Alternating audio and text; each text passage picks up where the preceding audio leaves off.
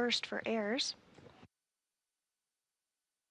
Today's spacewalk will be the 275th in support of space station maintenance, assembly, and upgrades, and it will be the third spacewalk of the year, but the very first for Expedition 73. Here on the ground, there is a team supporting our spacewalking duo being led by Flight Director Diana Trujillo.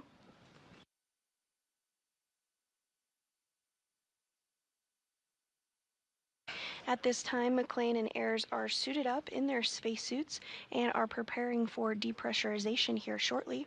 We are in a brief handover period between our satellites, but we'll get views again of the crew here shortly.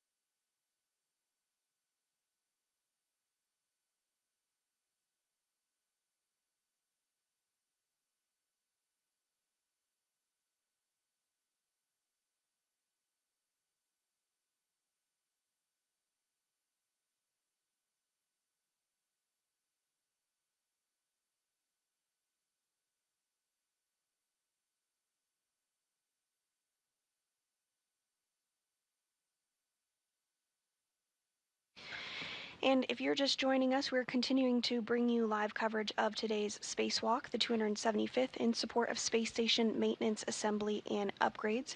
We are in a handover period between our satellites, but we do expect to gain communications with the crew here in a little less than 8 minutes. So let's take a look at some of the tasks for today's spacewalk. Our day will start with astronaut Anne McLean as EV1 in the red stripes and Nicole Ayers as EV2. Nicole will carry an 8-foot-long strut bag, and Anne will carry the tool bag. Both crew members will translate to the port side of the International Space Station, heading to the work site of the Modification Kit Structure, or Mod Kit. At that location, they will secure their two bags and begin the installation activity. Nicole will start the modification activity by removing the strut out of the bag to assemble the upper triangle. The upper triangle consists of 2 struts and a mounting bracket. Nicole will then hand the triangle to Anne, who will install it on the mass canister of the beta gimbal assembly, or BGA structure. The crew will then proceed with the installation of the right lower strut and the right mid strut on the right side of the mast canister. After that, the crew will move to the left side of the mast canister to perform the same order of operations, beginning with the left lower strut, followed by the left mid strut.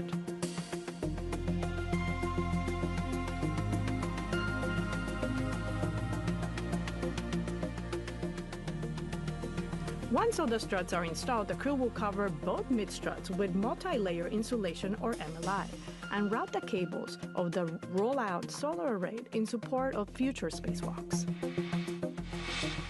This step concludes the mod kit installation. The next stop is the relocation of the Common Communications for Visiting Vehicle boom, or C2B2. The crew will begin by translating to the worksite located on the P3 truss segment of the integrated truss structure, also on the port side of the vehicle.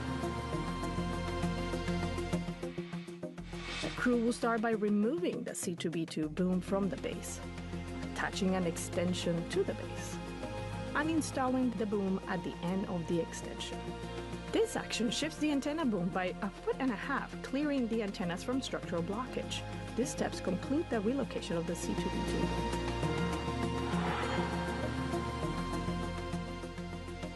Finally, Nicole translates back to the P4 location to pick up the tool bag, while Anne starts her translation back to the airlock.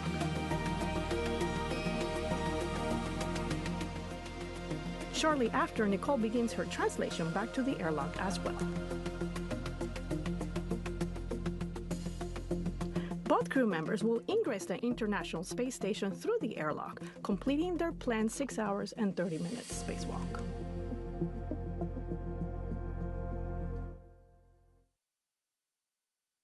And that was an overview of some of the tasks that we can expect during today's spacewalk. Today's team here in Mission Control Houston is being led by Flight Director Deanna Trujillo.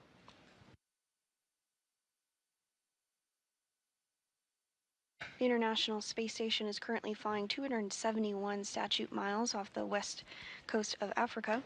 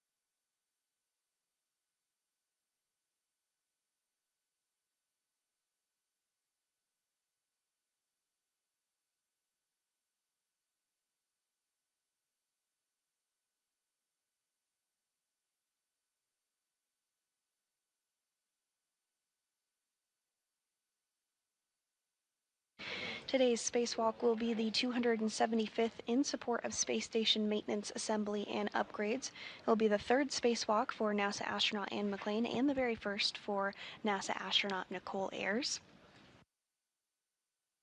McClain has previously conducted 2 spacewalks, totaling 13 hours and 8 minutes. Today's spacewalk will be the third of 2025 and the first spacewalk for Expedition 73.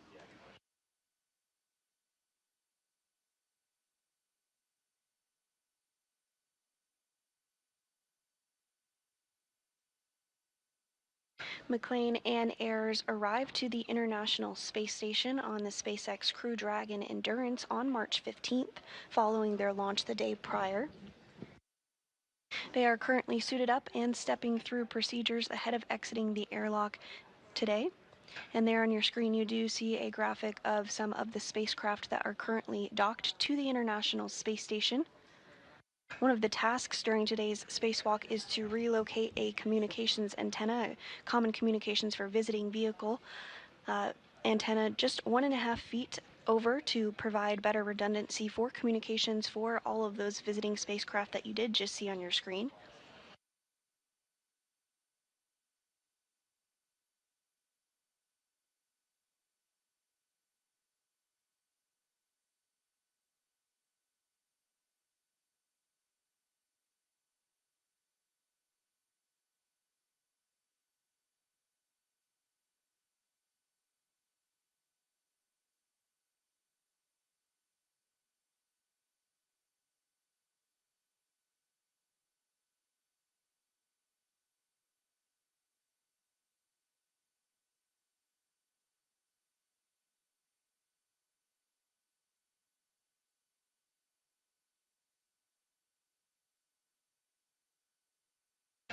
Again, we are in a handover period between our satellites, but we'll regain communication and views of the crew here shortly.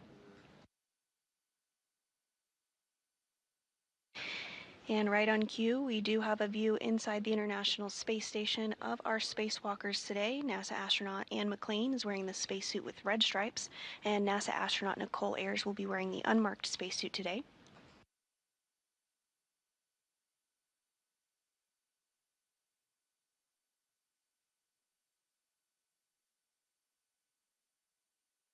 Assisting on your screen is NASA astronaut Johnny Kim, as well as coming into view now JAXA, or Japan Aerospace Exploration Agency astronaut Takuya Onishi.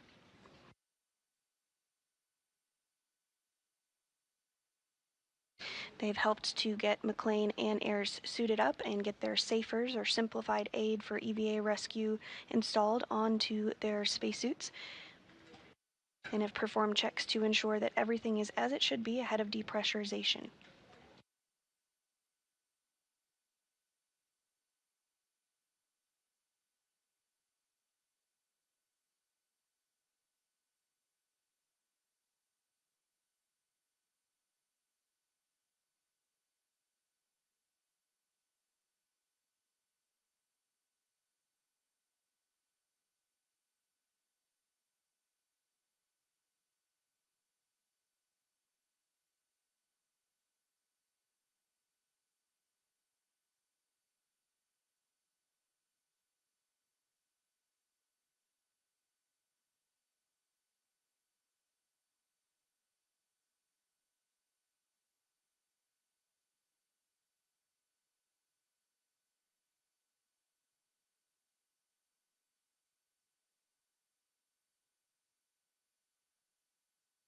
At this time, both McClain and Ayers are in the crew lock portion of the International Space Station.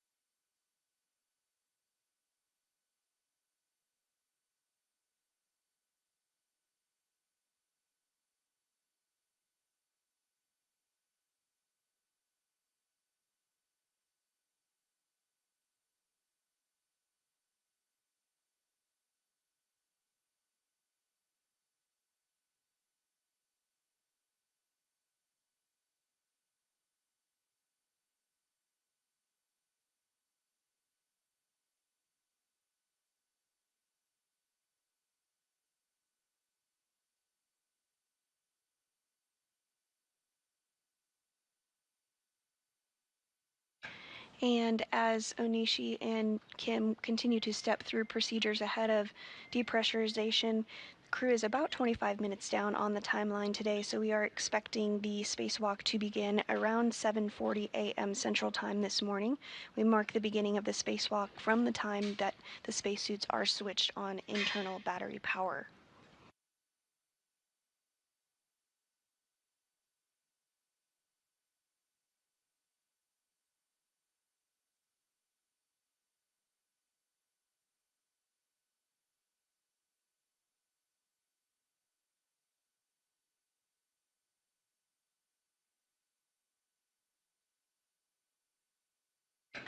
And we are seeing Onishi prepare to close the hatch. Some waves goodbye. See you soon, more like it.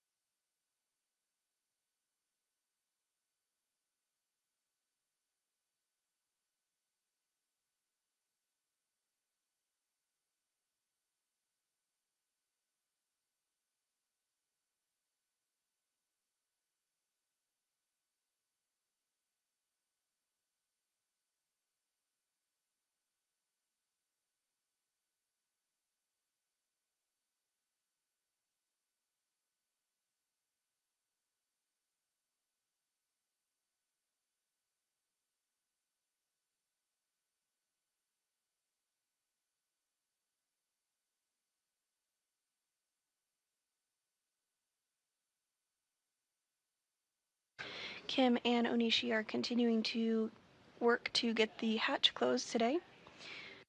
Following this, McLean and Ayers, who are in the crew lock portion of the International Space Station, will complete some communications checks before getting the go for depressurization.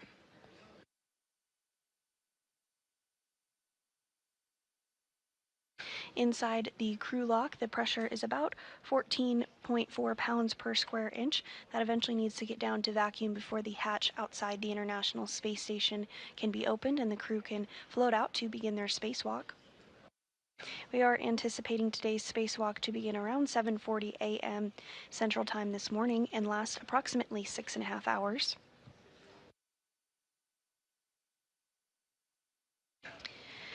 The main tasks for today's spacewalk are to install a modification kit in preparation for ongoing solar array upgrades to the space station, as well as relocate a communications antenna for visiting spacecraft to the orbiting lab.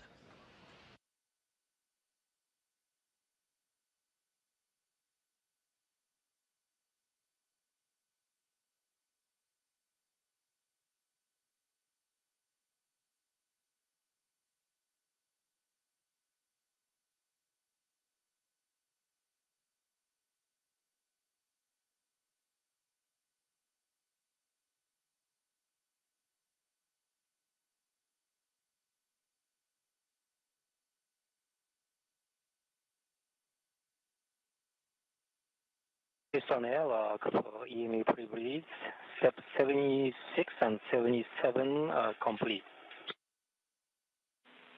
We copy. We'll put 78 through 80 in work.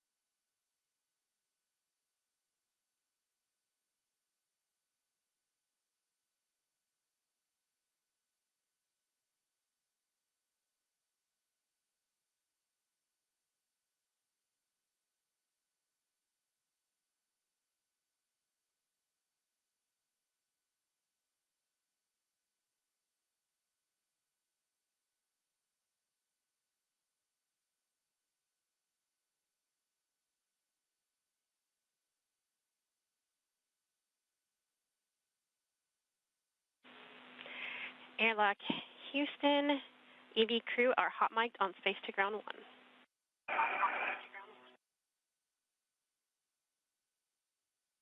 Hello, copies.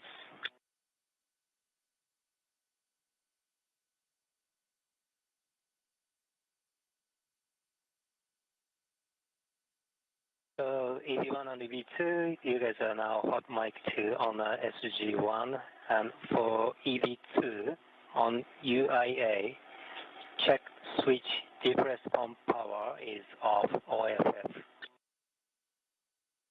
Depress pump power is off, OFF. Verify depress pump enable LEDs on. The enable LED is on. It's on airlock, looking for go for step 84.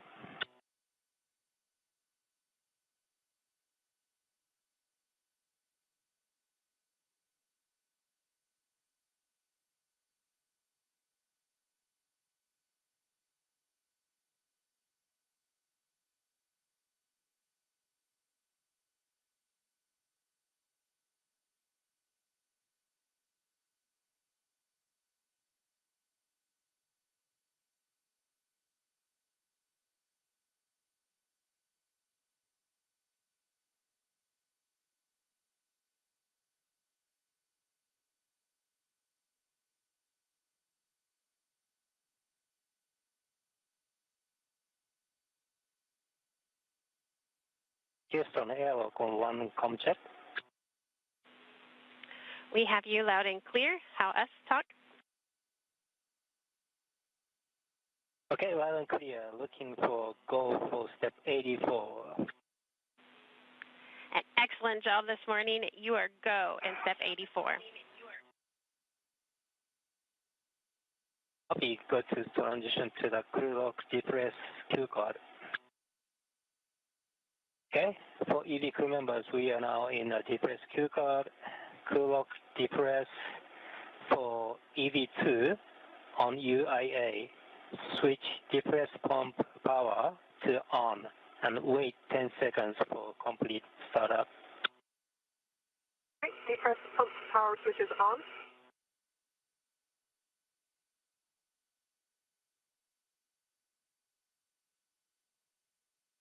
And the Okay, for EV2, you can open depress pump manual isolation valve and EV crew expect alert tone.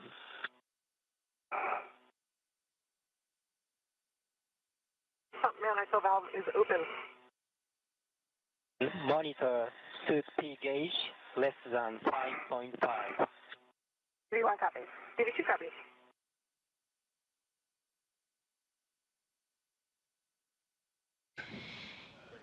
and McLean and Ayers did get the go for depressurization, so they're stepping through procedures with Onishi as well as the team here on the ground.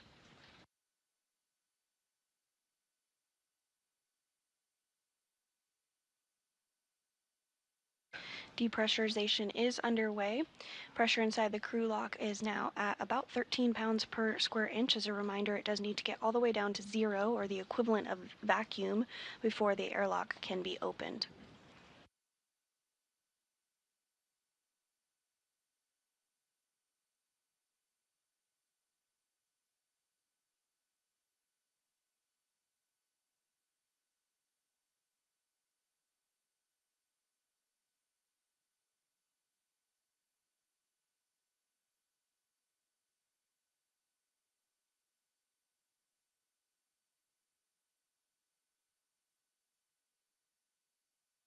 Depressurization does take place in a two-stage fashion.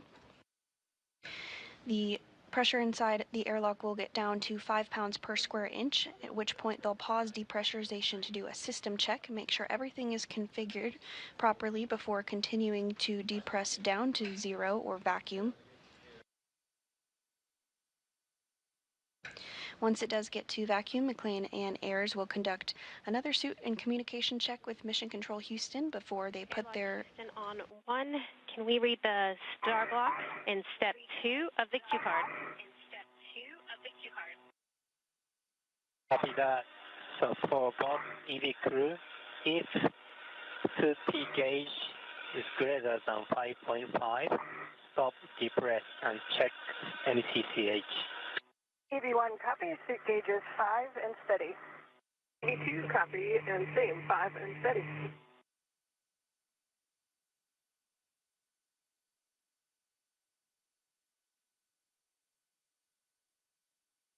And again, once the suits are switched to internal battery power, that will mark the official start of today's spacewalk.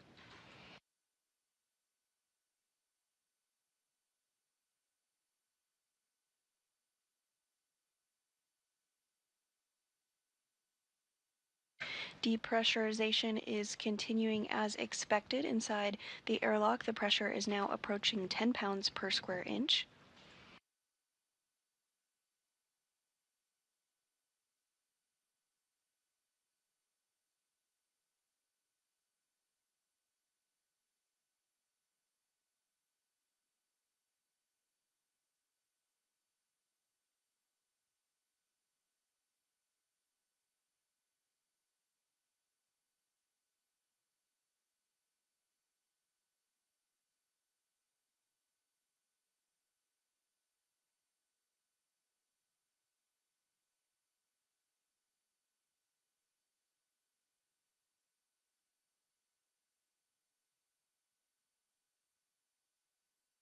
This view on your screen of NASA astronaut Johnny Kim on the left and Japan Aerospace Exploration astronaut Takuya Onishi, who have stepped through procedures to assist McLean and Ayers this morning to get suited up, and now working through depressurization procedures as well.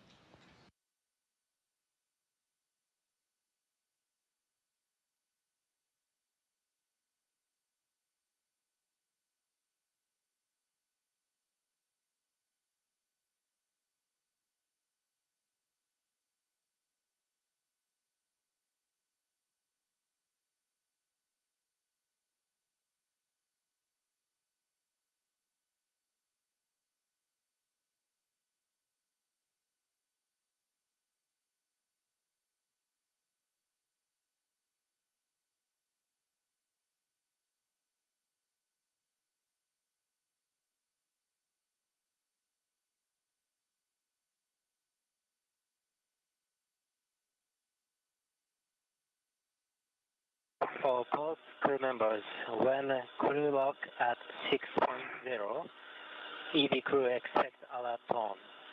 EV1 copy. EV2 copy.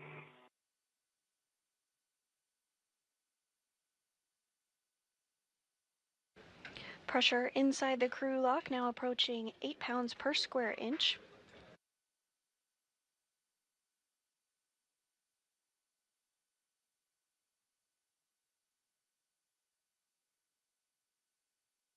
As a reminder, once pressure reaches 5 pounds per square inch, depressurization will pause for some communications and systems checks.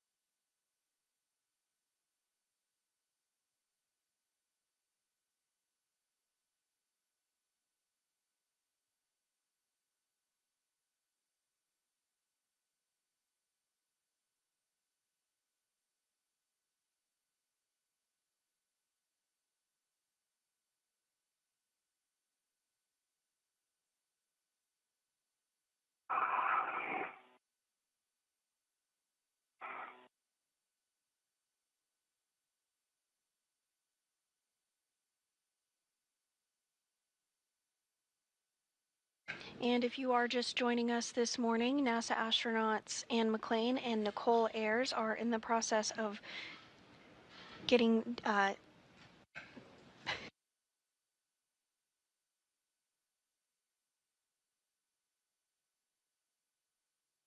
Again, if you're just joining us this morning, NASA astronauts Anne McLean and Nicole Ayers are stepping through procedures to get the crew lock down to vacuum. The pressure inside is about 6.0 7 pounds per square inch. Today's spacewalk is the 275th in support of space station maintenance, assembly, and upgrades, and the main tasks will be to install a mounting bracket ahead of the installation of an additional set of International Space Station Rollout Solar Arrays, or IROSAs, as well as relocate a communications for visiting vehicle antenna called C2V2.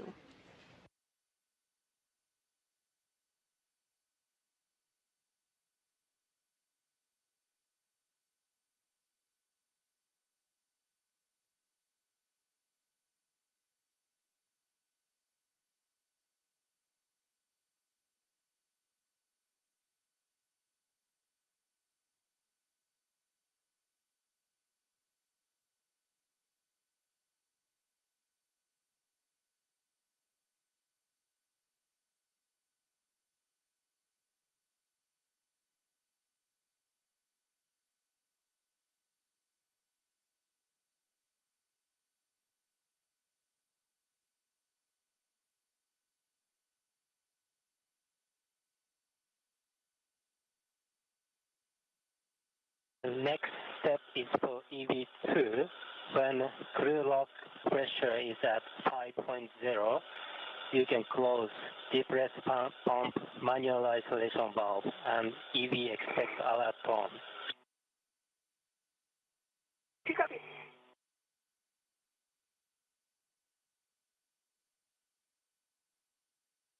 Pressure inside the crew lock now approaching 5 pounds per square inch. As a reminder, once 5 pounds per square inch of pressure is reached, there will be a pause in depressurization for some communications and systems checks.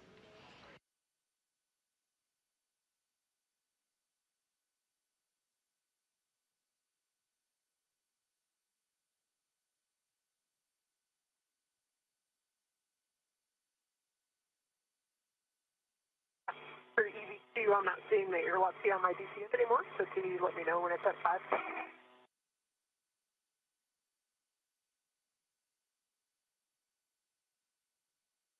Maybe we can switch data switch. We also have data, so we can tell you this. And to close, we are close. Yep. See it now, it's 5.3. Copy.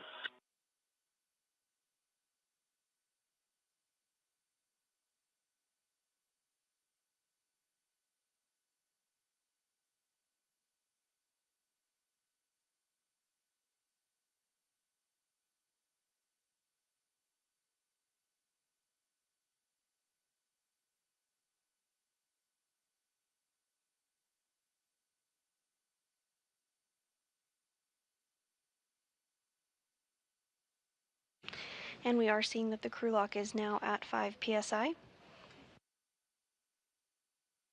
ISO valve is closed. Copy that. For both crew members on DCM, switch display switch to status until leak check question mark displayed, and hold yes for 2 seconds and follow displayed instructions for leak check. Okay, EV1 is starting leak check. And then leak check wait.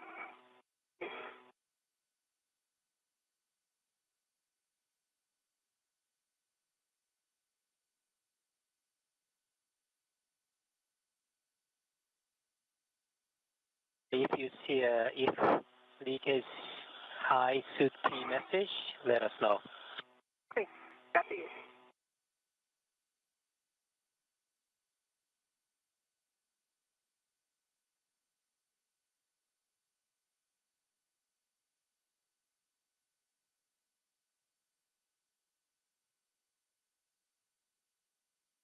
And Ayers and McLean are now working through some procedures to do a leak check ahead of continuing depressurization down to vacuum.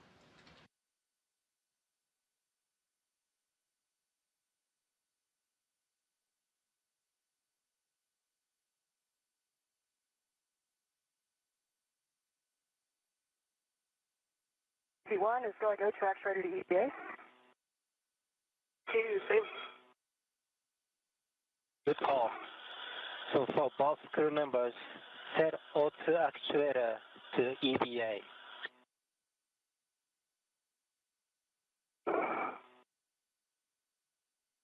EV1 is an EVA.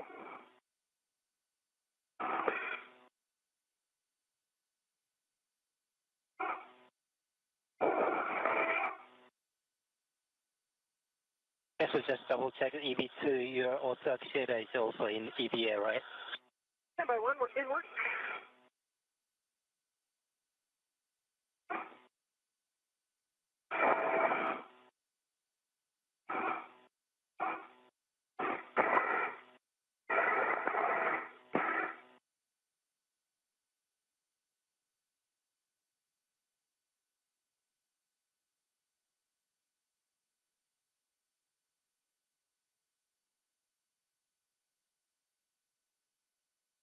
And vapor, while you're working that, just wanted for baseline glove check. On my right index finger, I just noticed a small slice about 2 millimeters long in the RTV. And through it, I can see one single white string.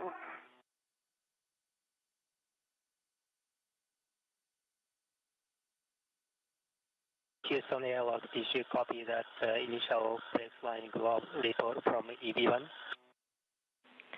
And we copy talk right index finger on EV1, 2 to 4 millimeters long on the RTV, one small white string. Is there a length on that string?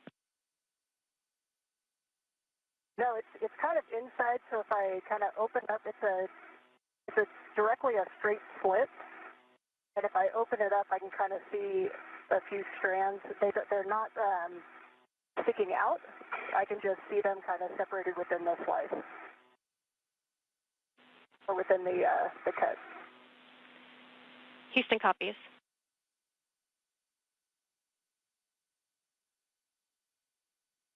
And he was in EVA. Nice job, Becky. And for next step is for EV2. Stand by. Houston Airlock, do we have go for further debrief? And talk, we have additional question for Anne for her right index finger on that string. Is it cut or loose in any way? I'm trying to evaluate. I can't tell if it's cut. It does not look like as tightly woven as the other white string, if you will. I assume, are you allowed to look at HECA right now?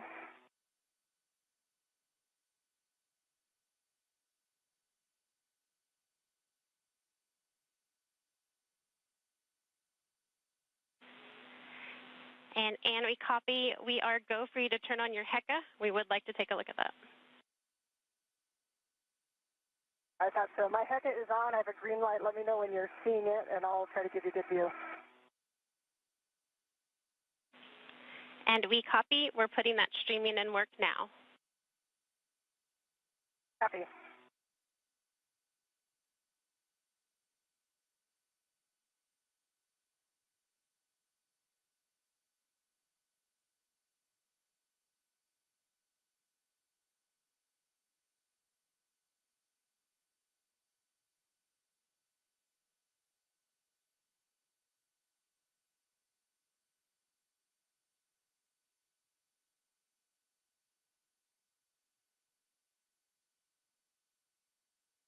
And as part of a baseline glove and HAP check, NASA astronaut Anne McClain did report out some wear on one of her gloves. The team on the ground has asked Anne McClain to turn on her helmet camera and are going to take a look at that to get some more information.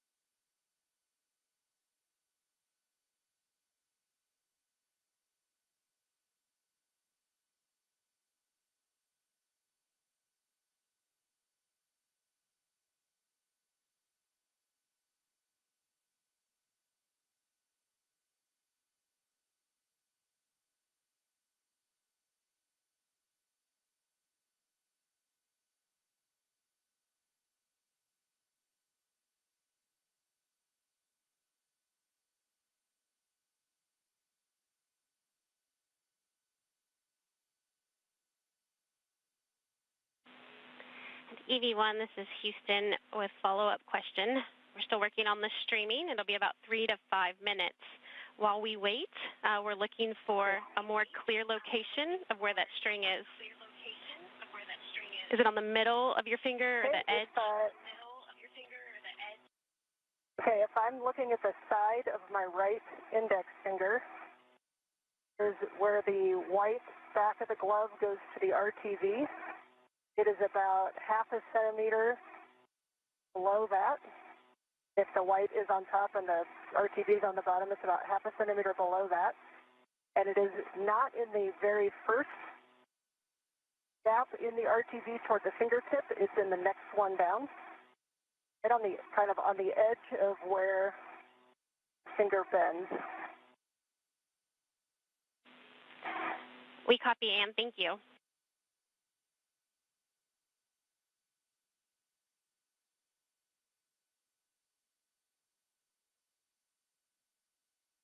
And Houston, for Sandy, if it helps, when I bend it, it's kind of right at the corner of where the finger bends. So when I bend it, it kind of opens up, the little cut opens up. Perfect description. Thank you. We're chatting it. We'll be back with you in a little bit. Still working on streaming. Okay.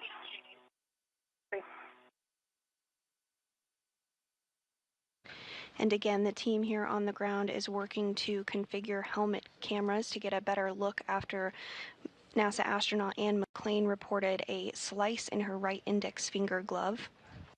The team on the ground, again, is working to configure those cameras just to get a better look at that.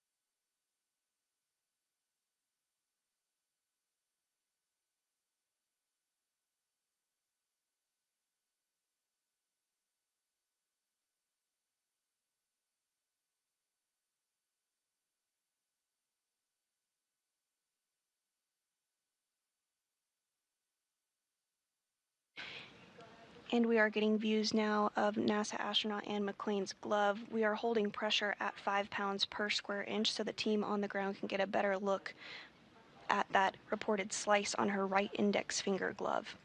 AV1, this is Houston. We do have streaming, and we can see your glove now. If you want to move it a little closer, we can maybe get a closer view. Okay, and I can kind of see it's right at the bend. If I'm putting it in the wrong place, just let me know which direction to move. When it's straight, it's... If you could move it away from the light, it's kind of bleaching it out, so more across your body. Perfect, and stand there.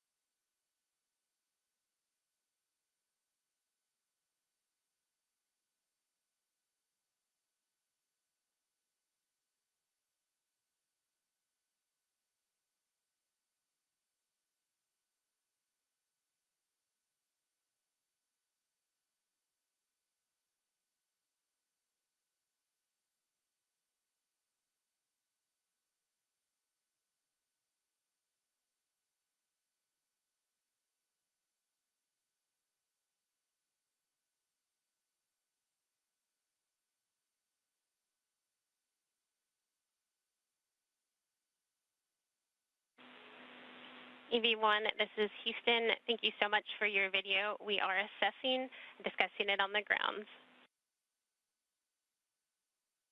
Copy, thanks. Let me know if you need any other views.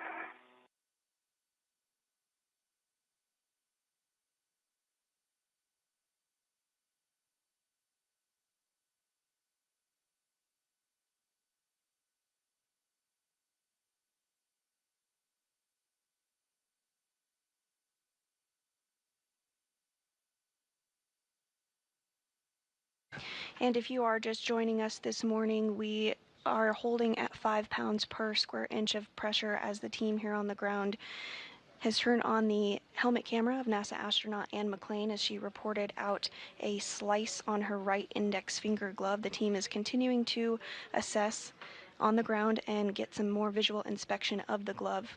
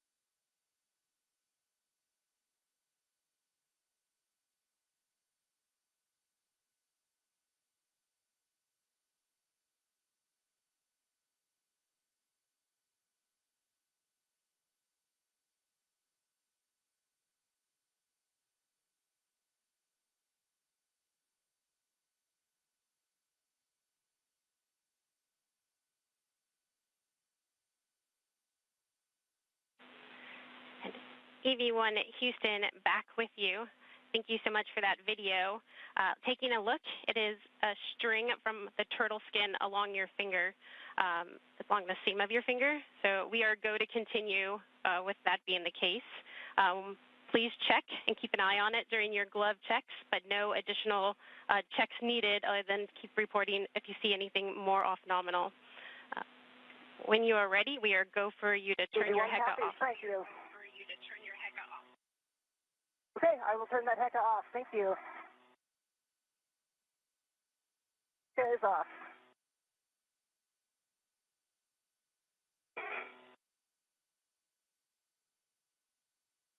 Houston Airlock 1, we copy that we are still close for picking up.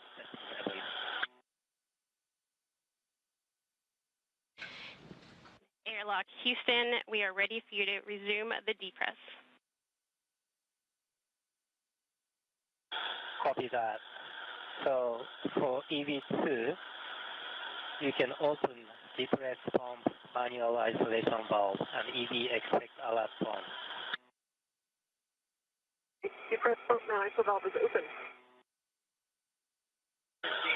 And we will open emergency tab open on this side.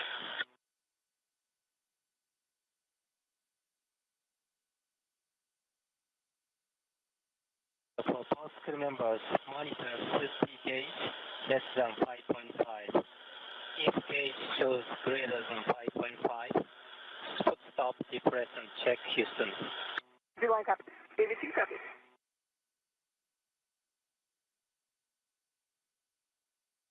And following visual inspection using the helmet camera on NASA astronaut Anne McClain's spacesuit, the team on the ground is comfortable with proceeding with today's spacewalk following a slice reported by NASA astronaut Anne McClain on her right glove. Depressurization has continued and is now back underway, pressure approaching 4 pounds per square inch.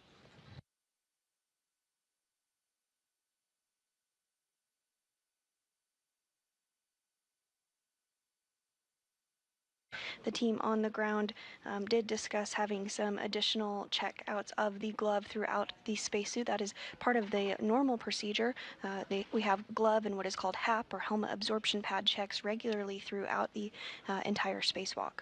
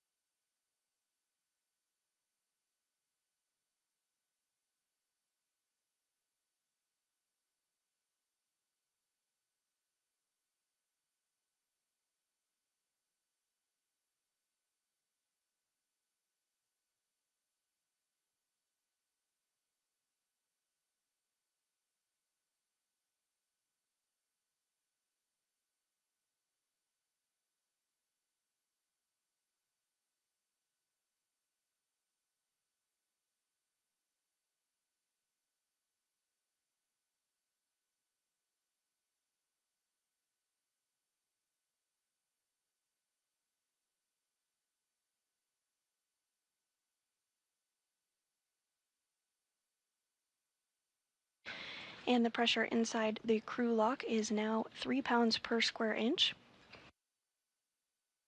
Once we do reach vacuum, or 0 pounds per square inch. Step is for EV2. When crew lock at 2.0 psi, you can close depress pump manual isolation valve. Copy. Once vacuum is reached, some additional checks will take place with the ground before the spacesuits are switched onto internal battery power, which will mark the official start of today's spacewalk.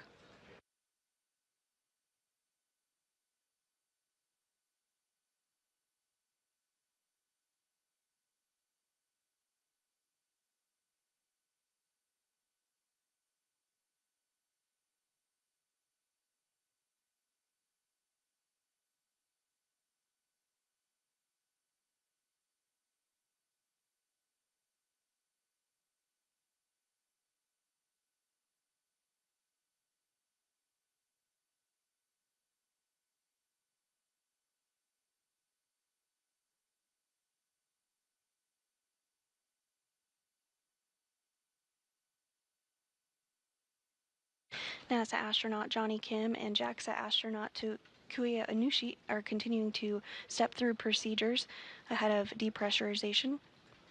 We're nearing 2 pounds per square inch of pressure inside the crew lock at this time.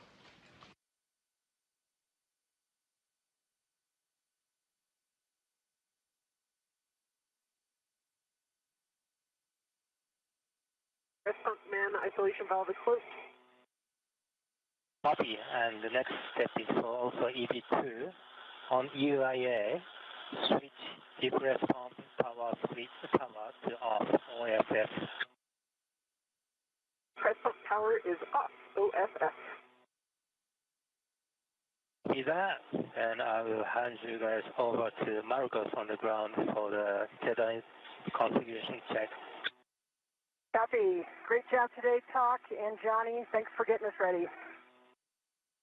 We'll wait for you guys. Thank you so much. Yeah, thank you guys. That was awesome. And in great vain for 10 what a great way seconds, to start. so I'll hand over. We'll catch you on the other side. See you, Marcus.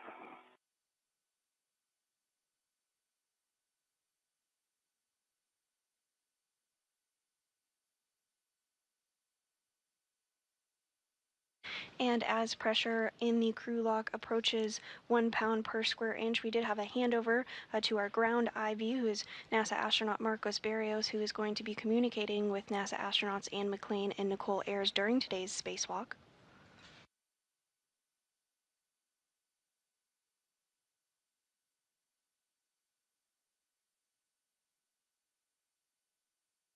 Again, the goal of today's spacewalk is to install a modification kit ahead of upcoming solar array upgrades, or IROSAs, as well. For your essay, I've kind of shifted off to the right, so when we go to open the hatch, we'll have to do a little another shift. Okay.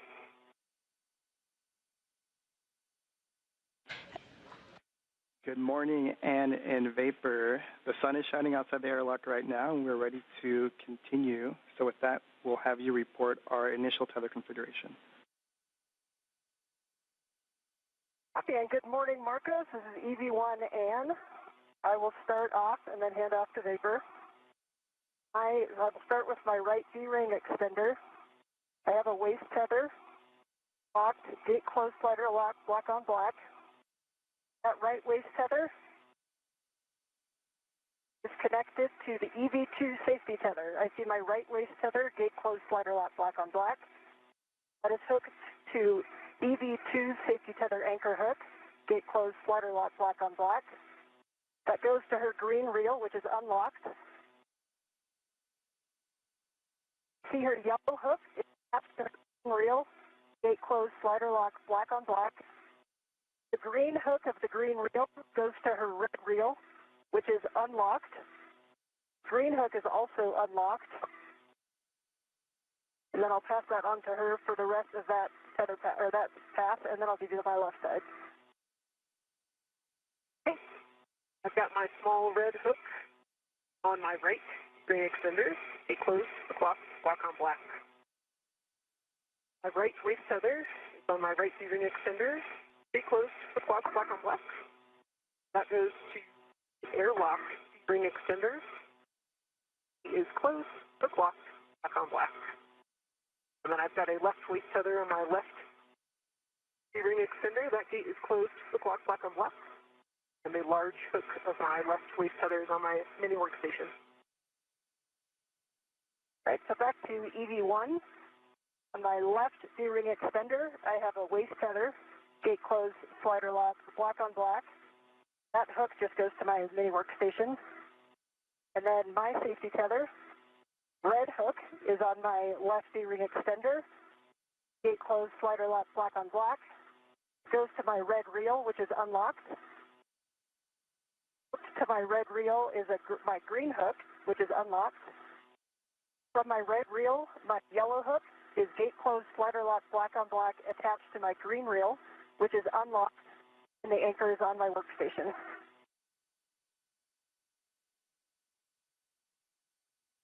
I also have a single waist tether hooked to the airlock D-ring extender, and that's just hooked back to a handrail. Copy, Anne and Vapor, and that is a good configuration. So next, when the change of pressure in the crew lock is approximately 0, expect an alert tone. D1 copies. D2 copies. And just as a reminder, we are going to pause for data review and a go from MCC before proceeding with hatch operations, Anne. D1 copies. And then as the airlock pressure drops below 0, there are two messages that you might get, just for your awareness. The first one is suit P high. If either of your met rates are very low, that is expected, no action. And the other is H2O is off. If the switch is in the off position for over a certain amount of time, that's also expected, no action needed on your part. D1 copies. Thanks, Marcos. D2 copies.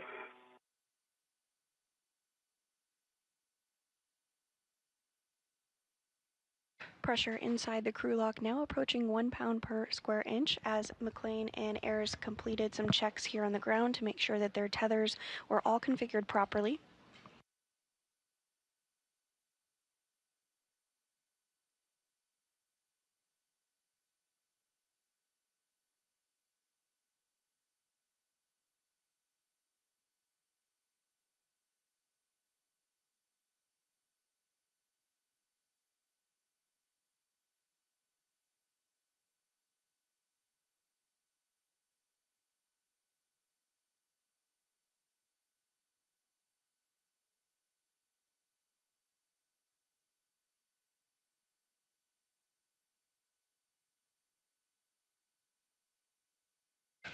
Pressure now less than 1 pound per square inch inside the crew lock with NASA astronauts Anne McClain and Nicole Ayers. Once the crew lock does reach vacuum, the duo will get the go to switch their suits onto battery power, which will mark the official beginning of today's spacewalk.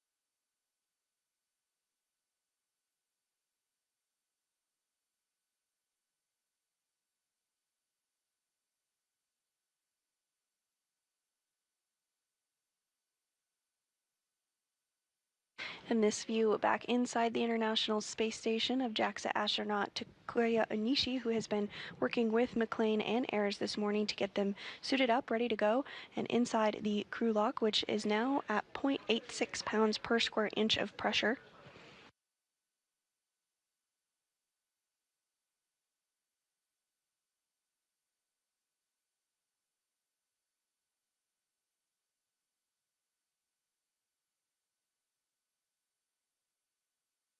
Today's spacewalk will be the third for McClain and the first for Ayers, and the 275th spacewalk in support of space station maintenance, assembly, and upgrades. During today's spacewalk, McClain and Ayers will complete tasks to build and install a mounting bracket on the 2A power channel in preparation for the next delivery of ISS rollout solar arrays, or IROSAs, which will be delivered on a future flight. Additionally, they will relocate a communications antenna for visiting spacecraft to the International Space Station.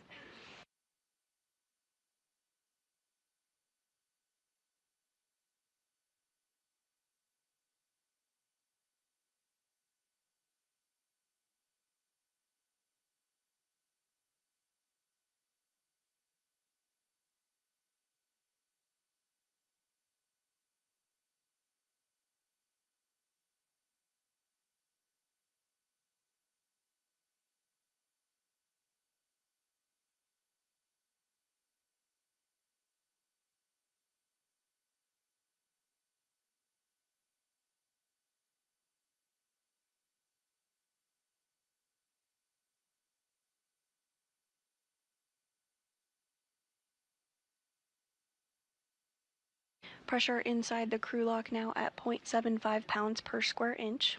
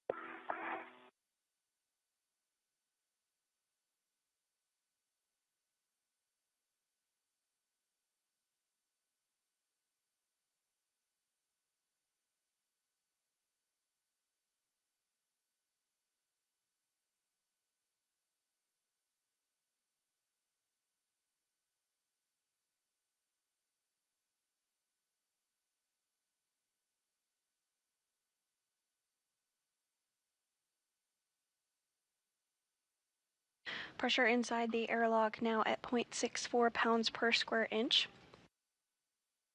Once pressure does reach a vacuum, which is 0 pounds per square inch, the crew will be able to turn their spacesuits onto battery power, which will mark the official begin of today's spacewalk.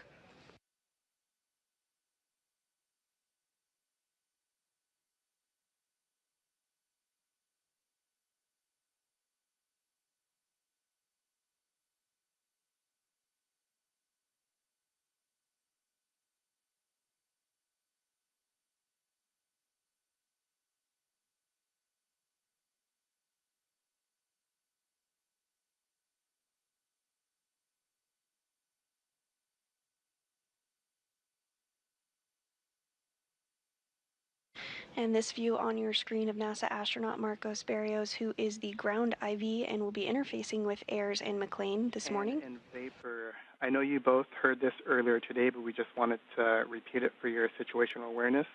Throughout the EVA, we're going to have 4 prolonged KU band loss of signal. And so the impact there is that we will not have Eureka or station camera views. We will have S-band during that time, so we will be able to talk to you. That first one is coming up in about 30 minutes. Do you want copies? Copy. And Marcos, how long are those expected to last? And anywhere between 20 to 35, 40 minutes. We'll give you a heads up as to how long. The first one will be approximately 20 minutes.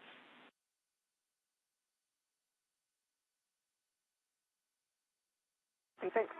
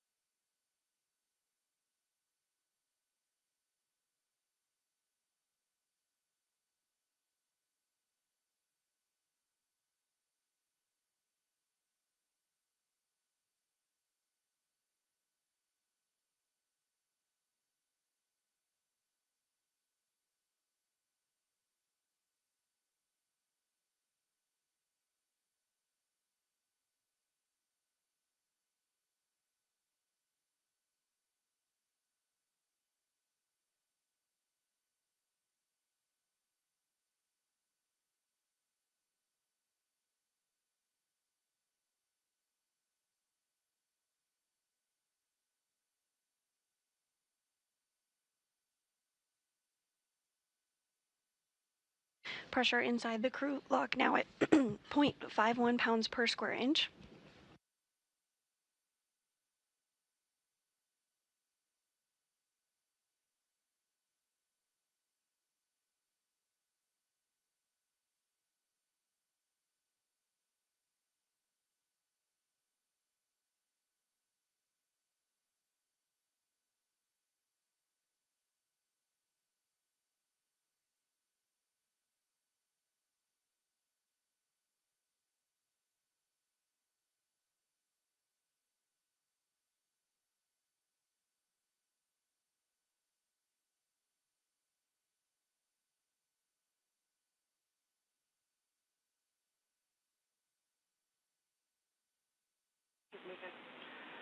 And in Vapor, we're showing the crew lock pressure less than 0.5, and we have a go from MCC to proceed with hatch operations.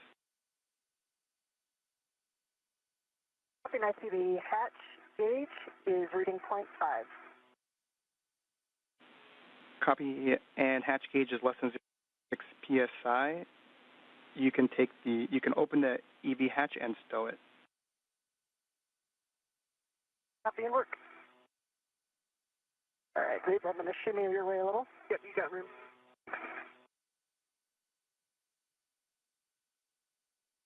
And with that, McLean and Ayers did get the go to open up the hatch, so we will see them float out here shortly. First, they'll remove the cover of the hatch, and then we'll see them come out from that point.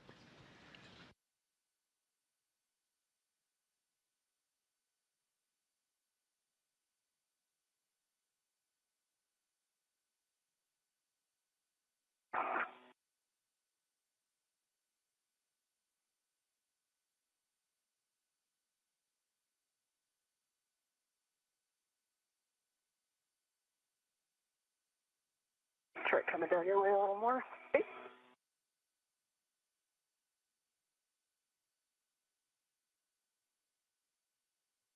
Okay, the EV hatch is open. Hatch is in the hatch key. Copy, and talk, you can close the emergency MPEV.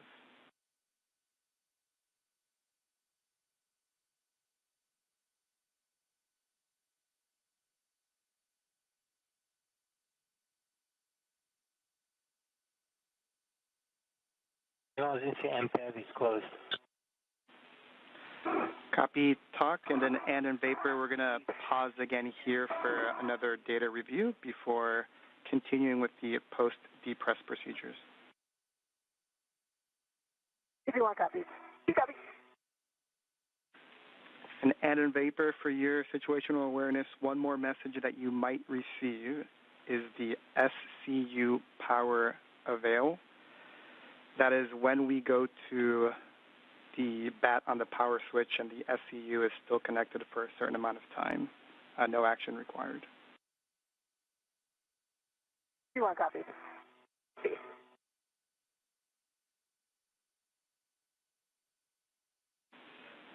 And in vapor data review is complete. We have to go to continue.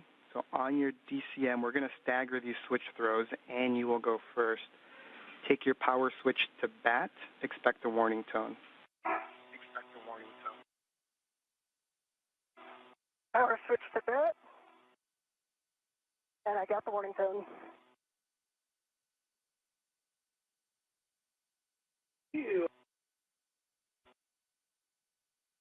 Power is in bat with the warning tone.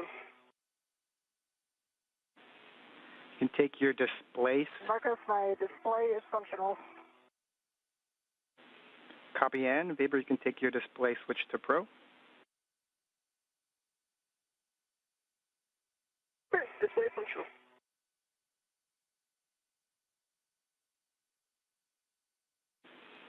A copy vapor on the UIA power EV 1 and 2 switch to off OFF, and you will check that the 1 and 2 LEDs are off as well.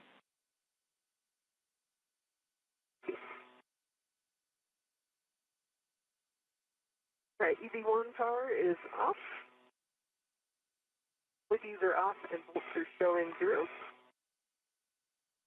There's the H2O is off message for EV1, that's expected.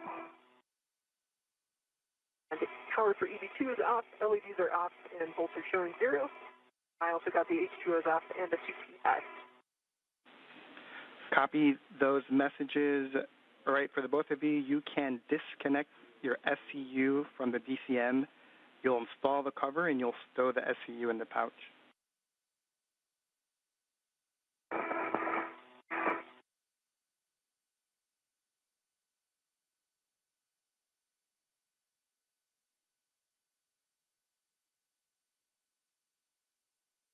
V1, SCU is removed in the pouch. My cover is back on my DCM. Copy, Ann.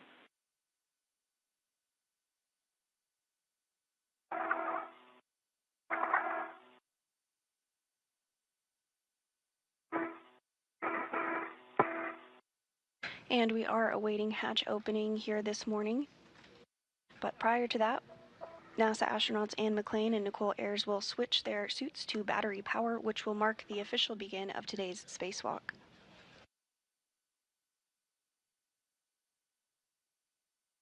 Okay, EVT SC is removed from the DCM in the pouch and cover is on.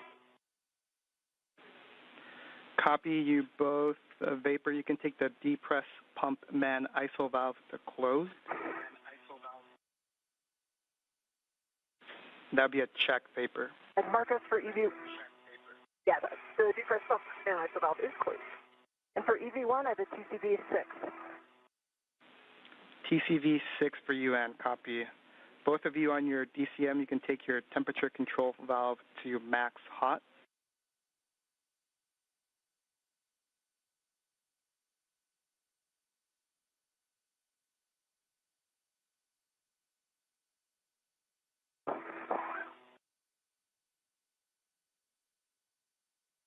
Works, all right.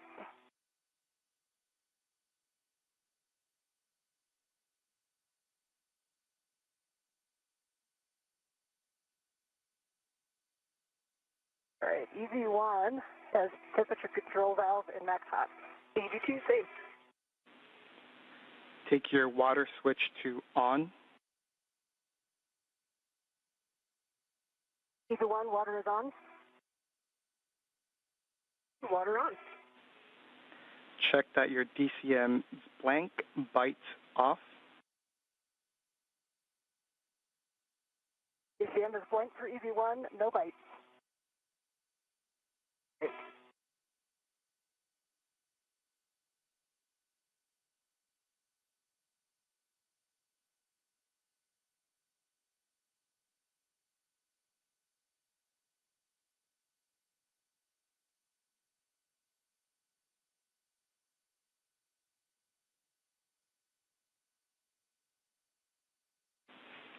And Vapor, apologies, I may have missed it if you called us with your DCM. I'm sorry, the DCM is blank by Wi-Fi. Copy. You can both of you take your temperature control valve as desired and let us know what it is, and then please keep us informed if you make those any TCV changes during the EVA.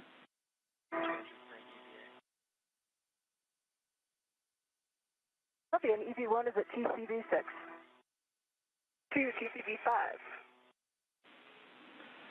Copy 6 and 5 for EV1, EV2 respectively, and both of you can report your P-suit gauge.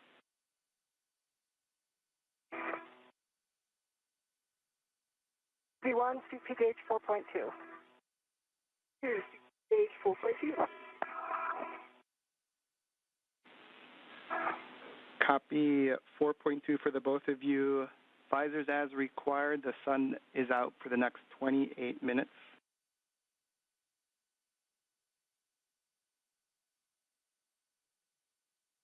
And with suits now on battery power, the official start time of today's spacewalk is 8:05 a.m. Central Time this morning. He's ready.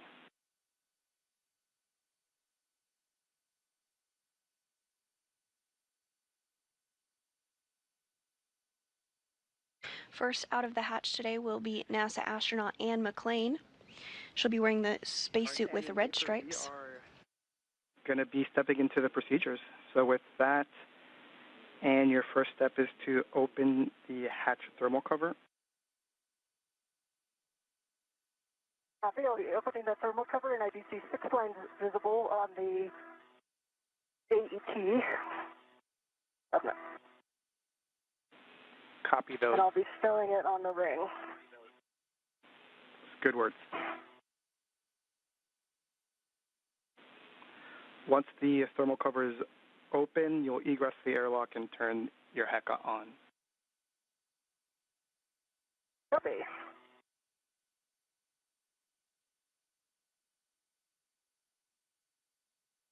Right, it is stowed back onto the ring, and I still see 1, 2, 3, 4, 5, 6. We copy? And the thermal cover is now open.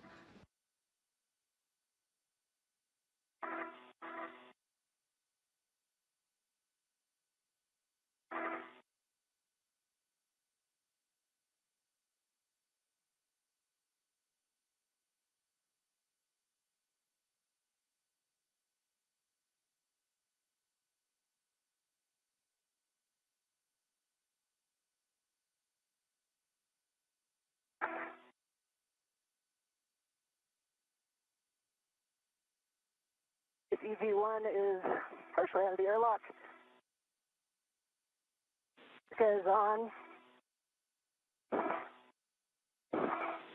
Copy, and HECA is on. You're going to start by attaching your anchor hook to the aft airlock external D-ring. Copy, that should work.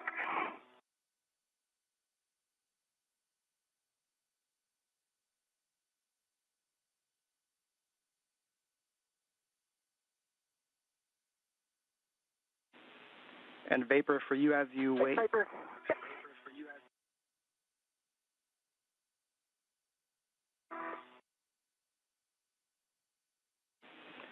And then once you have your anchor hook, Vapors is going to go on the forward airlock external D-ring. And Vapor, as you wait next for you, is going to be handing out either the cable bag or the strap bag. You just let us know. All right, Marcos, my safety tether is attached to the aft D-ring extender and gate closed slider lock black on black. I'll be working on Vapors. Copy.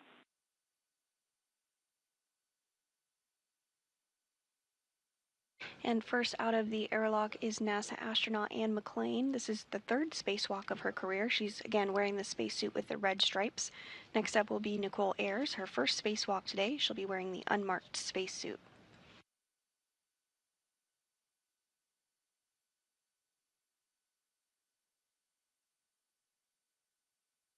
First order of business for our spacewalkers today will be to... Right, UV2, safety tether anchor is on the forward forward airlock D-ring.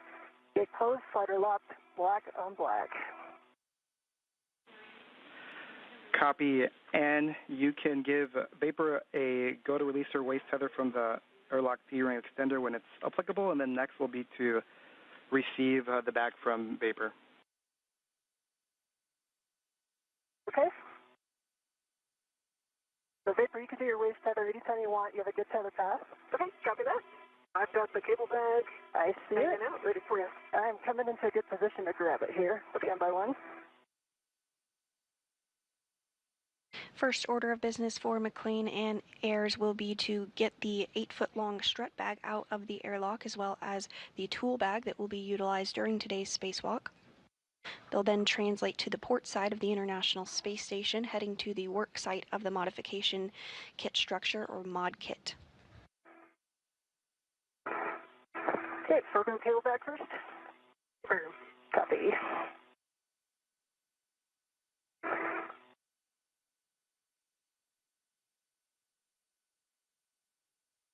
All right, stand by one. I'm about to grab it with my BRT rep. Copy.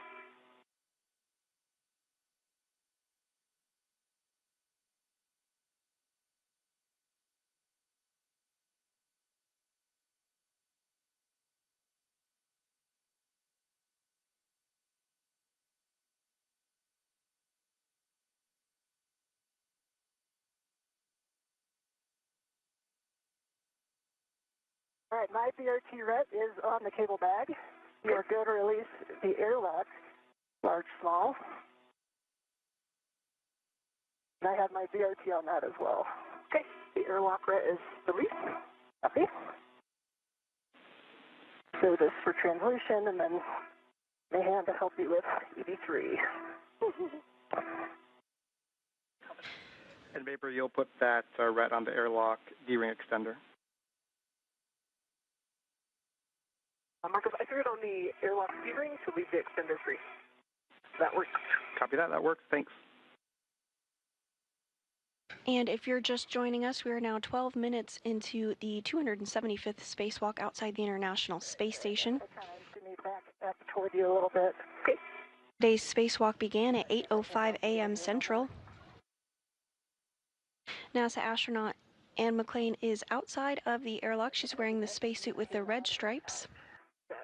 Nicole Ayers is working to get out of the airlock as well. She'll be wearing the unmarked spacesuit today. The goal of today's spacewalk is to complete a modification kit build and installation on the International Space Station ahead of upcoming solar array upgrades, as well as relocate a common communications for visiting vehicles antenna, otherwise known as C2V2. And then it kind of got pulled aft. Okay, I do have a hand on it. I'm not ready to it, so let's go.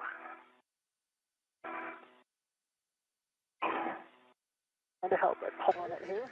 At this time, McClain and Ayers are working to remove the strut bag from the crew lock, as well as the tool bag that will be utilized during today's spacewalk. So if you just stabilize visualize it. I can get my ret on it. Okay.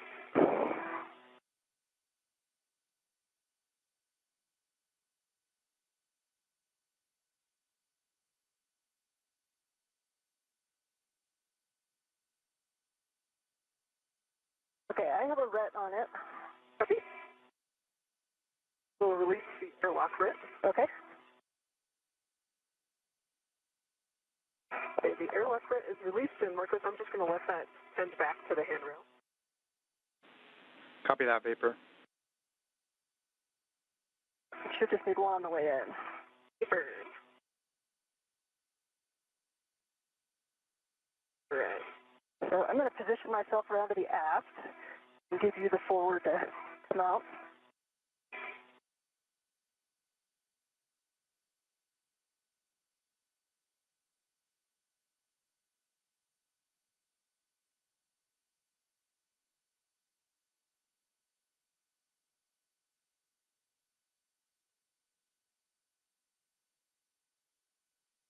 The strut bag that McLean and Ayers are working to get out of the airlock is about 8 feet long, Okay. and it contains the pieces of the modification kit that will be assembled during today's spacewalk.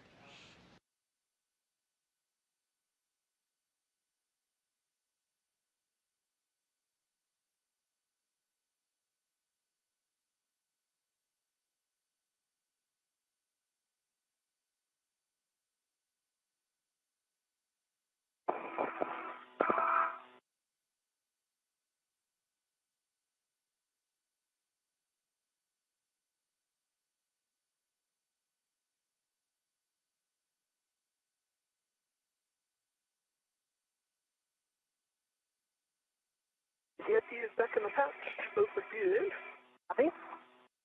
I think you're clear to egress. Got the forward side. And those are good words.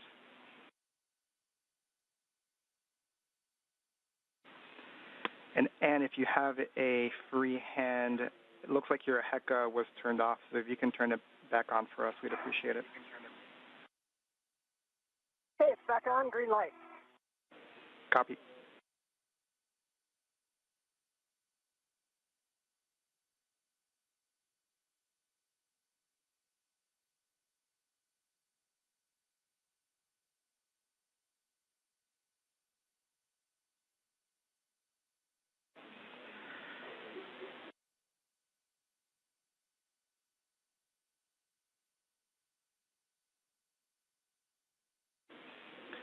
And after you've egressed Vapor, next will be to put that strut bag on your BRT, and I'll have more words for you.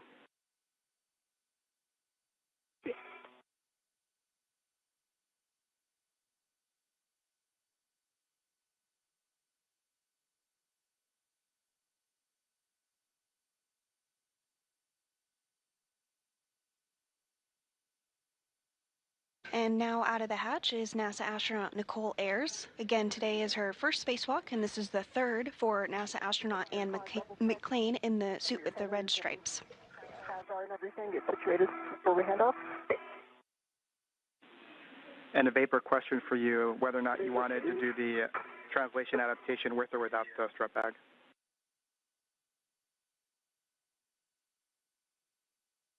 I feel like I did a lot of translation adaptation in the airlock, but Yeah, whatever you feel comfortable I'm feeling is good for you. Copy. Everybody's okay with that, yeah. Copy that. Then you can continue with the strut bag. Tape towards your head. Okay. All right, you can kind of GCA me because I can't totally see the handrail. Okay, so the is towards my head. Tape it a little bit.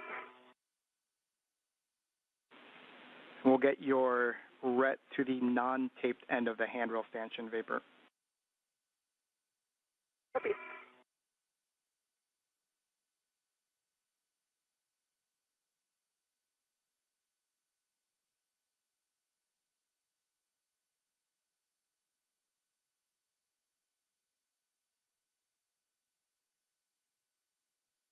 And now move it, hold it right there.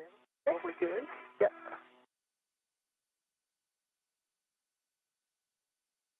My ret is on the non-takedown, the hammer. Okay, you have a ret on it? I do. Okay, before you pull it your way, I'm going to take my ret off. Copy. Okay, my ret's off. Back on my NWS. All right, how can I help you get this situated here?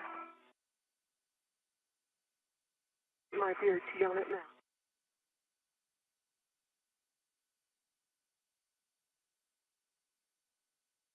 T is on it.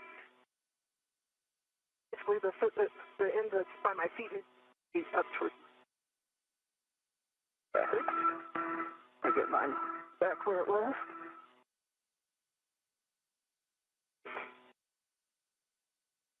Pause there. I'm going to put this adjustable on my spinning workstation. Okay. And now out of the airlock is also that strut bag, that long 8-foot long strut bag that has the pieces of the modification kit that will be assembled and installed during today's spacewalk. And we are getting a view from NASA astronaut Ann McClain's helmet camera here. Okay. We're done. Good job, the both of you. And Vapor will have you turn your HECA on. Okay. And we'll go with buddy checks after. Hey.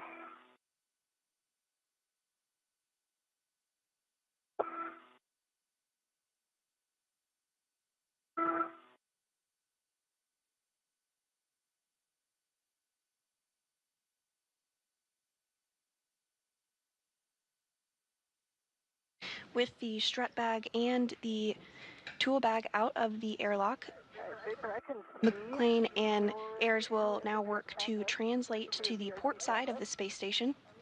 I can see your paper handles down. I can see your HECA light.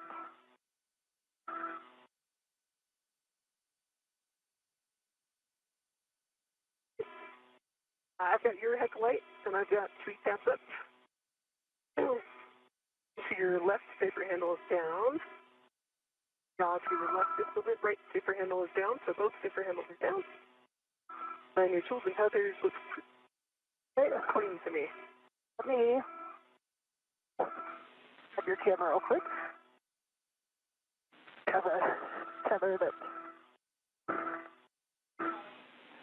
And can you confirm that both of Vapor's safer handles are down? Yes, her safer handles are down. Copy that. We'll get a baseline hap check from the both of you. And my hap for EV1 is dry.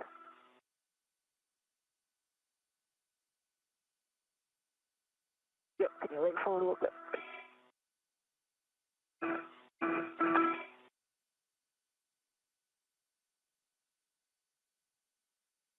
My hap is dry as well for EV2. All right, back on. Nicely done. Copy that. Nicely done. We can close the thermal cover now, and as that's being closed, I'll read 2 cautions before you start translating. Vapor, for you with a strut bag on, we're going to limit your translation speed, so think very slow, 0.7 feet per second. And then just as a reminder, you've got the tusk cables on face 1, and nadir and zenith where the CETA rails are. Copy. It's 2 minutes until TDRS handover and also KU handover, so we'll lose video for 16 minutes. 1 copy.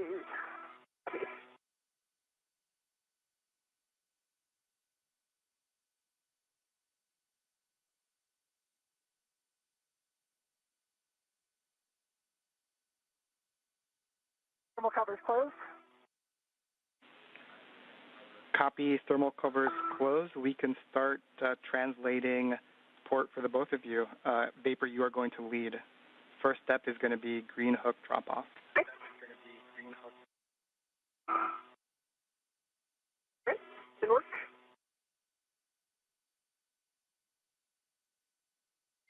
And with the thermal cover now closed, both McClain and Ayers will work to translate to the port side of the International Space Station, which is the work site of the modification kit structure for today. You also heard the duo perform what is called buddy checks. This is essentially a check to make sure everything on their spacesuit is working and looking as expected. These will take place throughout the spacewalk and include looking at gloves, looking at the helmet absorption pad, as well as making sure that their safer is in the proper configuration. Copy.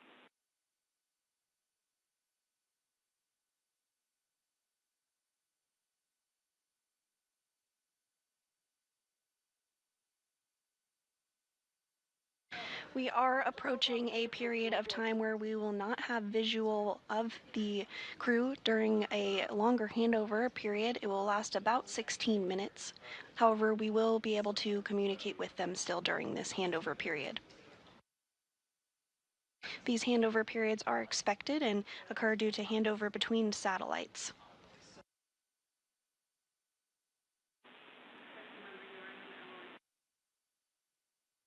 I'm on the speed of right.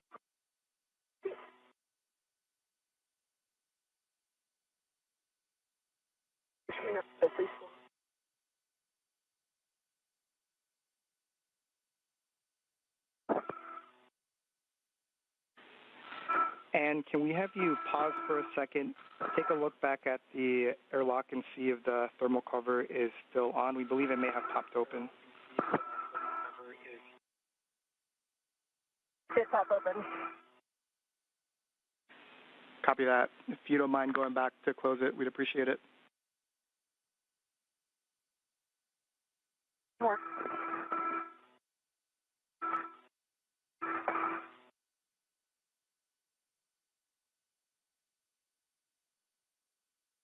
And on the feed rail transiting port.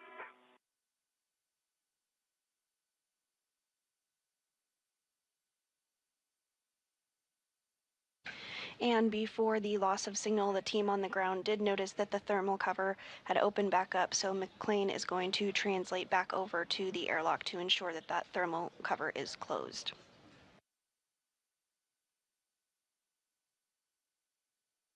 Thermal cover is back closed. Copy, yeah, appreciate it.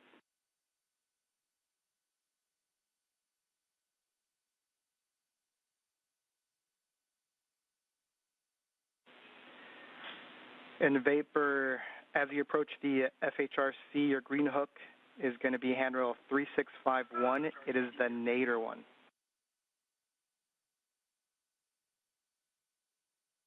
Nadir handrail at the FHRC.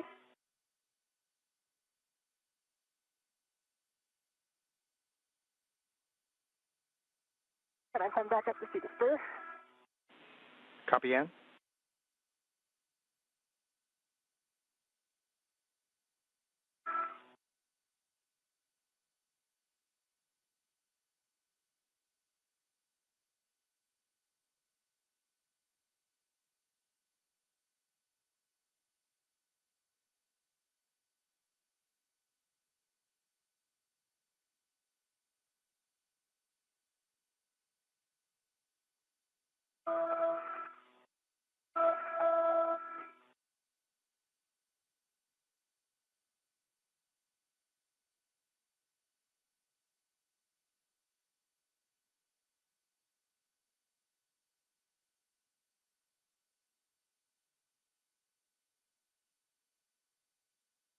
EV1's on phase 1.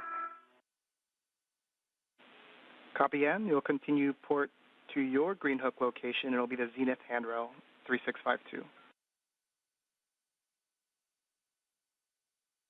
Copy.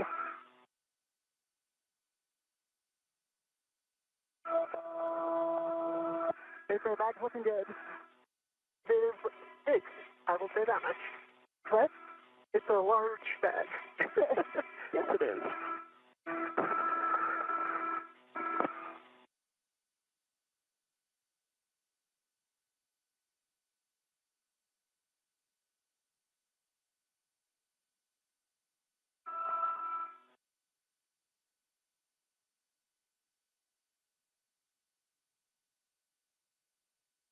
And if you're just joining us today, we are in the midst of a spacewalk. We are now 28 minutes into today's spacewalk to complete a modification kit installation on the 2A location of the International Space Station shown there on your screen. Previously, we have installed other International Space Station rollout solar arrays, or IROSAs, on the other locations that you see. At this time, NASA astronauts Anne McClain and Nicole Ayers, who are doing their third and first spacewalk respectively, are translating to the 2A location, where they will begin to build the modification kit and attach it to that location that you see on your screen.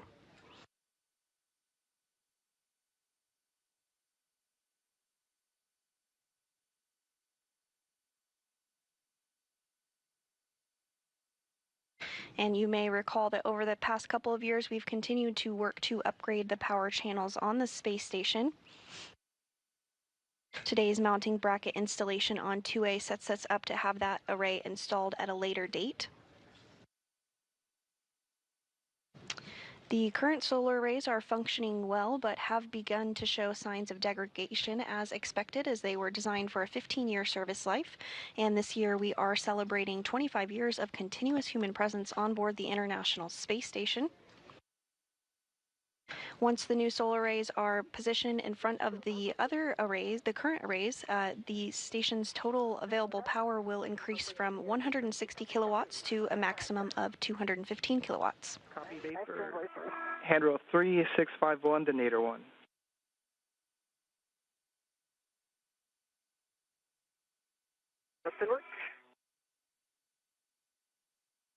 Additionally, during today's spacewalk, McClain and Ayers will work to relocate a common communications for visiting vehicle antenna, or C2V2, 1.5 feet over, to provide better redundancy for visiting spacecraft at the International Space Station.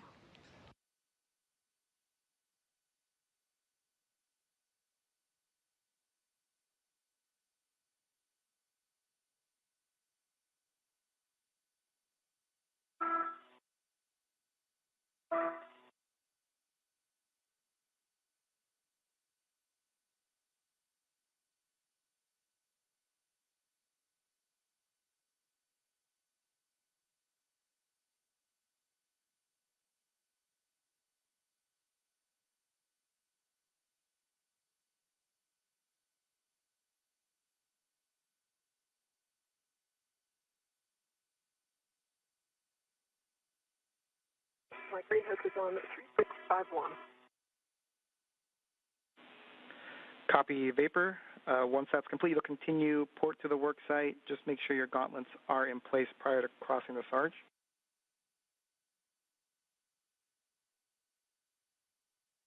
Gauntlets are in place. Copy vapor, and then 2 cautions at the work site.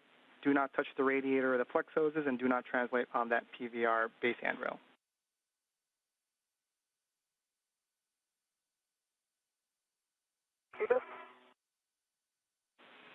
And I'm at 3652 and working on the green hook. we copy, and thanks.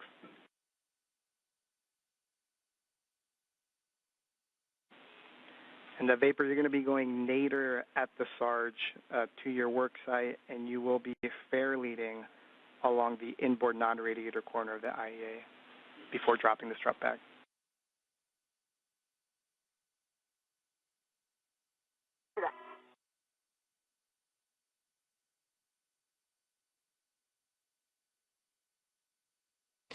At this time, McClain and Ayers are continuing to translate to the port side of the International Space Station, heading to the work site of the modification kit structure for today. Once they are at that location, they will secure their 2 bags, the tool bag and the 8-foot-long strut bag, and begin the installation activity.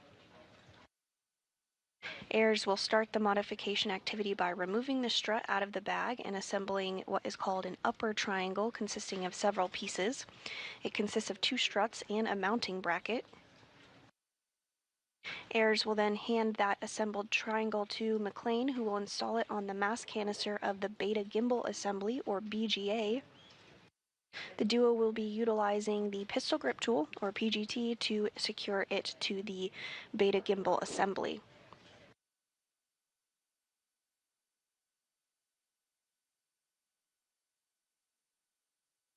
The method charge gauntlets is still down. Say again for ground IV. ET's at the charge gauntlets still down. And ED1's got green hook on 3652. Copy, and just ensure that your gauntlets are down and do not touch the radiator flick hoses or the base handrail.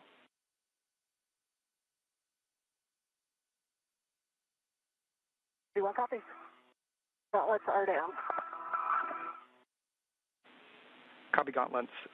Next for you then, Ann, is continue to translate port to the work site. You're going to be stowing the cable bag and putting the IROSA cable just external to the bag.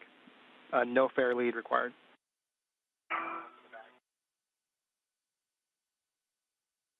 EV1 copy. Visiting aft on the IEA. Copy.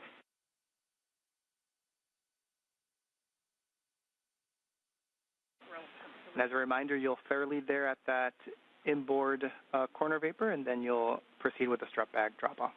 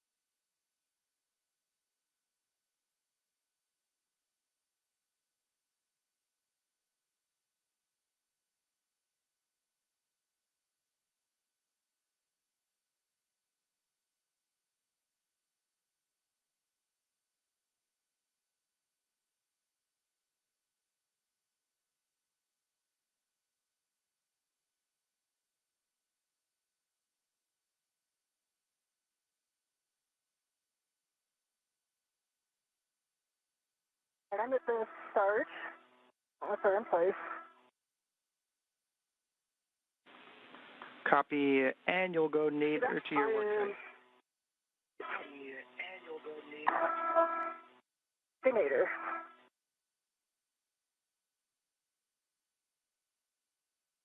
I'm looking at handrail 5136. I tried to put a and you'll have to take a look at it when you get there. Make sure it's not in your way. Okay. Sounds good.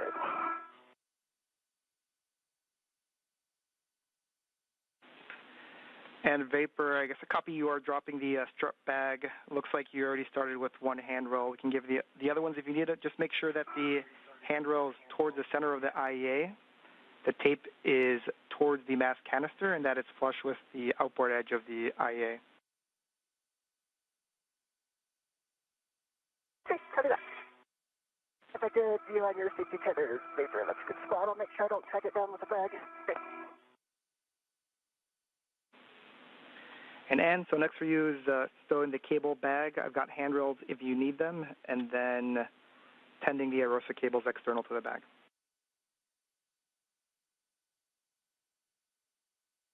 See.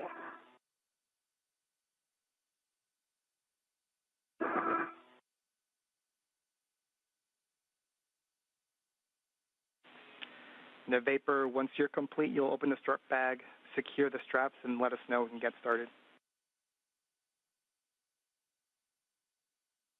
See that?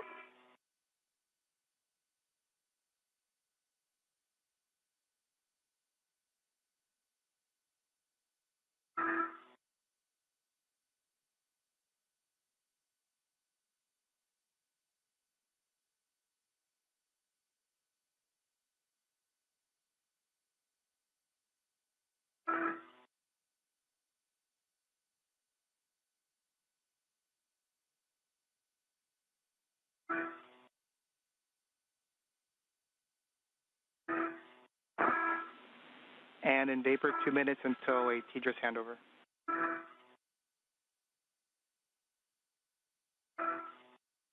V1 copy. Copy. I've got the bag tagged down at 5126 and 5136 on the last one. Copy that, Vapor.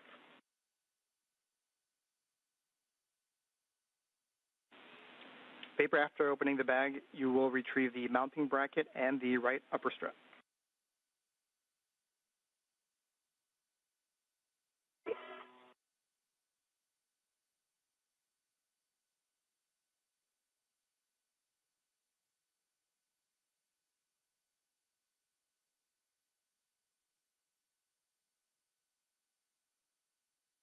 All right, I have one corner of the cable bag on 5117. Copy.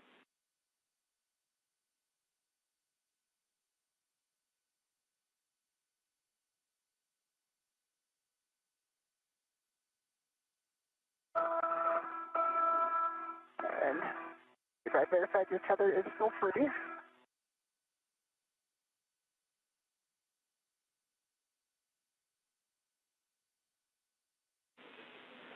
"40 seconds until a TDRS handover, and once you're complete putting the ROSA cables outside of the bag, you're translating starboard to the feeder cart."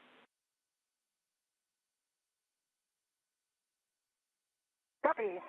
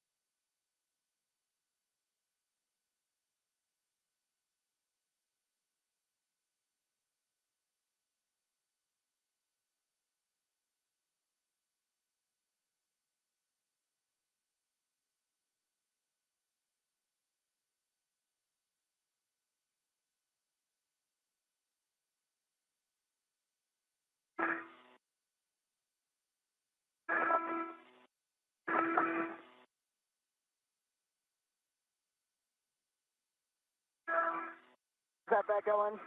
Okay, I just cinched down the tie downs just to hold it a little bit better. Okay. I'm just getting a second tie down here on the cable bag.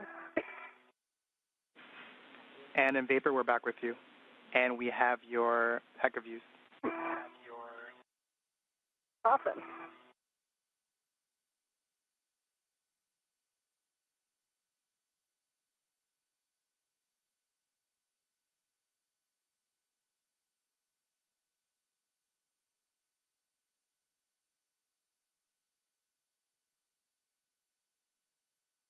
Okay, I have a second corner of the cable bag on 5109. Get the cables out here. And again, Vapor, your tether is free. Copy. The bag open, I'm going for the upper strap. Copy, and after the cables are outside the bag, you'll translate starboard to pick up your green hook prior to going to the starboard feeder cart. Copy.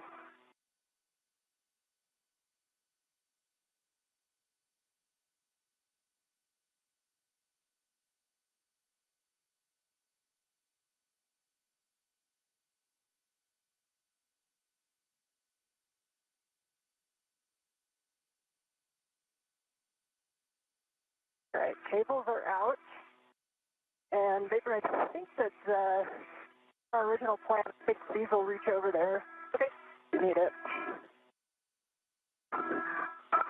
And we are getting some views now on our screen of some of those cables that NASA astronaut Ann McClain is working to remove ahead of the build of the modification kit this morning.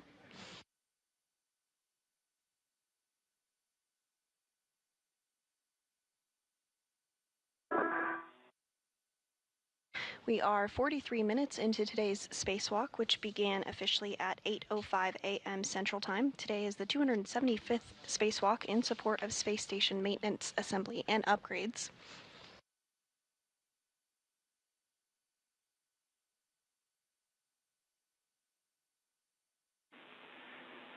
And we are not receiving your HECA stream. Do you mind pressing the HECA button again? Sure.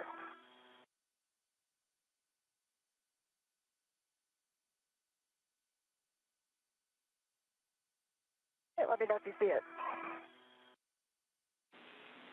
Copy.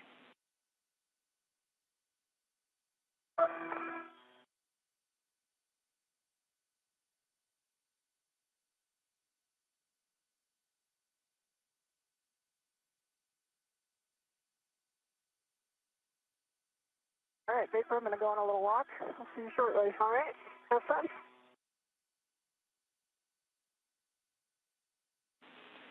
And we copy, and you'll translate starboard, pick up green hook.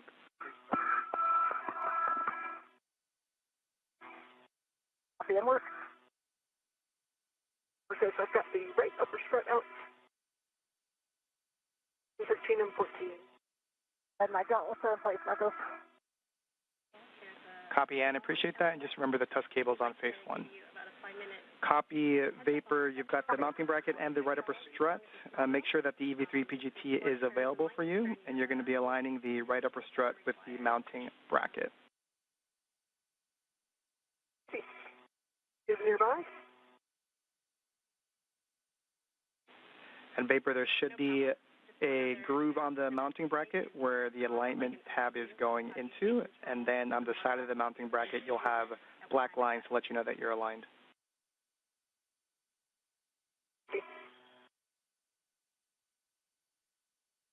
And this view of NASA astronaut Nicole Ayers' helmet cam as she works to prepare and assemble the strut to the mass canister.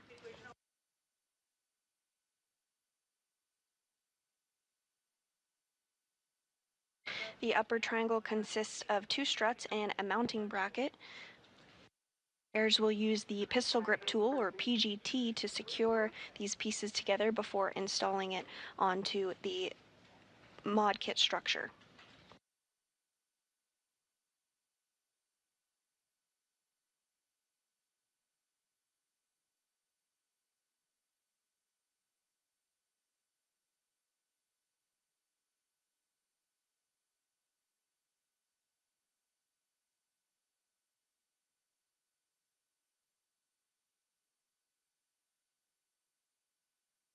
EV1 is at the green hook.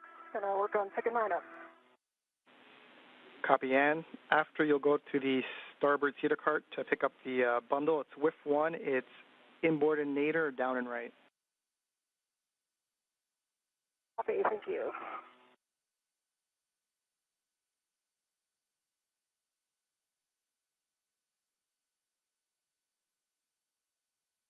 Marcus, I have, for EBC, got 4 turns on M13 and M14.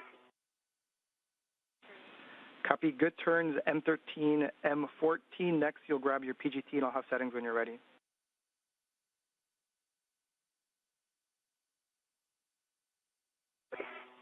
The next bolt is 17.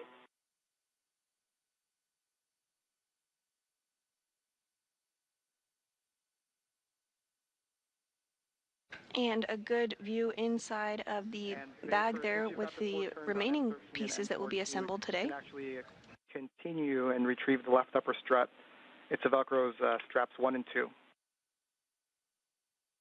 That's it. All right, EV1 has my green hook, and I'm going to continue translation. All right, we copy and starboard cedar cart, WIF 1.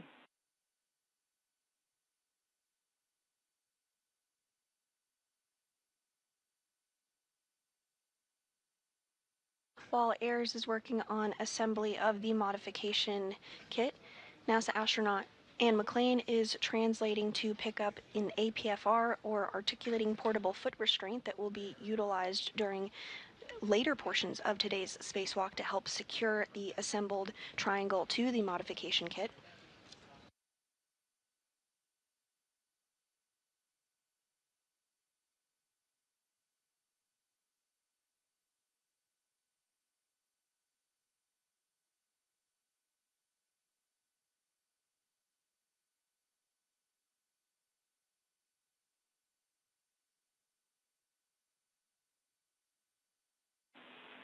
And Vapor, with that left upper strut, you are going to align it with the center pad.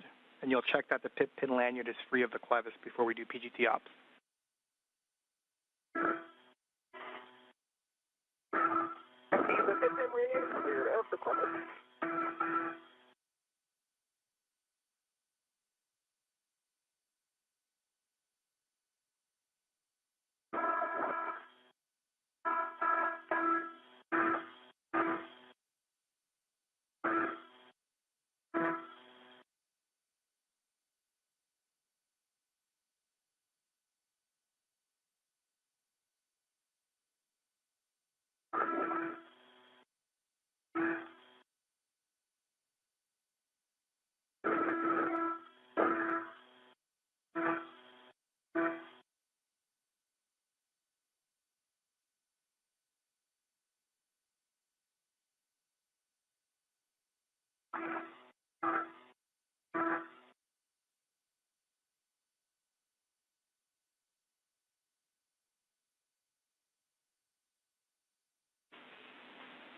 And we have your heck of you again. Sorry, I didn't tell you.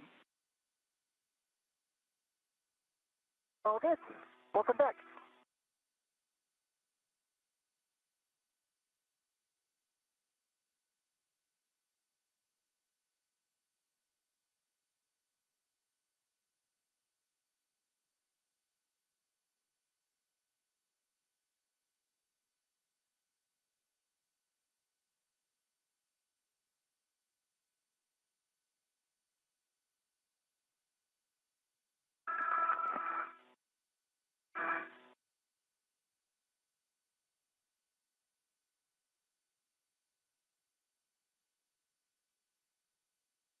Just passing the seat of spur. Vapor, I watched your tether all the way in. It looks great. Thank you. And we copy.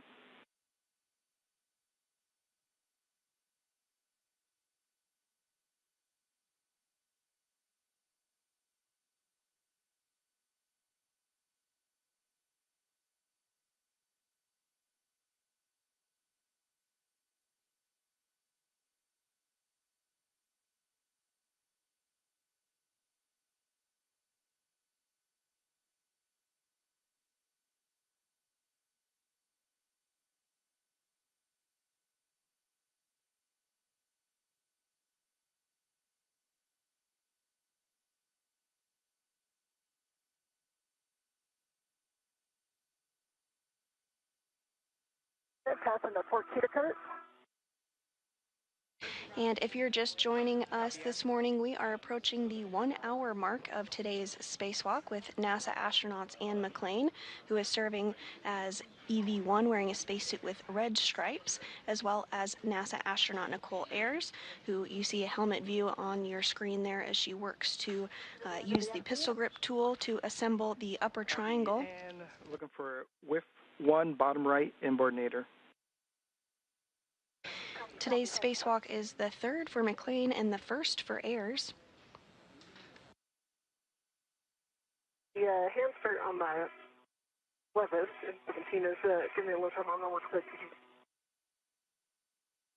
The goal of today's spacewalk is to install a modification kit in preparation for ongoing solar array upgrades to the International Space Station and relocate a communications antenna for visiting spacecraft to the orbiting lab.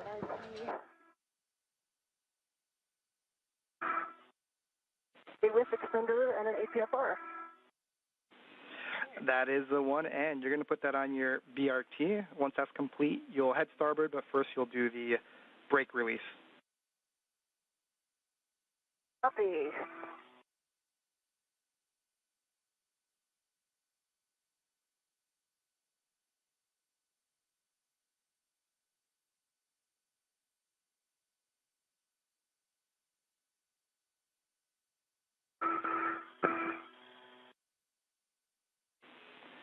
And vapor, from your HECA view, it looks like there may be a ret that is situated in a way that it's making it difficult to hold the upper triangle in place. So a recommendation is for you to lock the ret if you think it's necessary. And on the screen here now, we see views of both NASA astronaut Anne McClain and Nicole Ayers' helmet cameras. AIRS is continuing to, on the right of your screen, is continuing to assemble the upper triangle portion of the modification kit. Meanwhile, NASA astronaut Anne McClain on the left of your screen is working to translate to a CETA cart, where she will install the articulating portable foot restraint that she picked up previously. Copy that, Anne.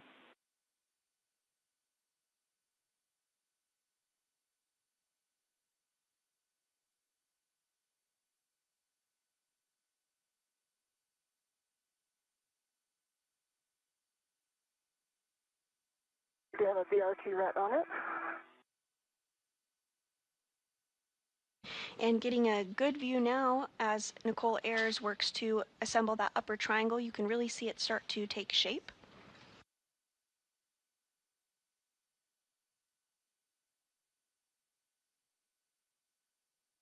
The upper triangle does consist of 2 struts and a mounting bracket.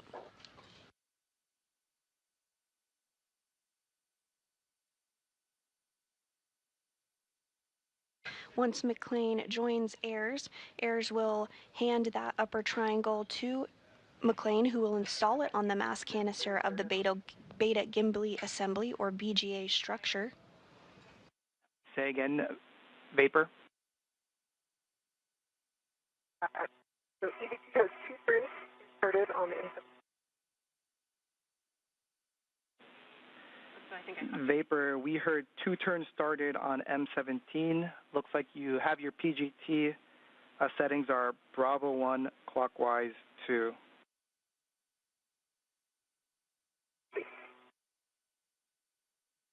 And Marcos has set golf on the pitch on the WIFX. Copy golf on the WIFX. Appreciate that. Copy golf on the WIFX. Appreciate that.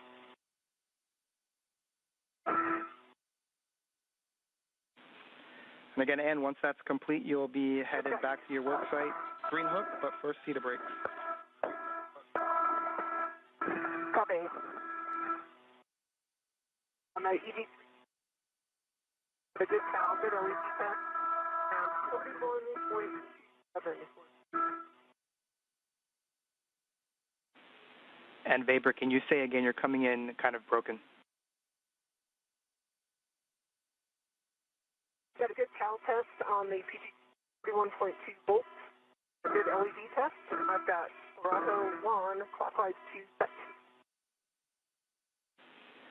Copy good cal, Bravo 1 clockwise 2. Looking for an additional 5 to 7 turns. You'll drive M17 to torque.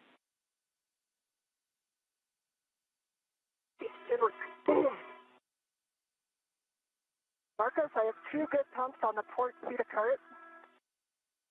Direction starboard. Copy that, and next will be the port CETA cart. And Ayers is using the pistol grip tool, or PGT, essentially a space drill, to help assemble that upper triangle we discussed. Marcos for EVT, that was 6 turns. Got a green light. 11.9 on that. Back under the MT. Copy, Vapor. If you can confirm that the black line is flush. Vapor, black line is flush.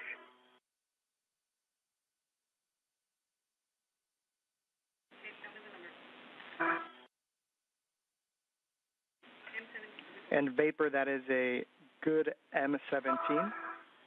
You can release the ret from the right upper strut.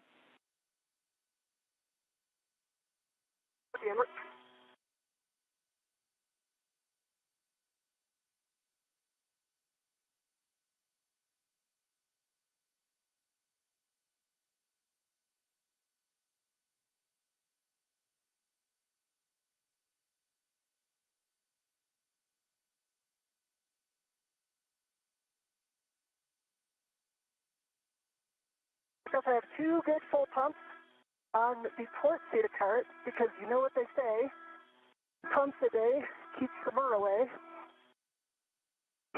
Oh, we agree with that statement. Good job And next will be to continue translating port to your green hook location, just the nadir of the FHRC. Same place as previous. Okay, copy. I'm going to pause here and get this APFR in a little bit of a different config. Just wanting to jump around a little more than I expected. And we copy. And this is a view of NASA astronaut Anne McClain. She is serving as EV1 during her third spacewalk today, as you can tell by the spacesuit she's wearing with the red stripes. She is working to readjust the APFR, or articulating portable foot restraint. And Vapor, just catching up with Come you. back out your way, Vapor. She will utilize this to help install the upper triangle that Ayers is building as we speak. McClain will need to use the APFR to help install the upper triangle on the mass canister of the Beta gimbal assembly. To the center pad grounding block. I did not. I got now. Copy. After the pip pin, I'll have instructions for MLI, so just let me know once that's done. I'm going back by the seat of spur. Copy, Ann.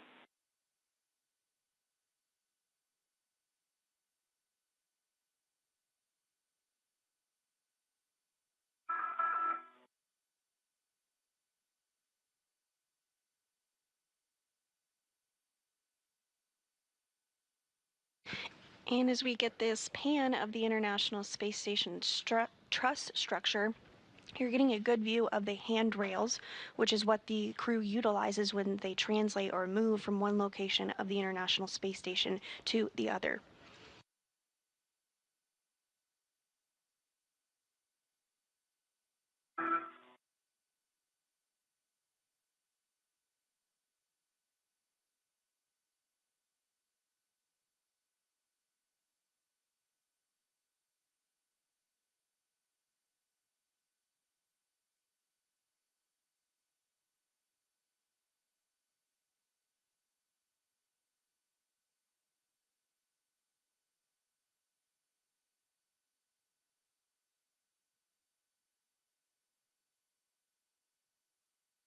Marcos, the pip pin is installed. Copy, Vapor. Can you verify that the pip pin for the right upper strut is still installed? Yes. Sweet. And then you can install the left upper strut MLI on the center pad, covering the L2 clevis, as well as the right upper strut MLI. What?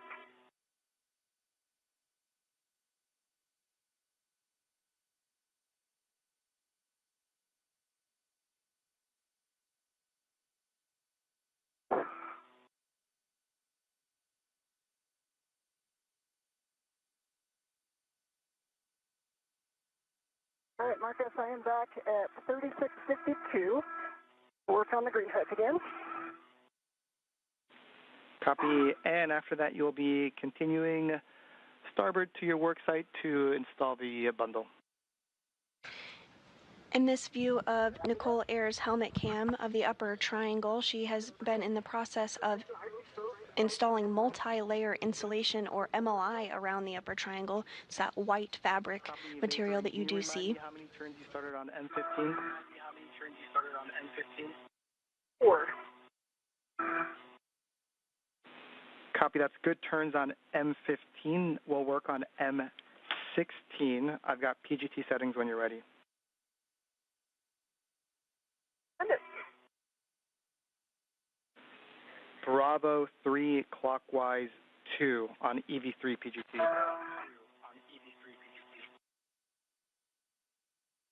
I've got Bravo 3. Clockwise 2. Copy. You're going to be driving M16 to torque. Expect 24 to 25 turns, and we'll get the black line flush call. Yeah, it looks. Green hook, EV1 on 3652.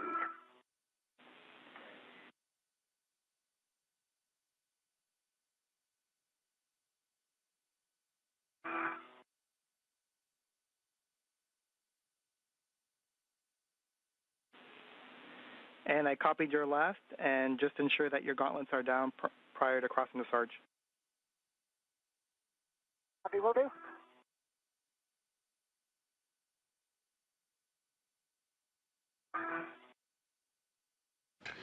McLean is continuing her translation or movement over to where NASA astronaut Nicole Ayers is.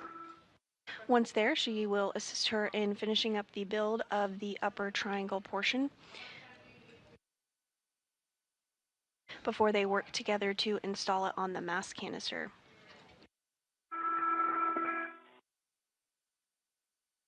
Okay, we're going for EDC 16, about 22.5 turns. Green light and for the torque. And black line is push. And Vapor, can you say those numbers again for us, please? At 22.5 turns, 0.8 on the torque. Right, black line flush.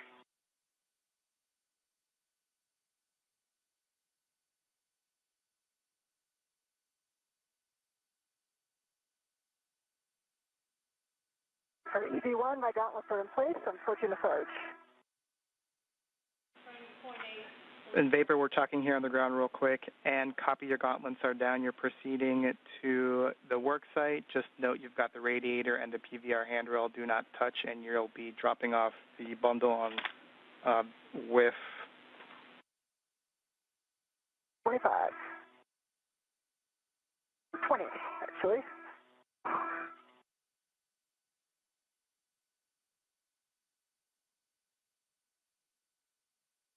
And we are approaching a day pass here, as you can tell on your screen as it is getting brighter. Slowly. We're just having a hard time reading you. It's coming in a little broken. The International Space Station is currently flying 262 statute miles over the North Pacific Ocean off the coast of Alaska. Green light, black line, big flush.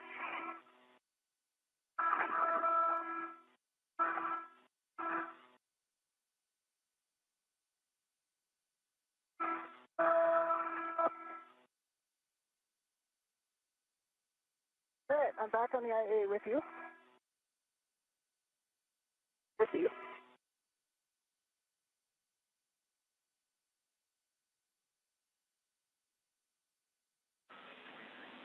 And we're discussing Vapor.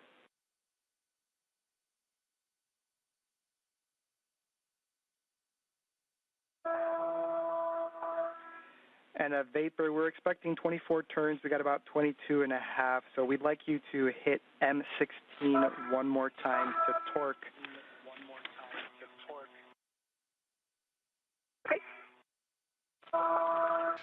And a really great view here of NASA astronaut Ann McLean as well as NASA astronaut Nicole Ayers. Ayers is on the left and building that triangle. McLean is on the right in the spacesuit with the red stripes, and you can see the articulating portable foot restraint that she brought over to assist in the build.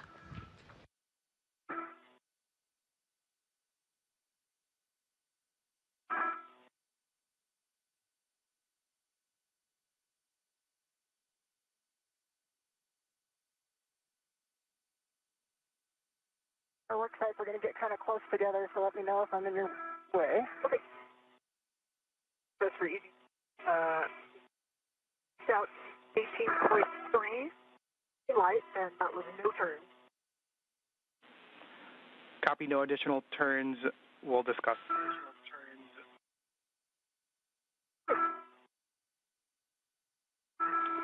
And for you, look like it's in work with 25.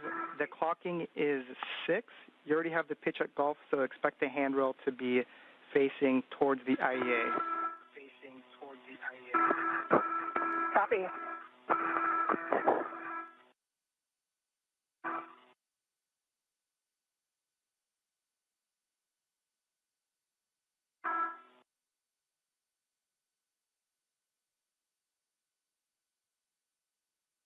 I'm stopping at 5145 to get a rich man's fair lead in. And we copy, Ann. Thanks.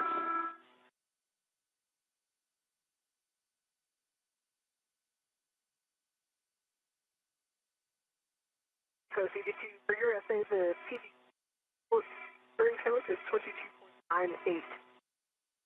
That's my basic.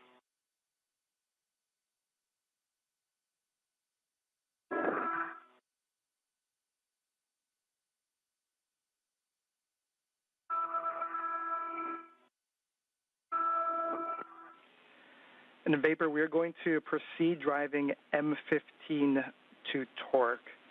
So expect an additional 20 turns. It is Bravo 3 clockwise 2. Okay.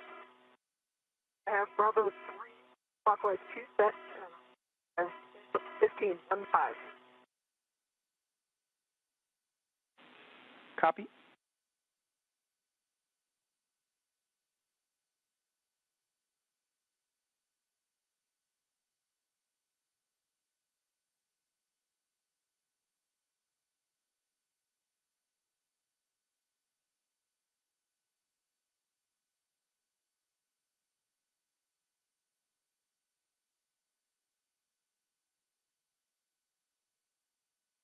If you're just joining us this morning, you're looking at a live view of two NASA astronauts outside the International Space Station performing a spacewalk. On your left of your screen is NASA astronaut Nicole Ayers completing her very first spacewalk today.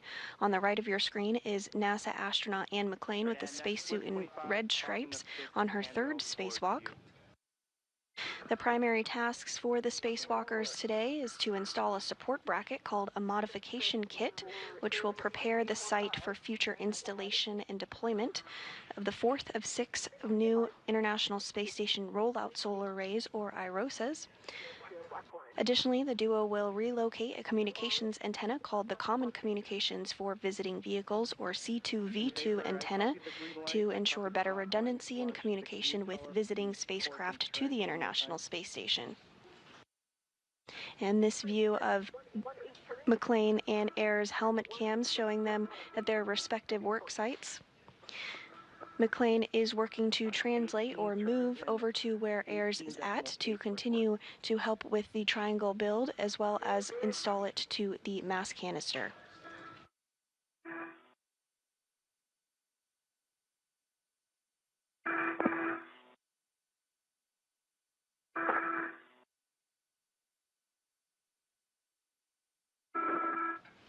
And through McClain's helmet camera on the left of your screen, you do see the Earth as the International Space Station flies 262 statute miles M15 overhead. To Torque. Same settings, Bravo 3 clockwise 2. Bravo 3 clockwise 2, looking M15 on 5 again.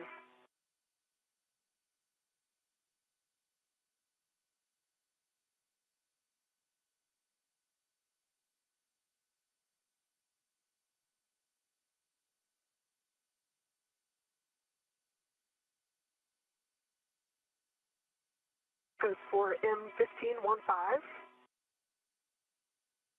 Had a green light already out, but I had a green light with 18.4 on the torque and no additional turns. Copy, no additional turns, Vapor, we're discussing.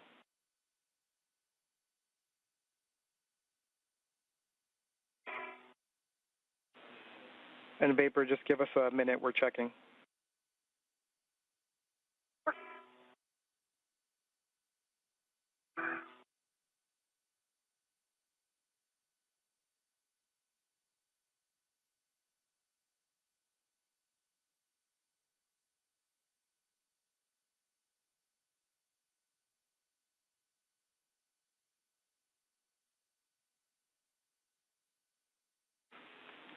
And Vapor, we have a troubleshooting step for you. Can you look at the interface of the struts and just make sure that nothing is caught in between, no MLI, and that it is flush?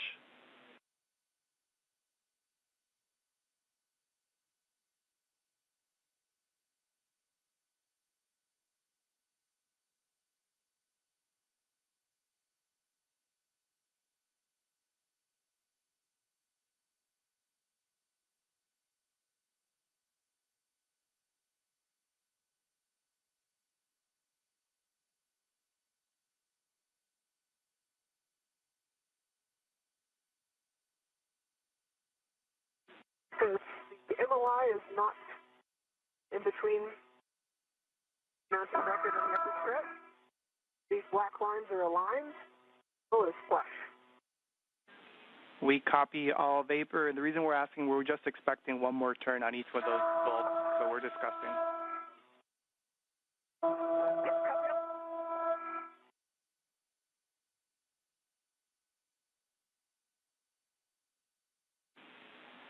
And looks like it's in work. The extension will be 5.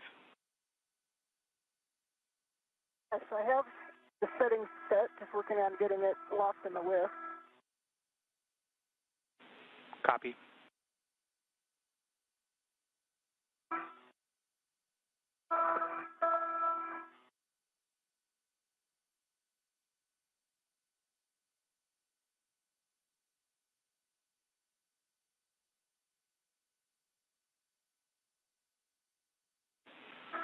Now, vapor, good news. We are calling both of those bolts, M15 and M16, good.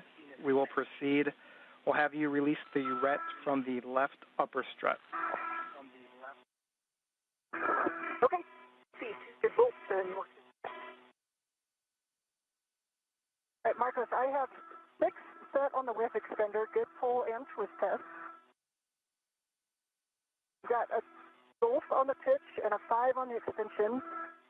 And I've got 12 Tango Tango, Fox 12 on the APFR. We copy, and I may have missed it, but can you confirm that the pitch knob of the APFR can be depressed? Yes, I will go do that now. And this view from Air's helmet camera as she works to continue the build of the upper triangle.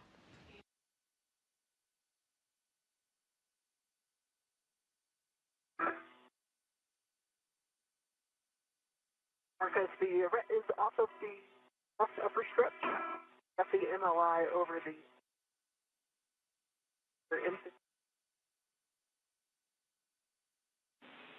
And vapor, I think I heard you say that you released the ret from the left upper strut.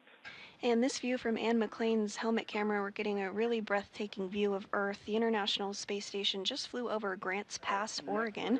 It's flying 261 statute miles overhead. And I've got TGT settings for you, which should be Bravo 3 clockwise 2, so no change. Let me know when you're ready, and I'll give you more words. Okay, I am ready for your words.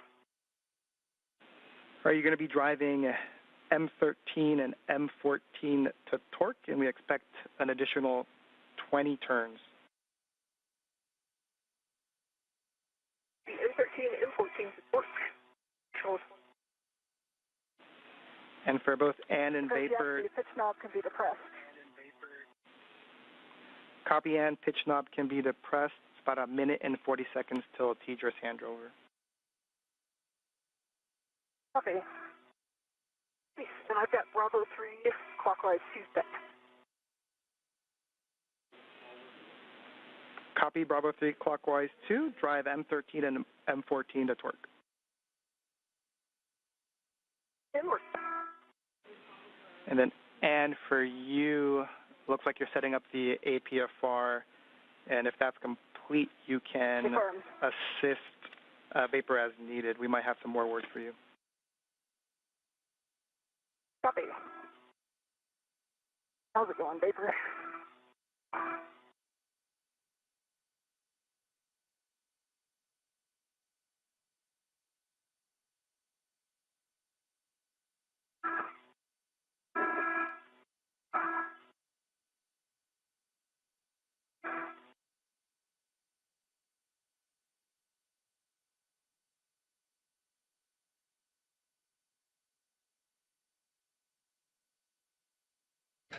And we are seeing that upper triangle that NASA astronaut Nicole Ayers has been working to build. She's wrapping up that task as we speak.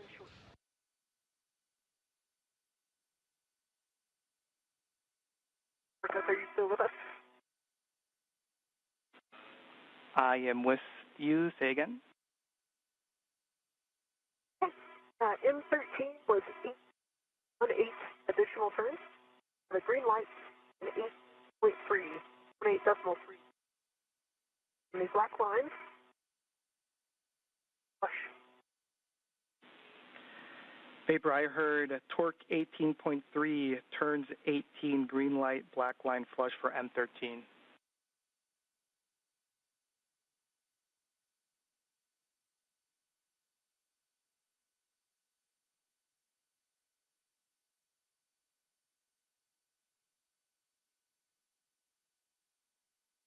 And we are in a brief handover period between our satellites, but we'll regain views here shortly.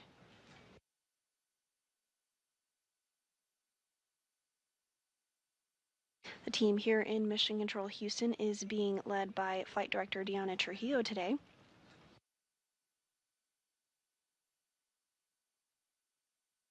You see a view of her there on your screen, as well as the ground IV, NASA astronaut Marcos Berrios. Berrios is interfacing with Ayers and McLean during today's spacewalk. We're now 1 hour and 20 minutes into the spacewalk today. And in Vapor, we're back with you. Vapor for M13, we copied 18.3 on the torque, 18 turns and a green light. Vapor.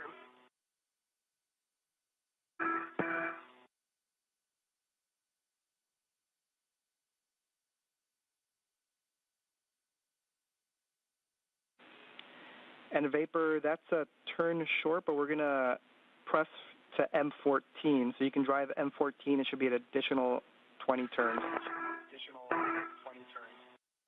Okay, copy that. I've got Rojo 3, quite 2 set for M14. Copy. And once we pick back up with you, I think I heard you say you're going to be working the ROSA cable. Negative. Vapor went to grab those. I can assist where you need it, Vapor. And we copy. Thanks. Stand by 1 second.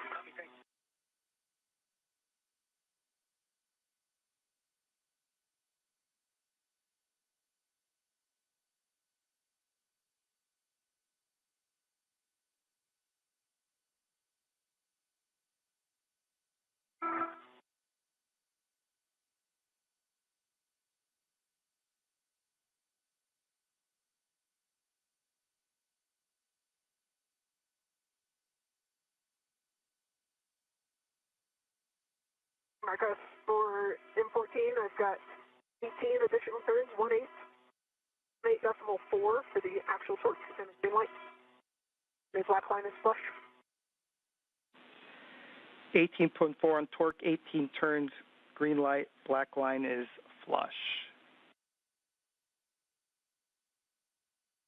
I've rebased this off the WIF extender. Sure. Yeah, I've got the other end of the AET right here. I can take it. I've already read it to it. Okay. And a Vapor, we are assessing. That's also turn short. And just in the meantime, we're trying to figure out good and bad times when we have comm with you. And so that last call was good comms. And so we don't know if when you rotate your head, the mic might get snagged with anything inside the helmet or the airflow. But we'll tell you when we have good comms, just so you can gauge what position that is. Okay. Yeah, that sounds good. While you guys discuss the bolts, I'm going to pick up the cable. Copy.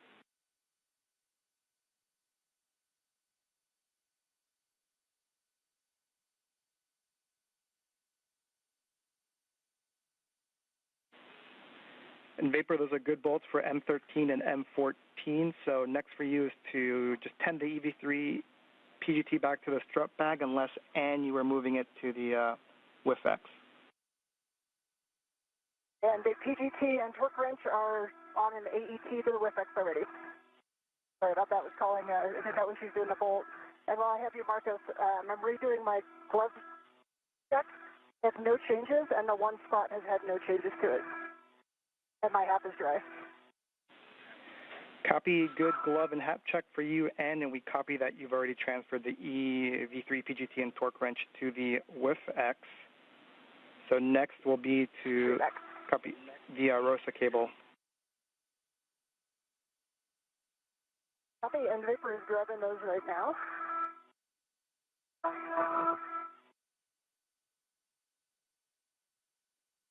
After the completion of the upper triangle build by Ayers, she's now working to remove some of the cables that will be installed. You see her on the left of your screen there, gathering those cables. Okay, come this triangle back to this. And a bit of a better view there of those cables, specifically from Ayers' helmet cam. Cables on the mounting bracket, there's an oval cutout that has a adjustable free hook, and that's going to go on the D-ring on the adjustable that's on your cable. Copy that.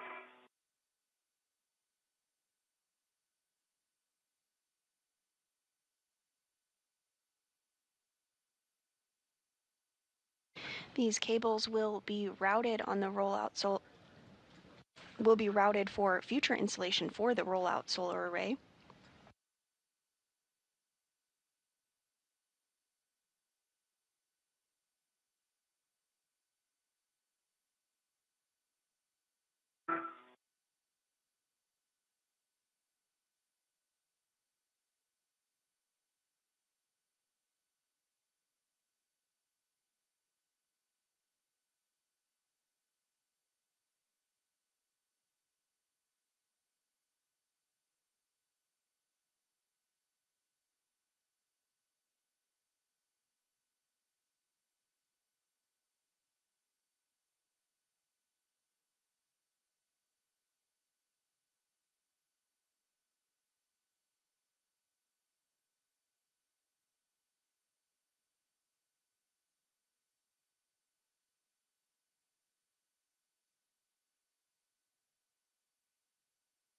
Okay, the cables are on the adjustable, that's on the oval.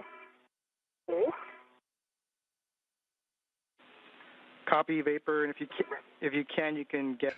And we were just getting a view of the solar arrays that the IROSA will eventually be placed over, so we'll stand by and potentially get another good look of that solar array location.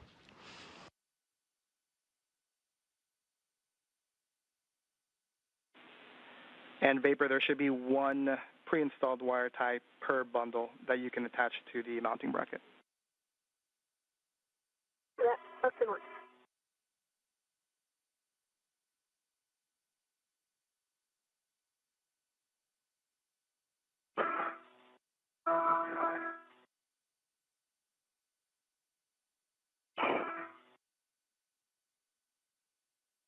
And there we are getting a bit of context there of the solar arrays that are currently installed on board the International Space Station. The ISS rollout solar arrays are quite a bit smaller, but will actually provide more power for the orbiting laboratory once fully installed. And Today's spacewalk is occurring on the P4 truss of the International Space Station. Yeah, I just moved. I'm going to put my safety tether, or waist tether rather, somewhere else so it doesn't do that again.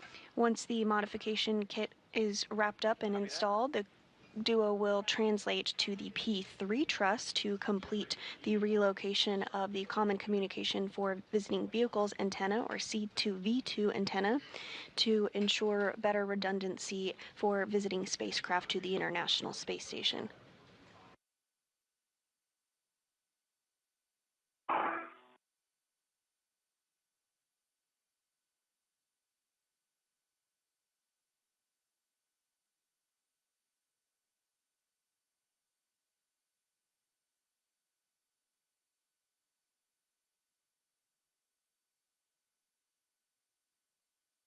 Big.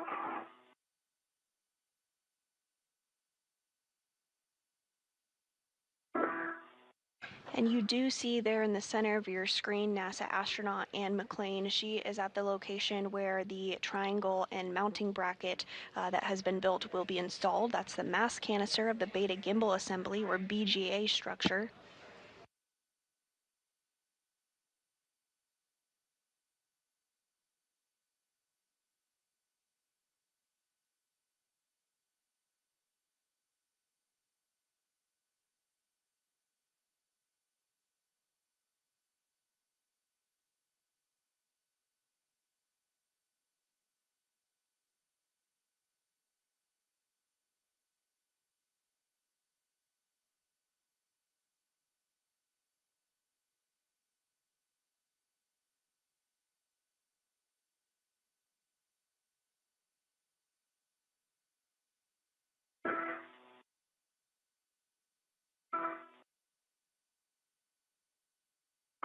for EV2 while I'm working, or while Anne's working the.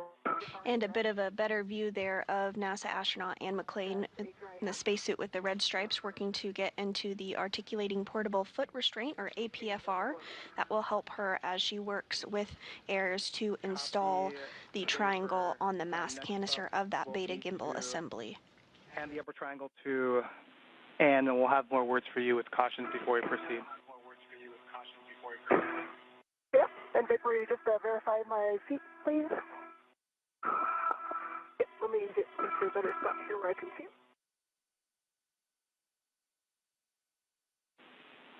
And Anne, let us know when you have ingress. We have some more words for enhanced glove check. Copy, and I'm just having Vapor verify my feet. I believe I'm in. Yeah, they both look from touch to see your left heel, but your right heel is in. I'm sorry? Your left heel is touch to see, but your right heel is in. And I'm sorry, one more time on the left heel. Tough to see? Oh, tough to see. I see. Okay.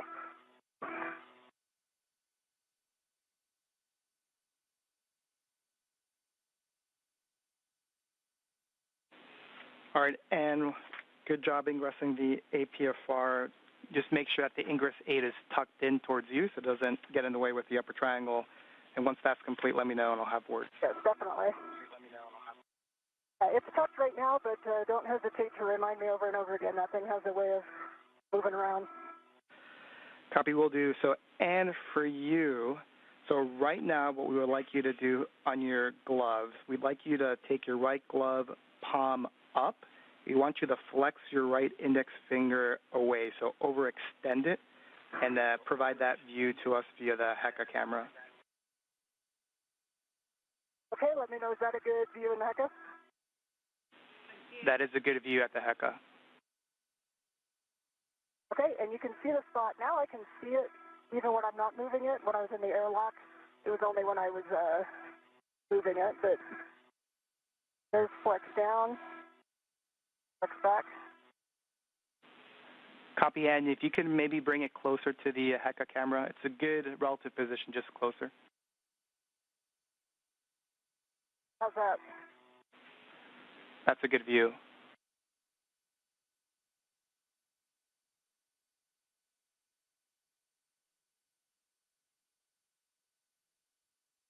And teams here on the ground taking another look at Anne McClain's glove following a report of a slice in her right index finger prior to exiting the airlock. The team on the ground. Copy, Anne. We appreciate that view. We are good with that glove inspection. We do ask that you perform the same type of inspection every time you do your glove check, but you do not need to show us on the HECA. You can just perform it yourself. Understand. Thanks. I'll let you know if there's any changes. Copy that. Okay, Vapor. And the team on the ground reports that the glove is looking good. McClain is in the articulating portable foot restraint and will receive the triangle from Ayers next. Very slow, so slower than when you were translating with a strap bag on the BGA. Avoid cyclic loading on the mass canister in BGA. Max lateral loads is 40 pounds. And do not impart any forces into the mod kit struts before they're fully installed. Give me one copy. See. All right, next Vapor, you can present the left or non-tethered end of the upper triangle to Anne. So let me know. I can't really see. We'll go in off here. Yeah, just one second. I'm getting my workstation. Okay, out of the way here. Walk up. Okay. Go up about another 12 inches, I think. I have a hand on it. Okay.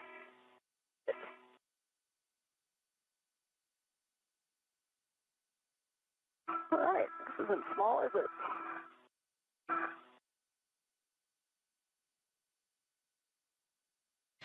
And Ayers has handed the upper triangle to McClain following her build of it. Installing the center pad on the mass canister. arrow up.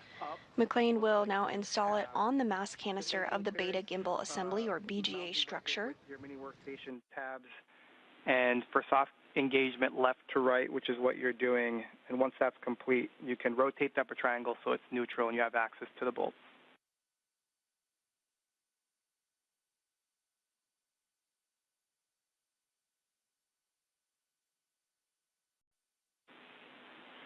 And Vapor, since the EV3 PGT and torque wrench is already on the AET, we can have you go to the right saw bracket and get a visual alignment of the bearing. And just as an FYI, we've got that RET series from the bag to the mounting bracket that we want to keep eyes on as you go away and to the strut bag.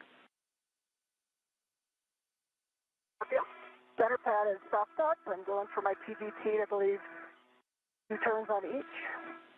It'll be alpha 2 clockwise 2, and is exactly 2 And this view of Ann McLean's helmet camera as she positions the upper triangle on the Beta Gimbal Assembly. All right, for the Fairchild fasteners. If you're just tuning in with us this morning, we are 1 hour and 35 minutes into the 275th spacewalk in support of space station maintenance, assembly, and upgrades.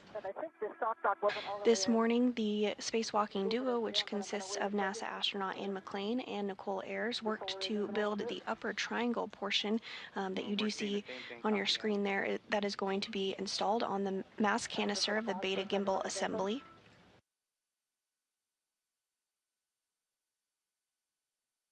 The primary tasks for our spacewalkers today is to install this support bracket, which we call a modification kit, in anticipation of future solar array upgrades of the International Space Station rollout solar arrays. The duo will also work to relocate a communications antenna called the Common Communications for Visiting Vehicles, or C2V2 antenna, to ensure better redundancy in communication with visiting spacecraft to the space station. So you have a go to continue. Okay, that's helpful. Okay. Alpha 2 clockwise 2, and it's exactly 2 turns on all those bolts. Alpha 2 clockwise 2, 2 turns.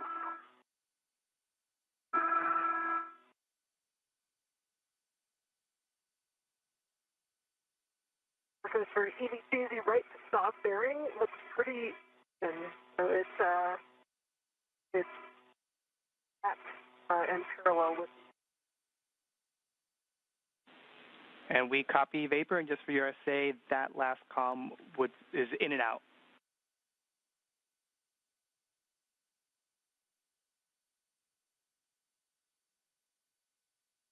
Marcus, I have Alpha 2 clockwise 2 set, and for 2 turns on each. Good words.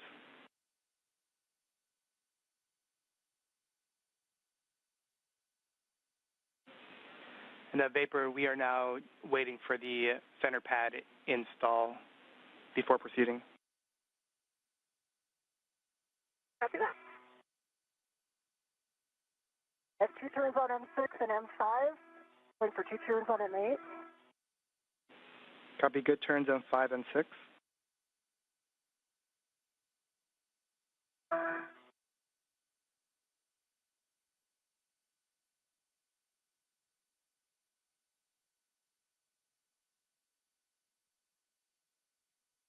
McLean now using the PGT, or pistol grip tool, to install the upper triangle to the mass canister. Settings on the WIFX and the APFR.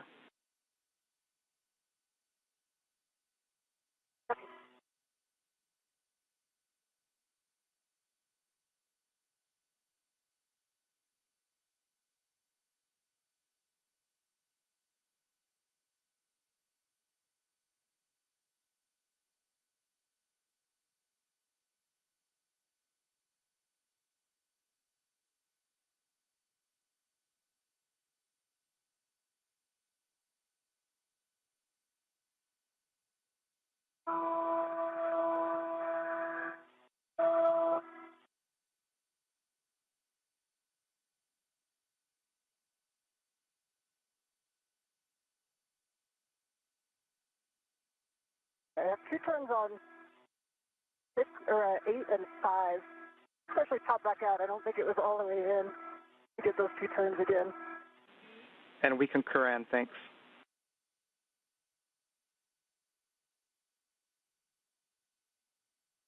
Okay, I believe 6 now has 2 turns.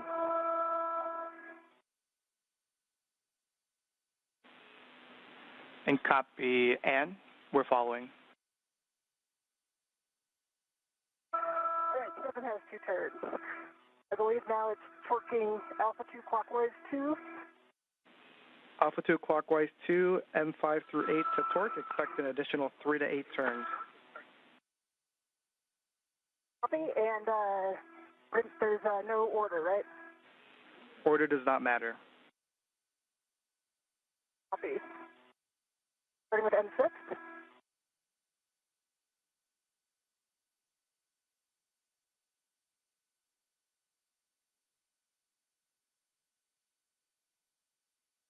Okay, M6 got 5 turns, 3.6 torque green light.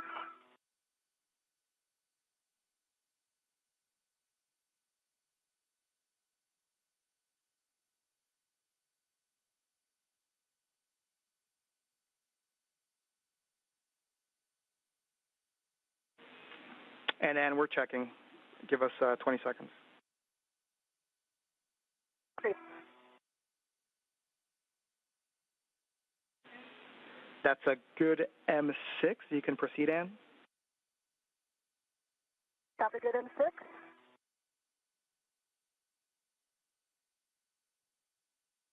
And Marcos, I have 3.7 torque green light and 5 turns on M5.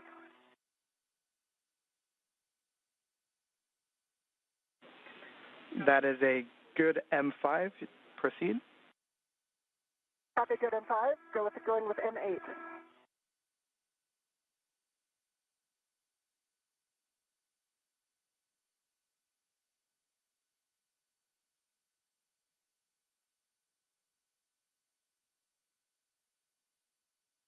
There's 4.5 turns on M8. Green light, 3.6 torque.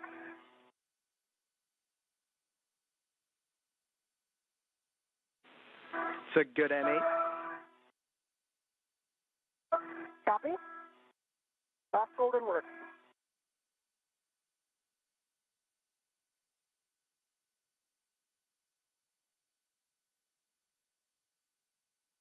Okay, got exactly 4 turns on M7. 3.8 torque, green light.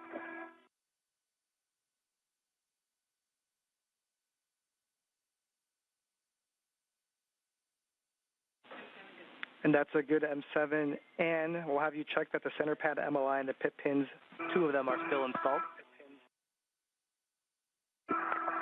Copy, in work. All right, I see 2 pit pins in.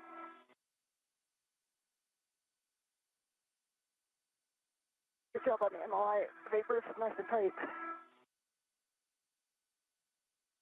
And with those 4 bolts being driven by NASA astronaut Ann McClain on the mass canister, the next steps will be to install the left and right lower and upper struts to continue to attach the triangle to the mass canister.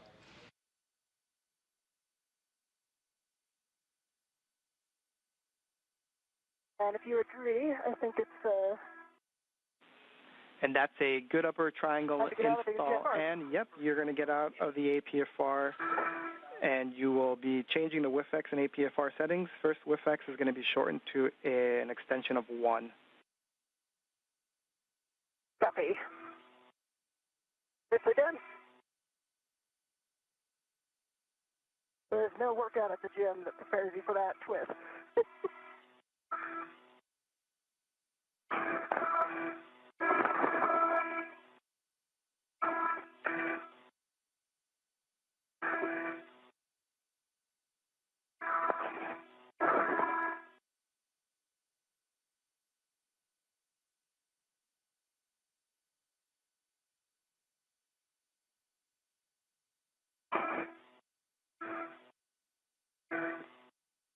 We are now 1 hour and 44 minutes into today's spacewalk. The crew is about 10 minutes ahead of the timeline. The upper triangle has successfully been installed to the beta gimbal assemble. Here we go, I'm free.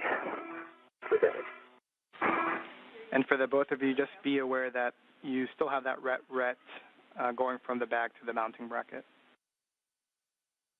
The crew will now proceed with the installation of the right lower strut and right mid strut on the right side of the mass canister before doing the same on the left side.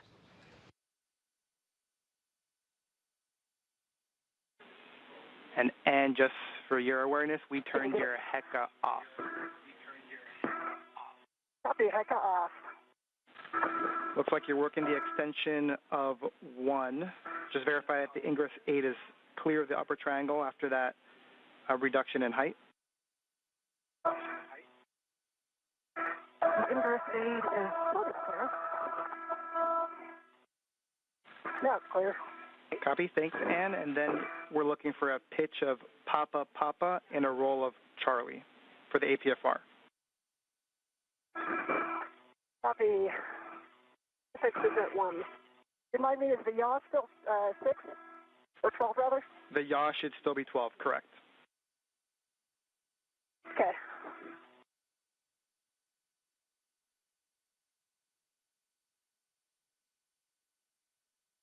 All right, so 12 Papa Papa, Charlie 12. Good words.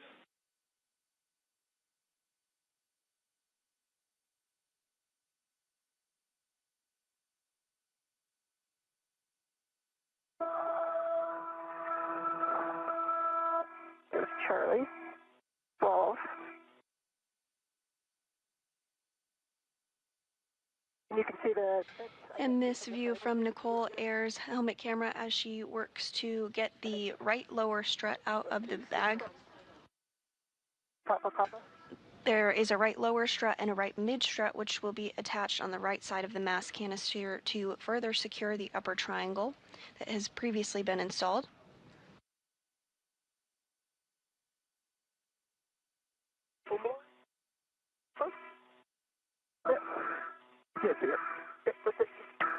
That was 1.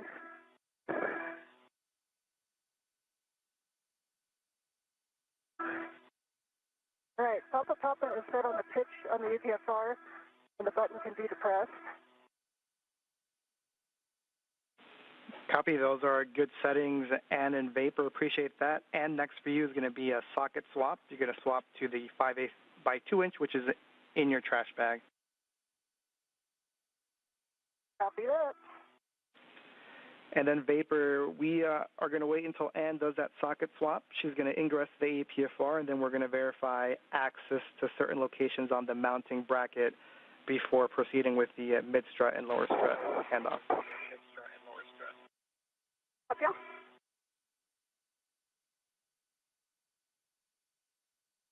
And Marcos, if it's okay, I'm going to get in the APFR and then do the socket swap while I have 2 hands. Sounds like a great plan, Ann. And just another reminder on the ingress 8 and the upper triangle. Copy that.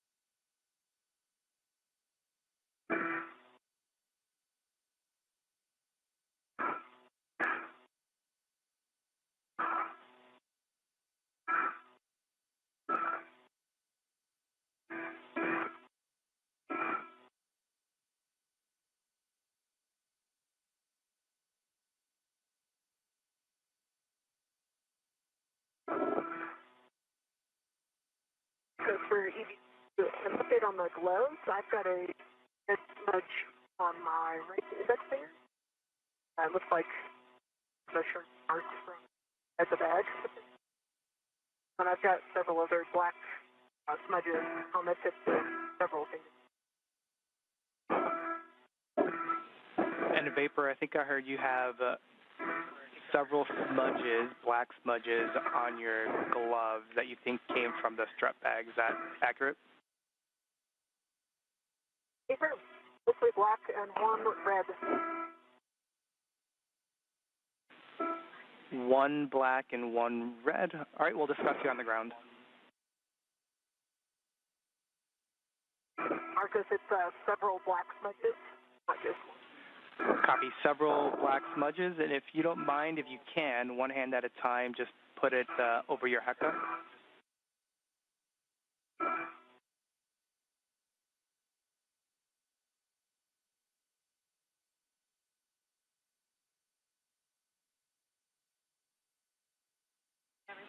And that's a good view, Vapor. We see the red one, and we also see kind of two black on your right ring finger.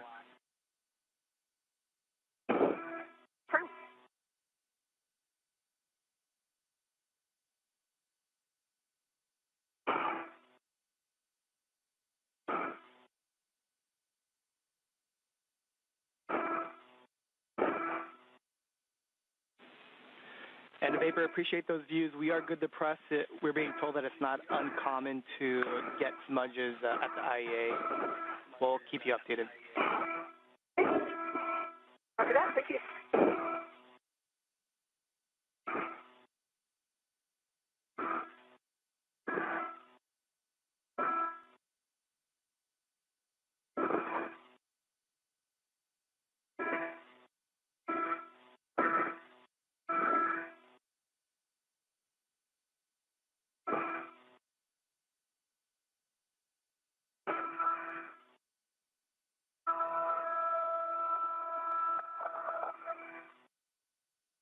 You were just to the right of the two loop, like you might have yachted a little bit.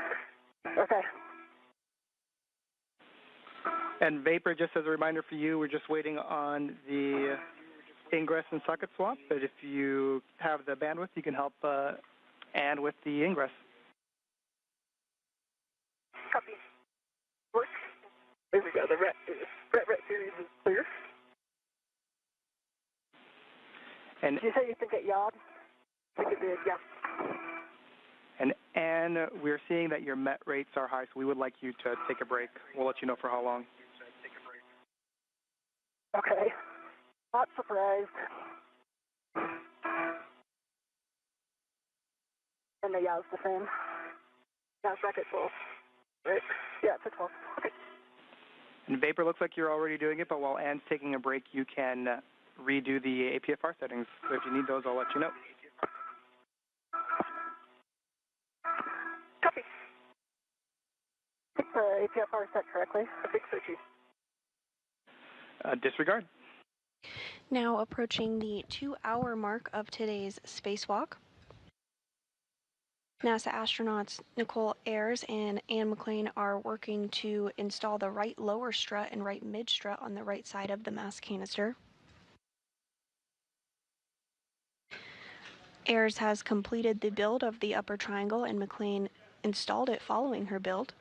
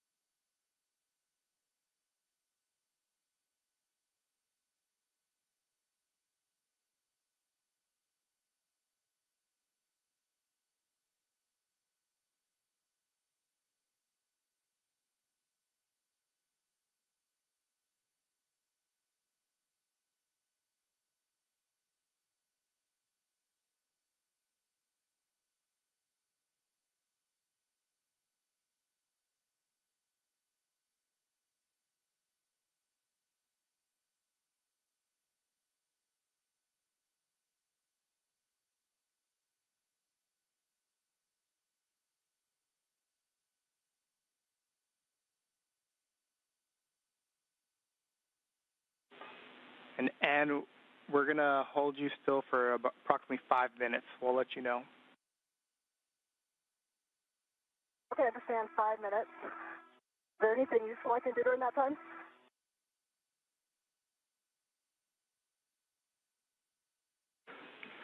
I think that's safer. Pictures, whatever minimizes your movement. Copy and Smile, understand. yeah. Laugh. Back. So we'll take in the views.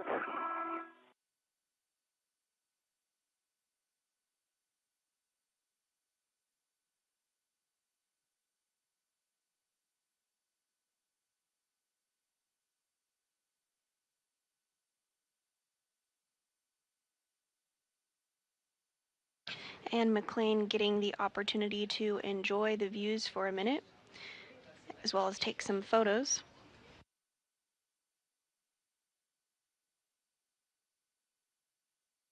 The International Space Station is currently flying 272 statute miles off the southern tip of Africa.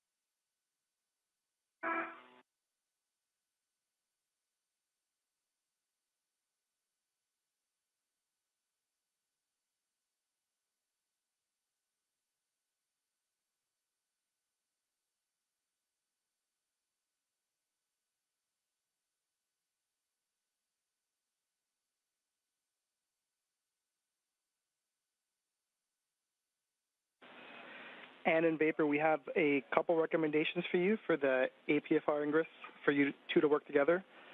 The first one is to lock out your safety tether in case that is creating moments and pulling you over. The second is for Vapor to, at a minimum, get eyes to guide you in and or physically be there to support if you need it. Okay.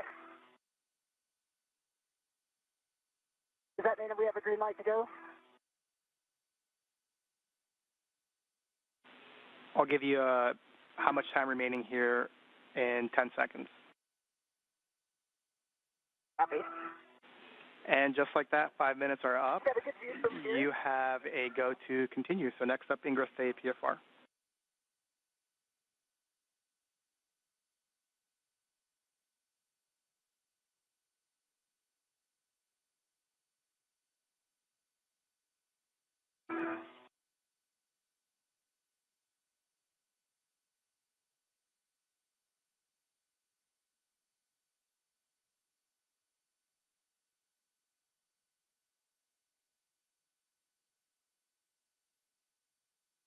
NASA astronaut Anne McLean now going to work to get back into the APFR, or articulating portable foot restraint, there in the center of your screen. 2 minutes until a TDRS Okay, handover. reel's locked. 2 minutes until a TDRS handover.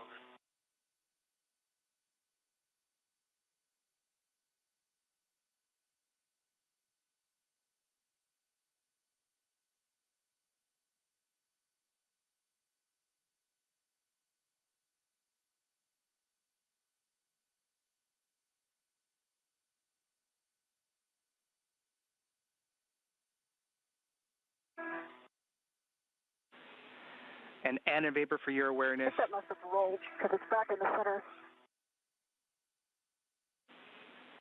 And in Vapor, it's a minute and 20 seconds until a TDRS handover, but we'll also have a KU handover, so we're going to lose all video for approximately 30 minutes. Copy.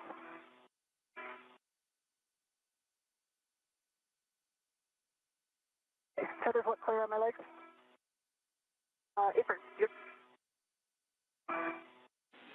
And before this handover for the both of you, we'd like Vapor to come over and help out with the APFR ingress. We'll get you on the other side.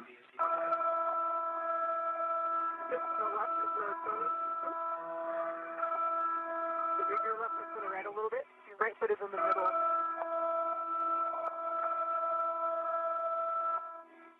Move your right foot to the right a little bit.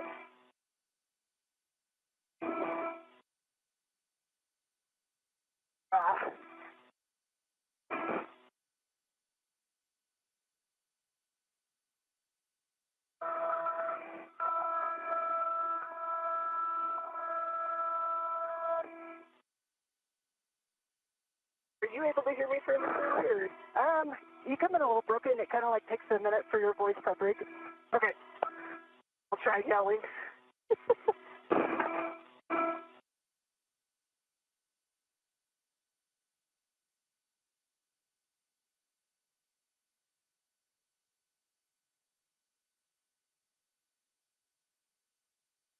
And we are in a handover period between our satellites.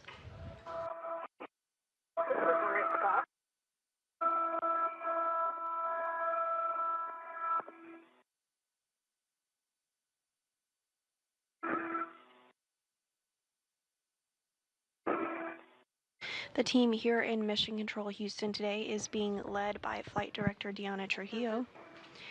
We are now 2 hours into today's spacewalk, the 275th in support of space station maintenance, repairs, and upgrades. Right foot in. Right foot looks in.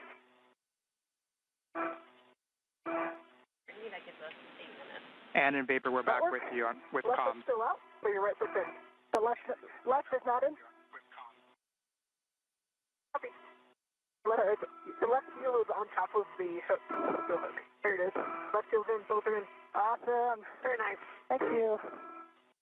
All right, I'm going to release this upper triangle right to you. Actually, before doing that, and we'd like to do access checks. Okay. All right, and so I can access the L6. Sorry, go ahead. yeah, we're looking for you to be able to access the RET, which looks like you were about to do.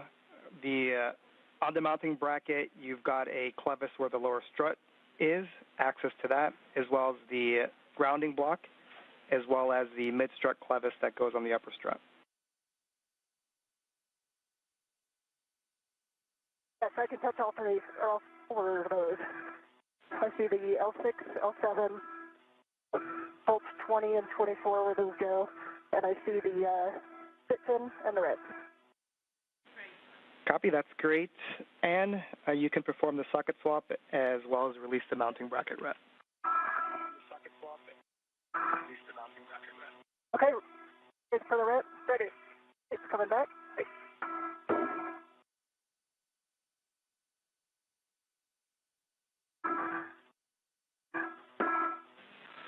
And Vapor, once you have that RET safely in the bag, we're going to have you start working the right mid-strut, straps 12 and 13. We're going to have you start working the right mid-strut, 12 and 13.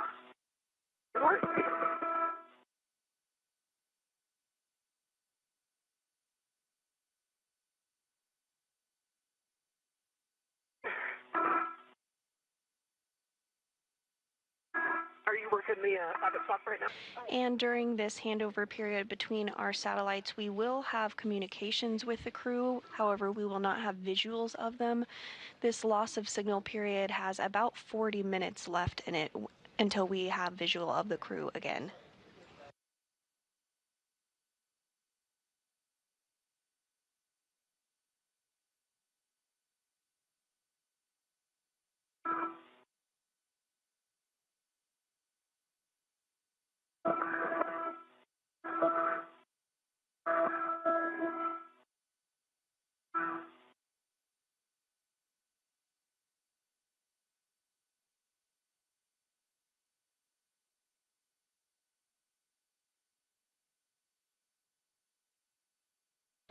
At this time, NASA astronaut Anne McLean, who is serving as EV1 today, has ingressed the APFR, or Articulating Portable Foot Restraint. They will now work alongside each other to retrieve the right mid struts from the bag and install them. Yep, right mid-strut, and you'll receive that so from away, so it's not foiling. vapor. You'll put that on your BRT ret.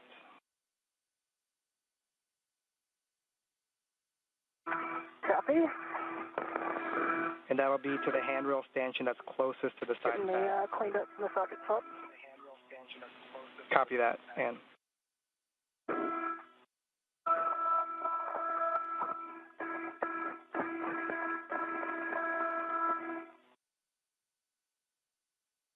All right, Vapor, I am ready for the right mid-strut. The BRT ret ready. A little further, yeah, and you said a ret furthest or closest to the mid-pad, is that right? It seems opposite. Can I release it for you? Okay, if you release it, I'll put it over there closer to you. And here comes the large soak sack. Okay.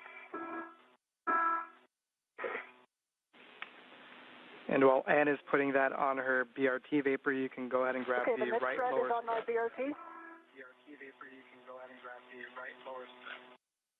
Okay.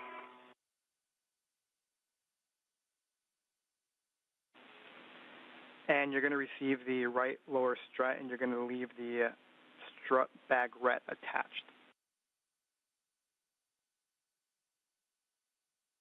Okay, strut bag ret attached.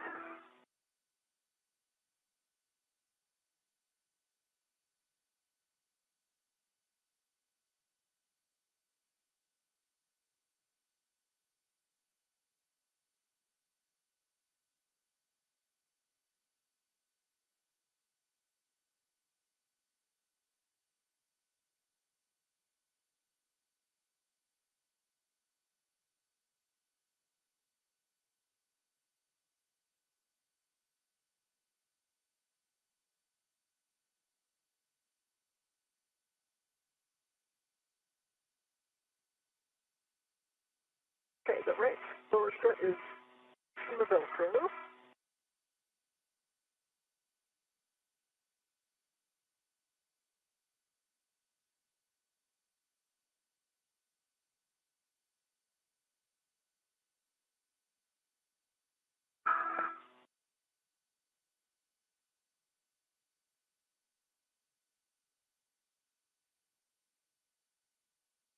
Now pivot the, it looks like that ret swapped out. And if you're just joining us today, we are 2 hours and 7 minutes into a spacewalk where NASA astronauts Ann McClain and Nicole Ayers are working to install a modification kit ahead of upcoming deployment of the fourth of the 6 new International Space Station Rollout Solar Arrays, or IROSAs. Additionally, the duo will relocate a communications antenna called the Common Communications for Visiting Vehicles, or C2V2 antenna, which will ensure better redundancy in communication with visiting spacecraft to the space station. I think I have the saw bolt in my hand. So far this morning, NASA astronaut Nicole Ayers worked to start the modification activity by building the upper triangle portion of the modification kit, which consists of 2 struts and a mounting bracket. McClain then installed the upper triangle on the mass canister of the beta gimbal assembly, or BGA structure. And the crew is now working to install the right lower strut, and then we'll move on to the right mid strut on the right side of the mass canister before doing the same on the left side. Once the handoff is complete, we are in a handover period where we do not have views of the crew. We have about 35 minutes left in this loss of signal, but we do have communications with the crew at this time.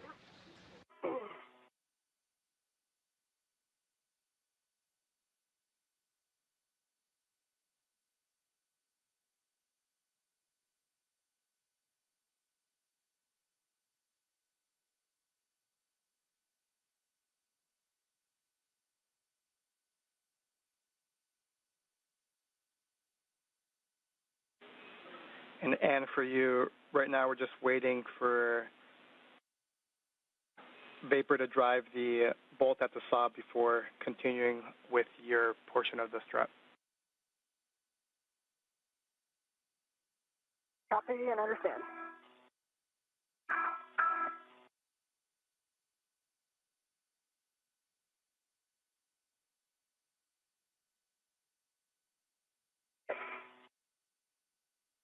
Stop here.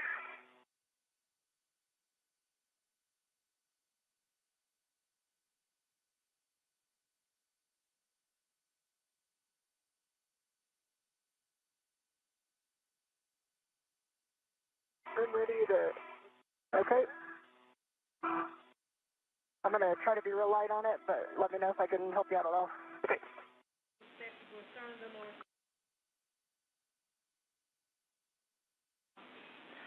And Tilt it towards the bolt for me. Tilt it toward the bolt. Yeah, it's like 3 feet from the bolt right now. Yeah, thank you. I don't know how much you can down here. Can when I lean back. But here we go. Here we go.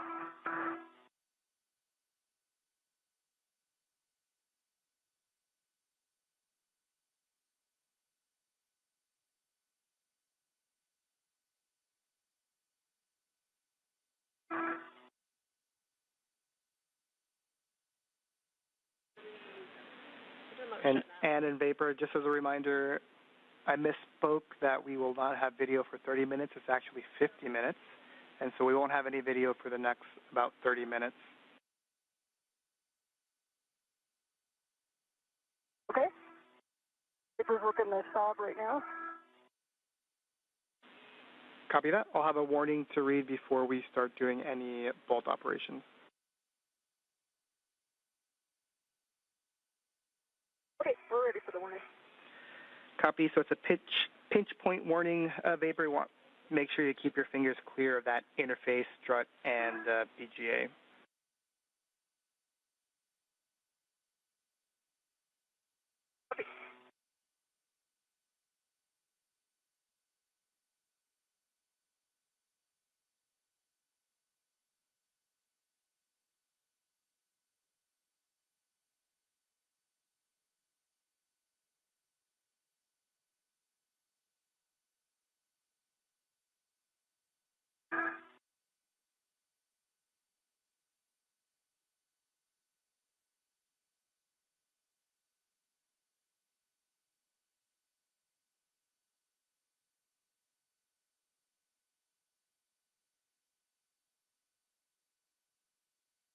Good job. That's a hard angle.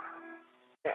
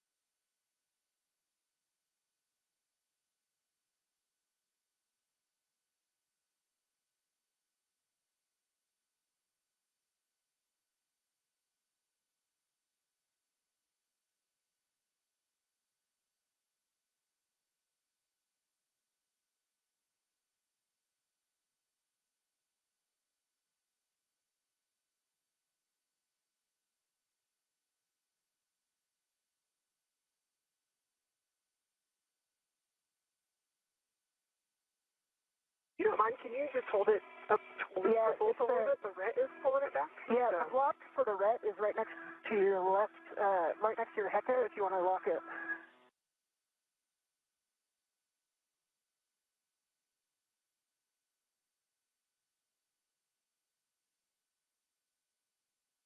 There we go. Now it's staying in place.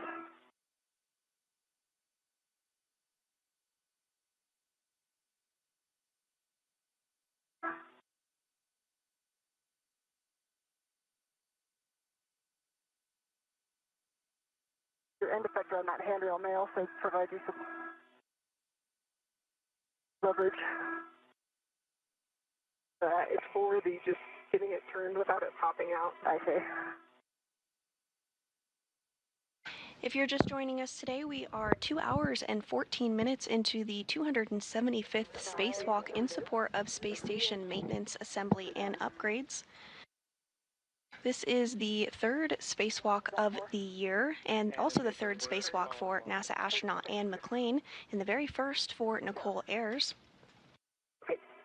This is the first spacewalk of Expedition 73.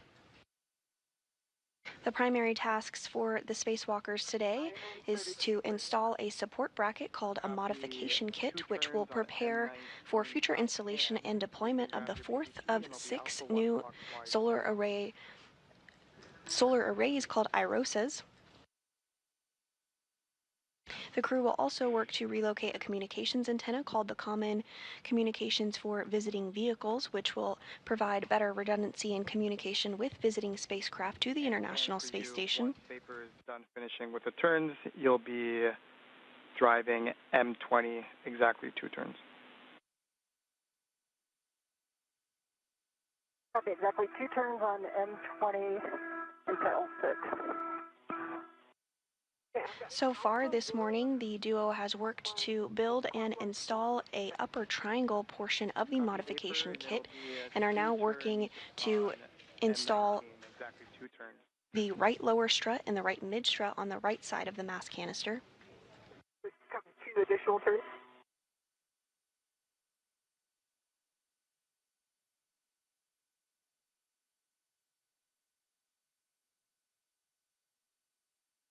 Four turns, right? Yeah, 4 turns total? Yeah. Marcus, did you copy her question?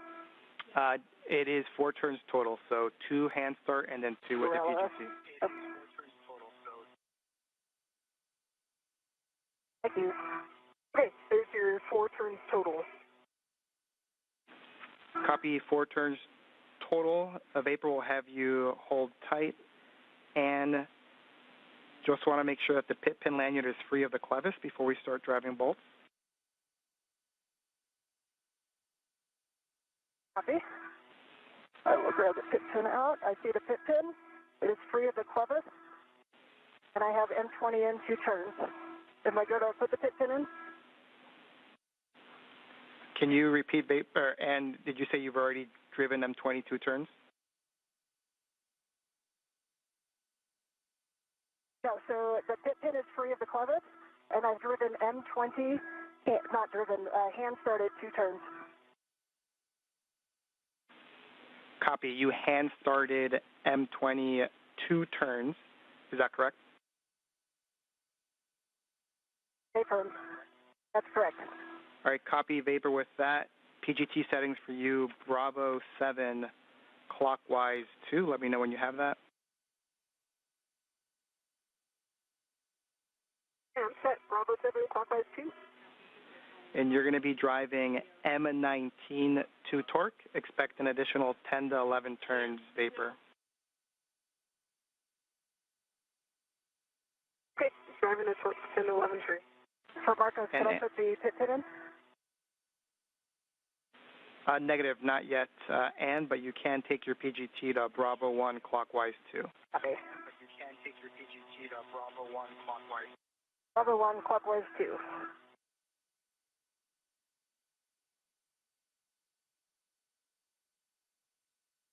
Okay, that was 8 additional turns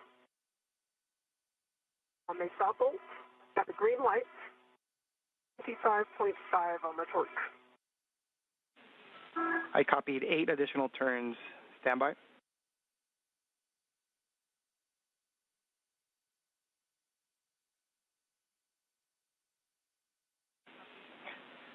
Vapor, that's a good PGT. We'll go for the torque wrench.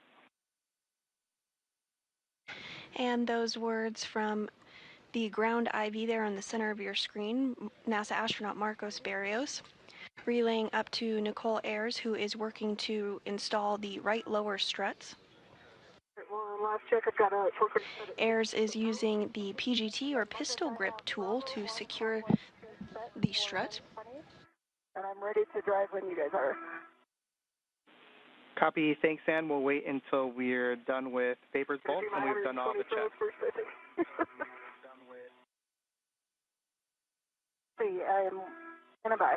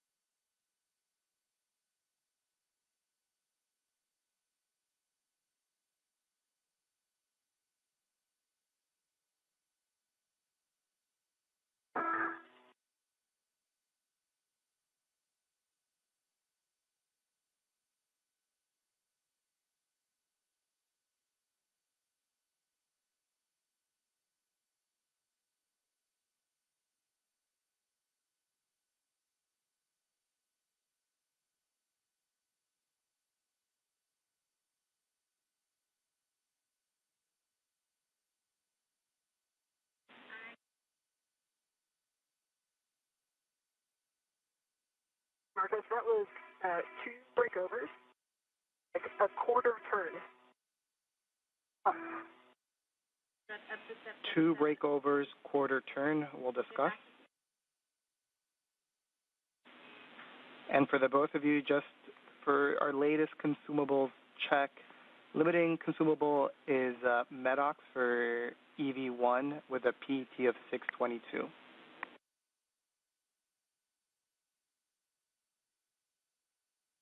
If you want copies. Copy. And what total time are we at right now, Marcos? We're at 221, and then we expect this number to get better, the limiting consumable, as time goes on. Copy.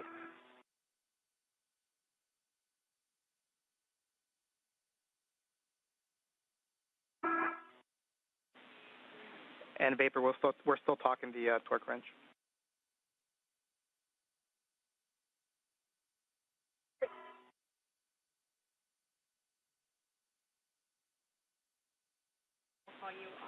In the Vapor, we're going to do the additional checks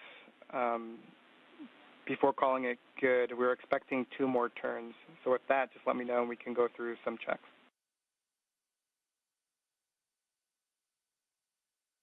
I see the black line is flush. The gap check actually looks good.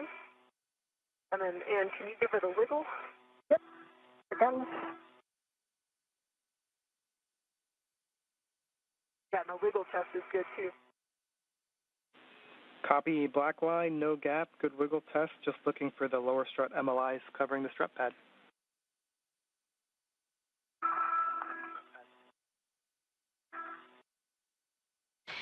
McLean and Air is now working to ensure that there is a good connection on that lower right strut.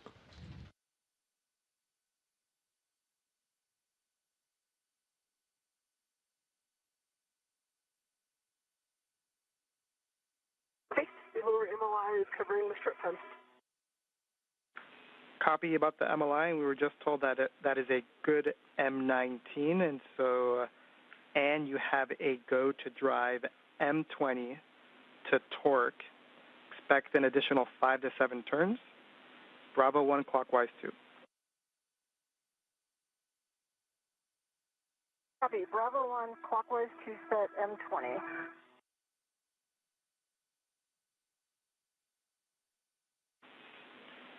And Vapor, you can release the rep from the lower strut. McLean now using the pistol grip tool to secure the lower strut to the mounting bracket.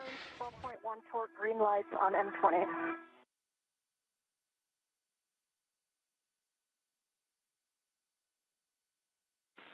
And we copy Ann, and we're checking. And Ann, can you confirm that the black line is flush? Following this, the next step will be to cover the strut with multi-layer insulation, or MLI, and then route cables of the solar array in support of future spacewalks. Until we get a heck of view. It is black line is flush. Copy, that's a good M20, and you can stow your PGT, and then you now have to go to install that pit pin to the grounding block. Copy and work. Mark is released from the lower right strut. Copy, Vapor. You can go ahead and translate to the right side pad location for the mid strut.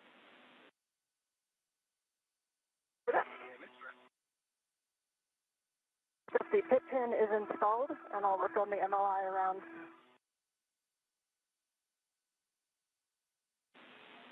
Copy, and just let us know.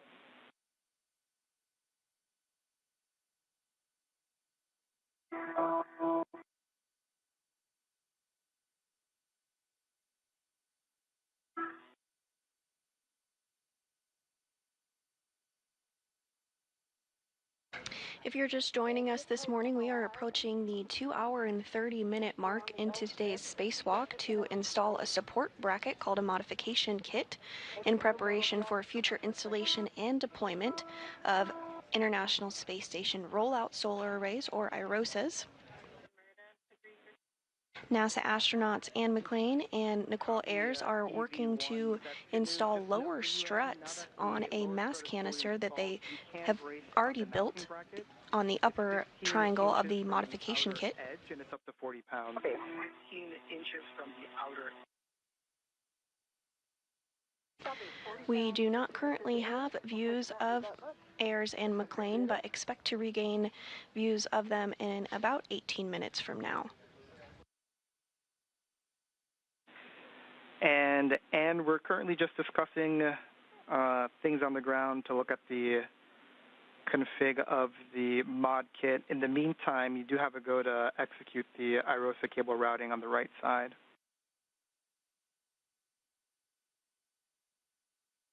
Copy.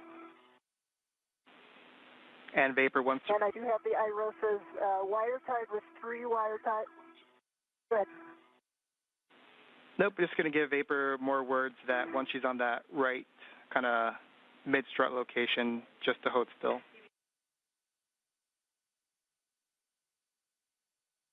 Here.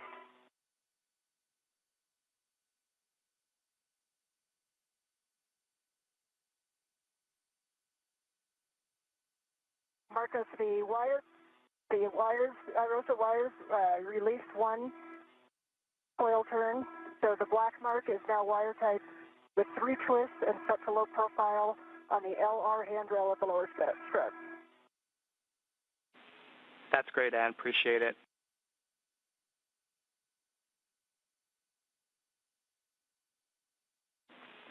And Ann and Vapor. My red is stronger than the force that collapsed in his back.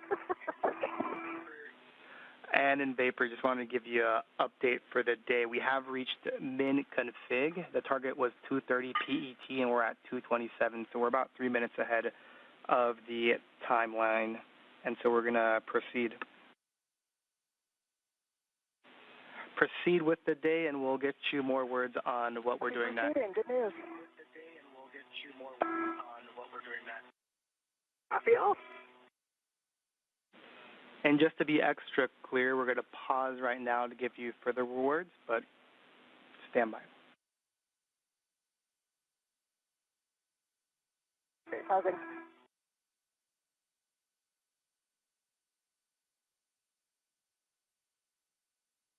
NASA astronaut Anne McClain has successfully routed cables on the right IROSA strut.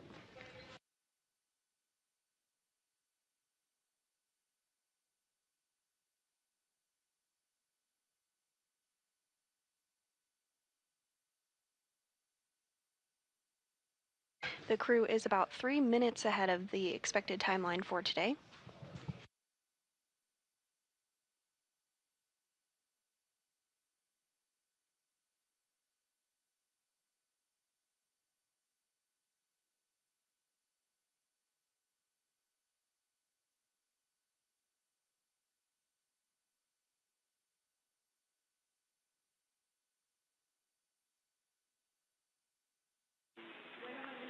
And in Vapor, we're still discussing what our going ahead plan is.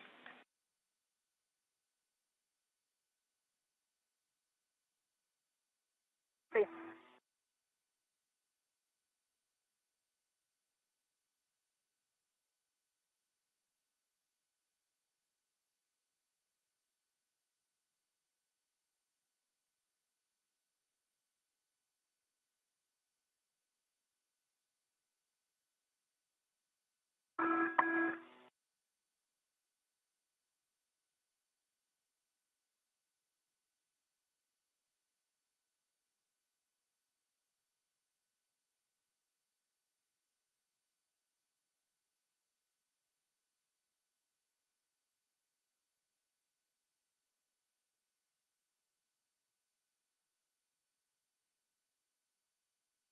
Look this way.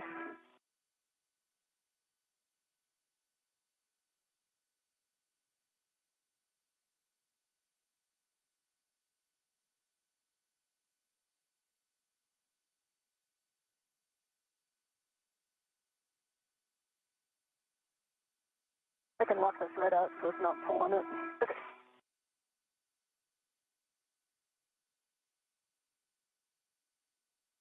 All right. Go.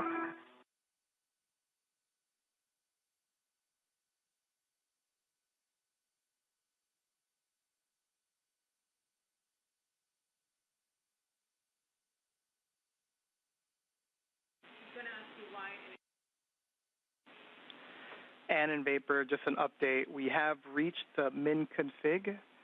We have decided to clean up and prioritize the C2 V2, and we're going to get additional words to you soon.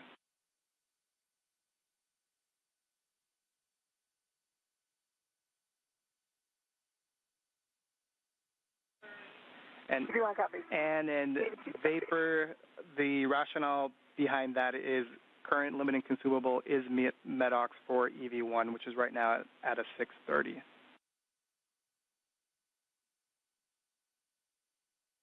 Understand.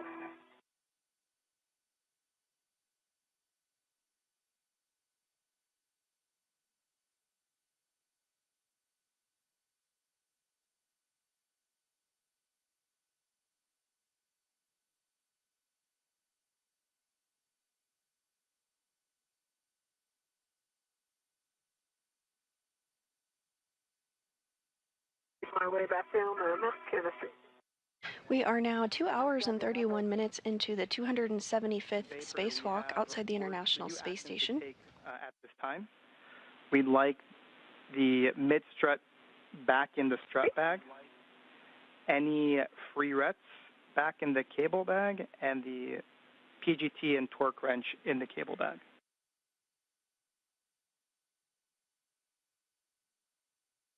Okay, copy. So mid-strut is going back to the bag, and then the wrench going to the cable bag. And I've got the mid-strut when you want it cut off your right hand. Okay. Good words, Vapor.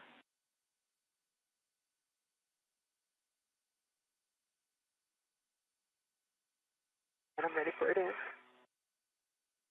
Got it. Okay, and my DRT ret's still on it. Okay. If I can get a red on it. Okay.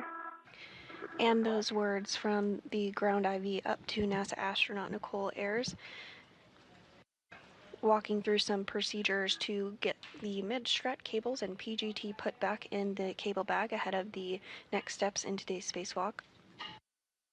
Got a bag ret on the mid-strut. Okay, I'm ready to send it back. I can just let go of it. Okay, I'll let it go.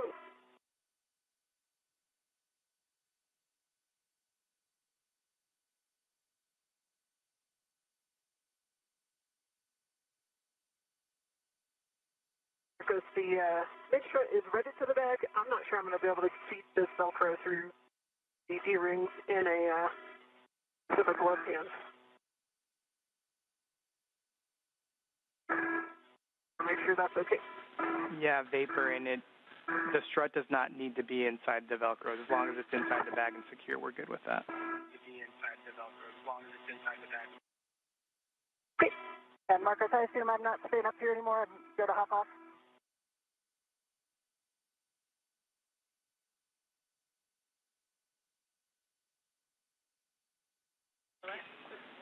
Stand down, Vapor, or correction, stand down. And you can go ahead and get out of the APFR. Copy, I'm pausing. Copy.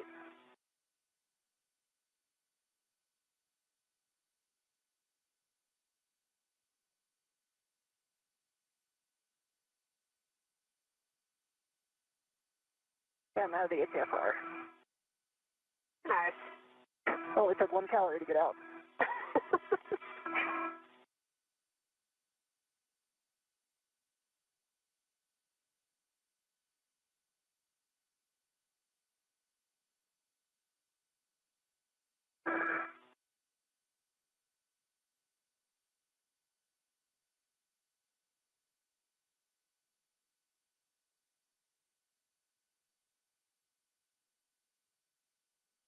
unlocks my reel, I'm thinking about it.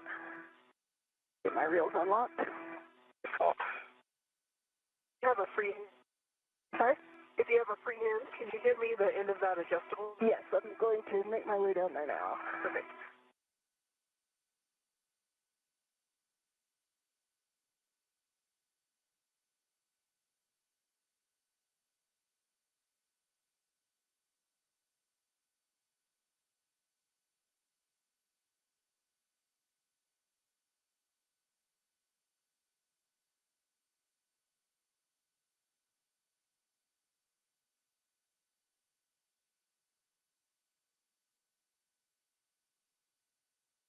All right, here it comes.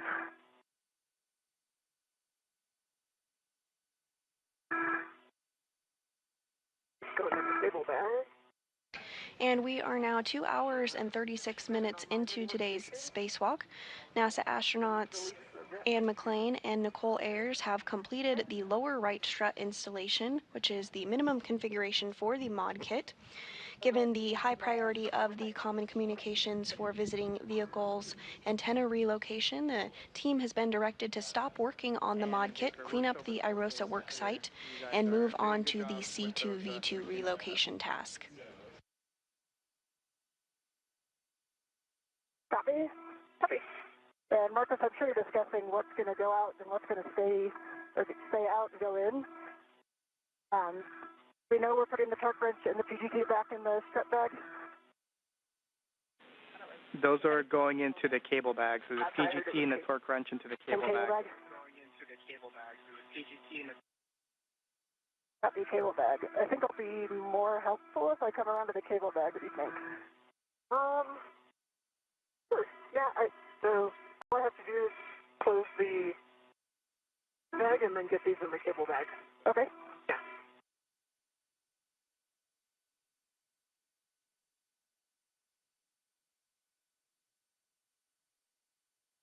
Probably be taking this HFR and with extended on. Yeah, I think that actually might be more. I don't know if I need to ever hear about a cable bag necessarily.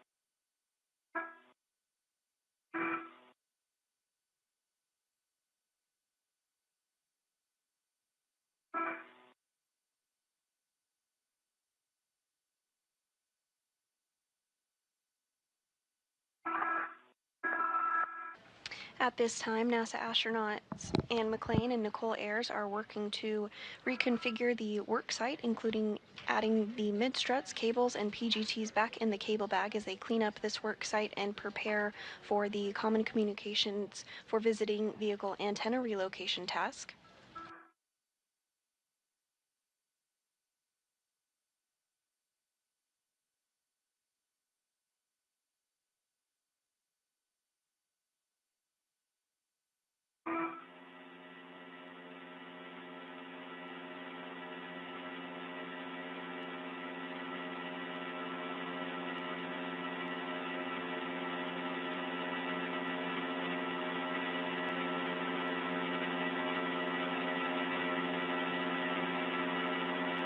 Okay, I've got the PGT and my torque wrench in the cable bag. Copy.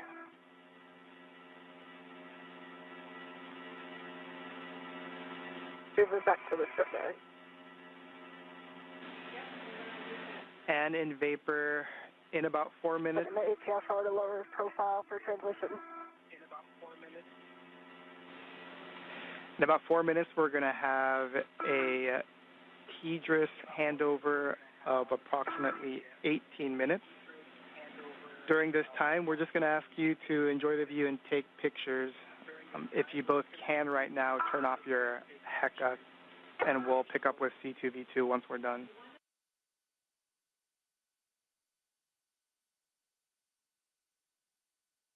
Okay, do I understand 18 minutes? 18, 1-8, different.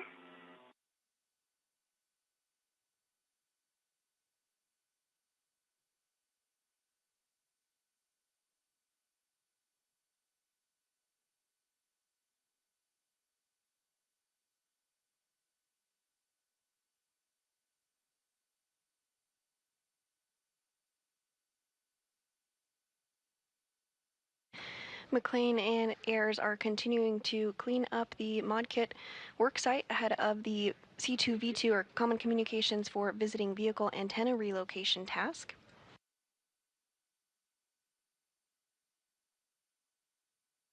Given the higher priority of the C2V2 relocation task, the team has been directed to stop the work on the modification kit, clean up the IROSA worksite, and move on to the C2V2 relocation task.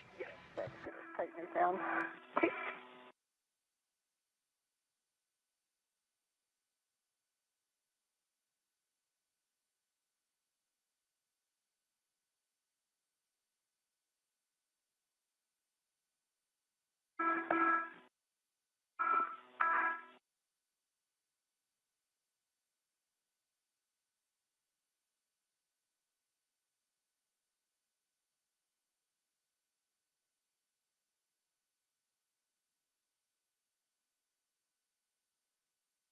You may want an inventory before we close that out. Okay. Marcus, did you want a ret-by-ret inventory of the front back? Let's do it.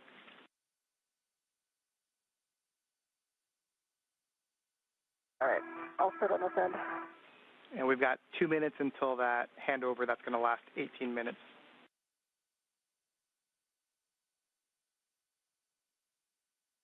Okay, and just understand that's just KU? A negative, this will be S-band. We'll lose comms with you for 18 minutes, and so we're just going to have you pause, take pictures, and enjoy the view.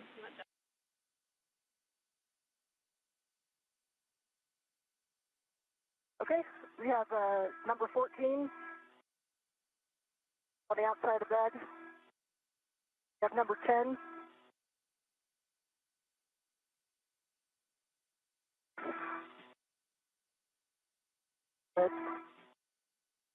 Number 4.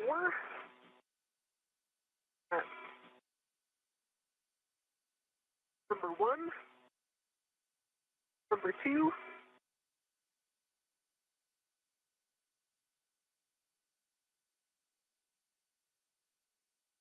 Number 3. That's 13.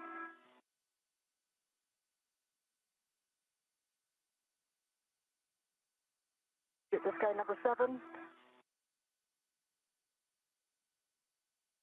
Number 11.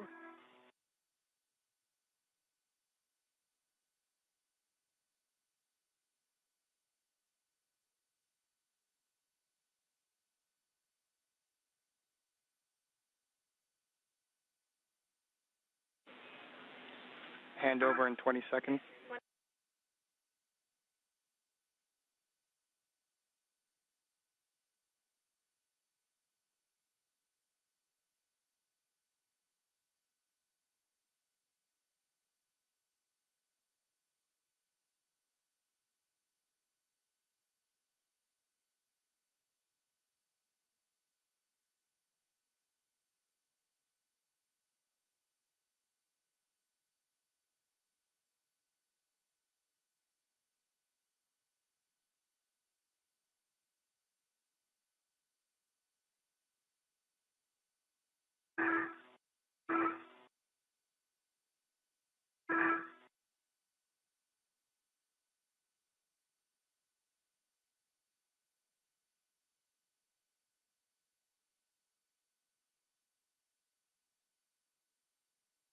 And at this time, we do have a approximately 18-minute long time period where we do not have communications or views of the crew due to a handover period between our satellites. So the crew has been directed to enjoy the view and hang tight, and we'll see them on the other side of this handover.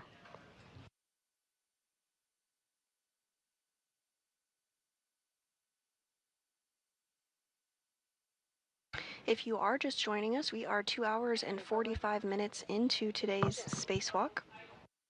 NASA astronauts Anne McClain and Nicole Ayers worked to install a support bracket called a modification kit on the International Space Station. As part of this, they installed and built the upper triangle and attached it to the mass canister and installed the right lower struts, and upper struts as well. This is what is considered the minimum configuration for the mod kit.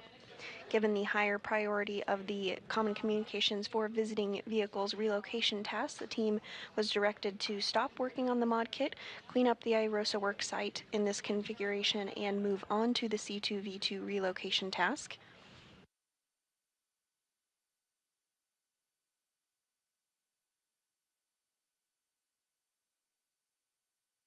Today's spacewalk is the 275th in support of space station maintenance, assemblies, and upgrades. It's the third spacewalk for NASA astronaut Anne McClain, who previously has conducted 2 spacewalks totaling 13 hours and 8 minutes.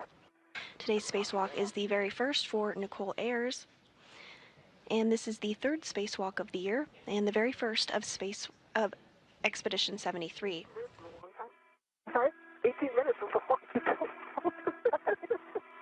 It's a really long time. Right? The airport's really cool right now.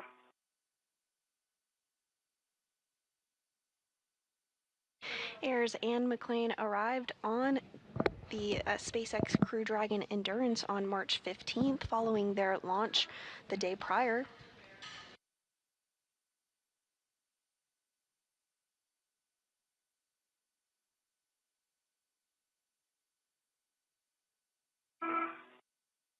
Doing it with your visor up? Yeah.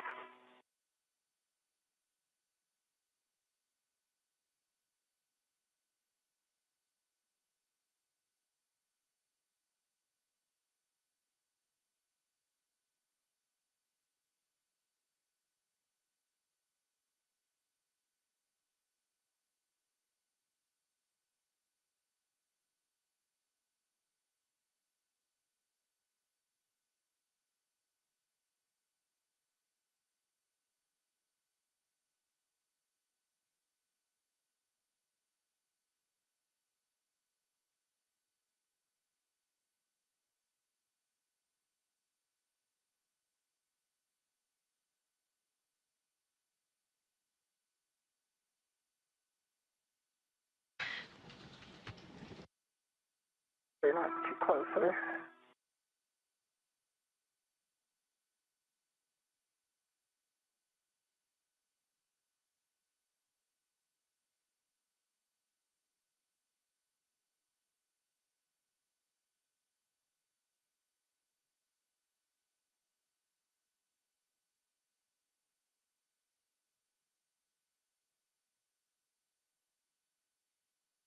While NASA astronauts Anne McClain and Nicole Ayers are enjoying a break between a handover and our satellite communications, let's take a look at the crew that is on board the International Space Station. Seated in the front row from left are, of course, NASA astronaut Nicole Ayers and Anne McClain, who are our spacewalkers for the day.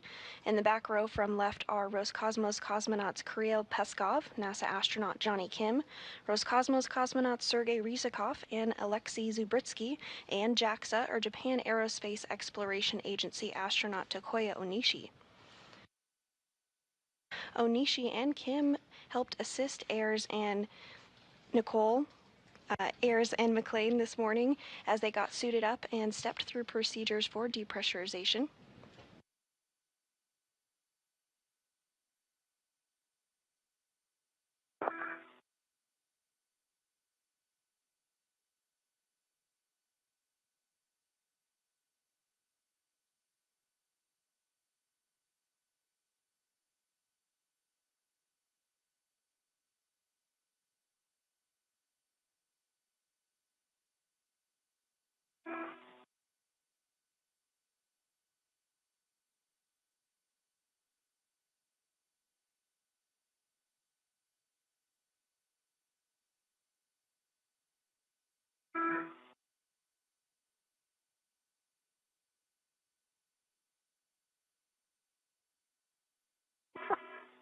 That's a little bit.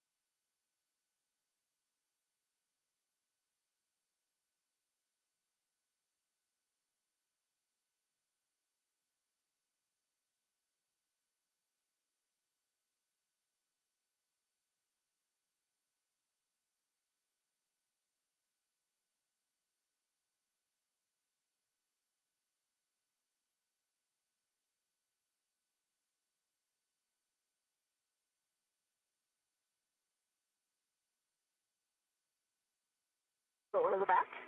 Okay. Go to the back. I did. Yeah, you did one? Yeah. Okay. Well, as long as you get picked them up, but.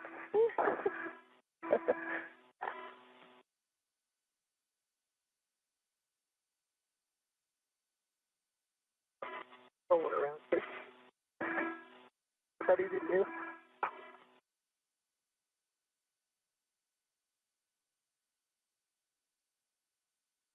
And we are getting a view there on our screen of NASA astronaut Anne McClain in the spacesuit with the red stripes, as well as NASA astronaut Nicole Ayers on the left, wearing the unmarked spacesuit and that strut bag that they were working to reconfigure ahead of moving on to the relocation of the Common Communications for Visiting Vehicles antenna.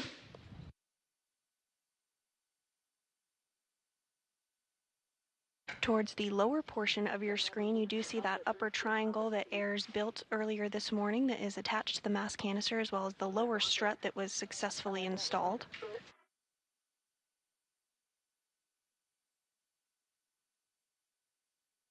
Again, this is considered to be the minimum configuration for the mod kit, and given the higher priority of the C2V2 relocation task, the team has been directed to stop work on the mod kit, clean up the IROSA work site, and move on to the relocation antenna task. Tried to get a bunch of pictures of the Bonzo solar arrays. They're showing their age. Yeah, they are.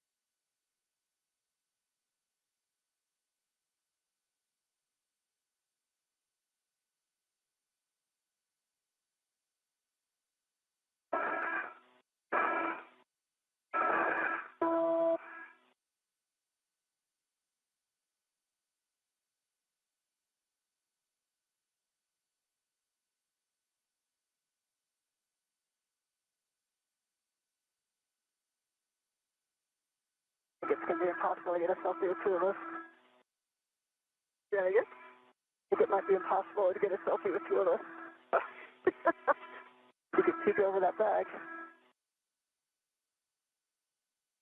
Oh, maybe not.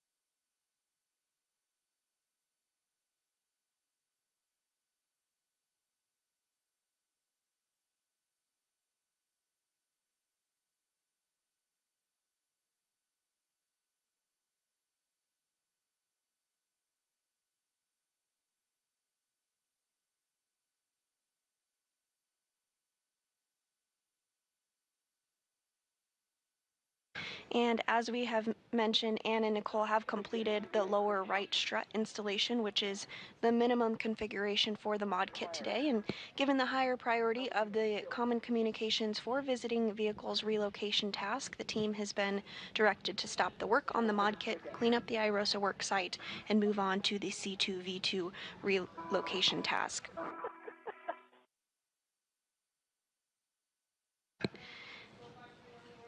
When spacecraft visit the International Space Station, they rely on a communication antenna, the C2V2, to communicate.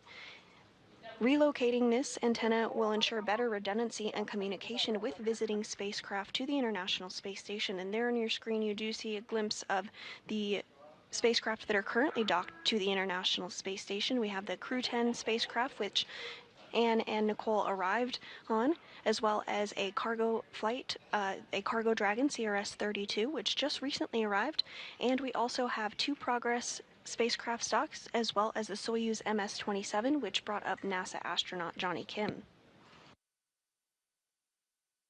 I can hear you really quietly, Marcos.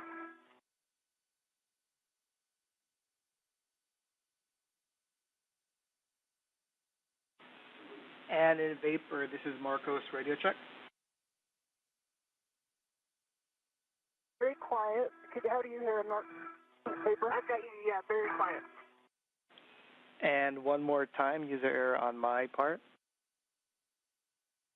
Loud and clear. Same. All right, we have words for you. So we're going to perform or at least check that you accomplished some of the cleanup steps that we asked you to do before. Then we're going to do a glove and hap check, and then we're going to proceed with C2V2. Copy. All right, so you can just confirm for us that the right mid strut was returned to the strut bag. Confirm. That the free rets from the strut bag were transferred to the cable bag. Negative, we did not do that. And there's no, and we copy add in vapor, no need to do that now, and then that the EV3, PGT, and torque wrench were transferred to the cable bag. Vapor. All right, with that, we'll get a glove, hap, and gauntlet check from the both of you. Hey, EV1.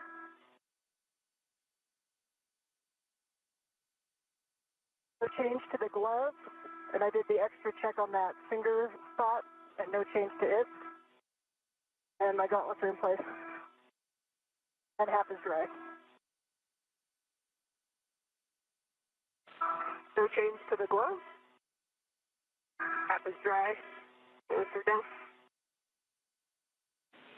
Copy that from the both of you, and we're going to have you retrieve the APFR and put it on your BRT, and then you're going to be translating inboard.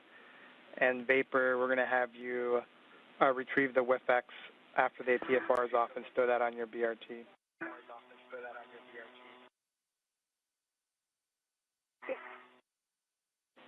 And so just for your situational awareness, we're essentially executing C2V2 as written, and we'll come back for more cleanup. Copy.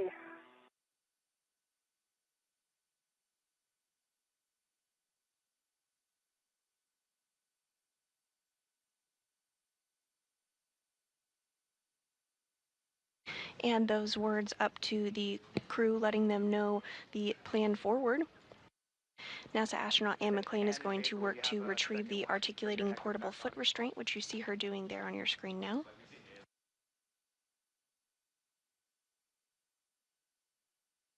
Meanwhile, Ayers is reconfiguring the tool bag and ensuring things are in a good place before they move on to the C2V2 antenna relocation.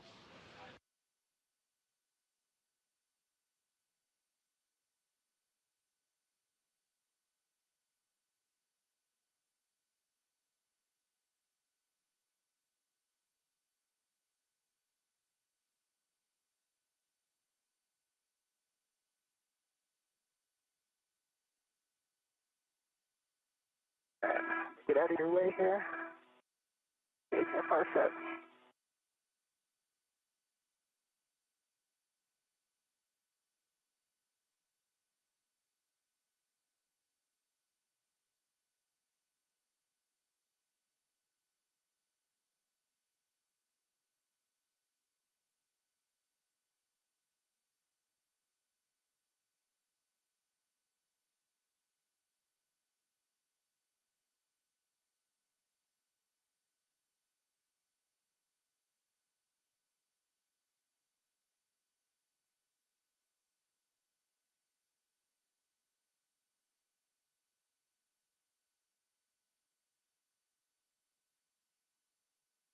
And it looks like Anne McLean has successfully uninstalled that articulating portable foot restraint. She now has it tethered to her. You see it floating just behind her. We are now 3 hours and 2 minutes into today's spacewalk. Today's spacewalk is the 275th in support of space station maintenance, assembly, and upgrades.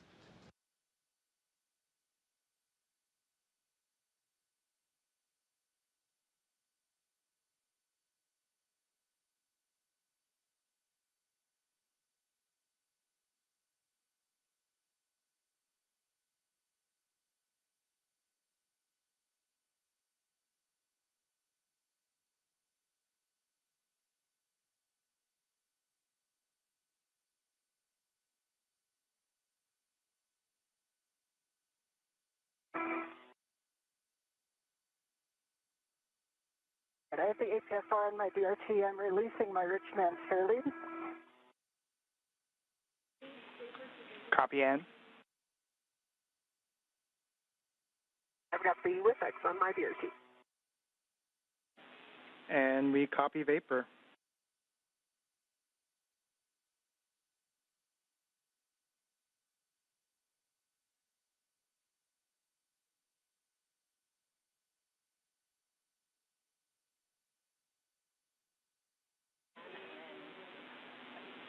And then the Vapor looks, next for you is going to be translating to the work site, but we'll want Ann to lead first to deconflict safety tethers.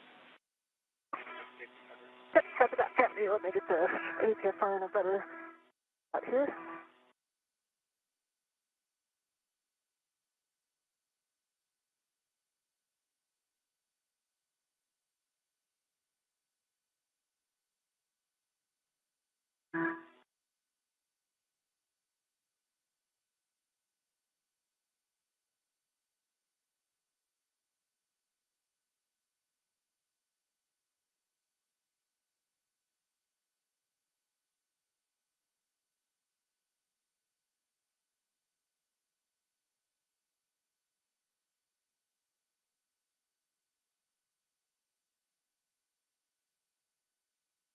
Your legs are just under a table, so you have to go.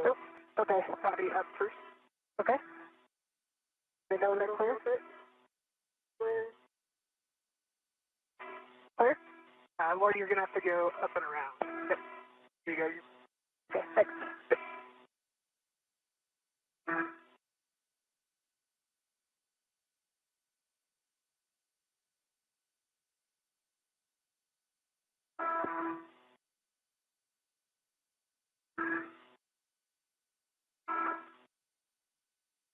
Like how my safety tethers around the HFR standby one. And at this point, NASA astronauts Anne McLean and Nicole Ayers are just working on completing the cleanup tasks ahead of moving into the Common Communications for Visiting Vehicle Antenna Relocation task.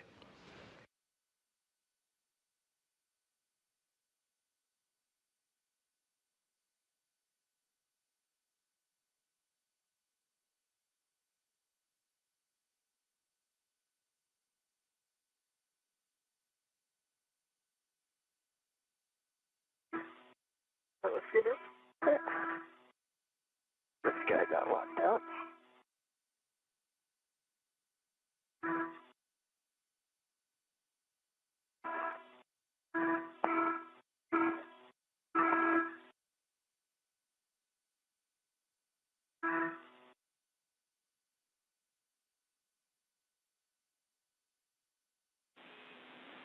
Good job, Anne. With that complete, you'll be headed inboard. You're going to be going back to phase 1 before going zenith and dropping off that APFR on with 10.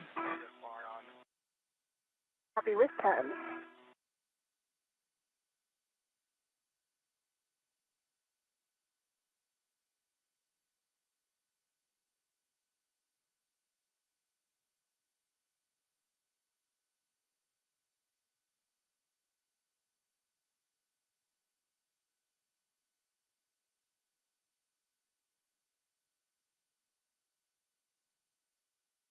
And NASA astronaut Anne McClain is now beginning her translation. It looks like you're already doing it. You're going to follow Anne, but you're going to then continue aft of station to get to the work site.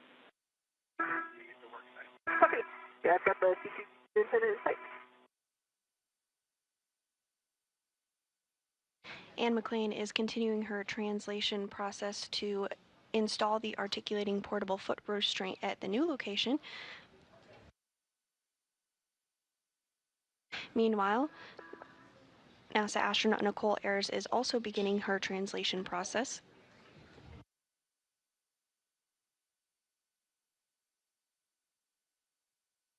And Marcus, remind me exactly where I'm going up, what mile marker?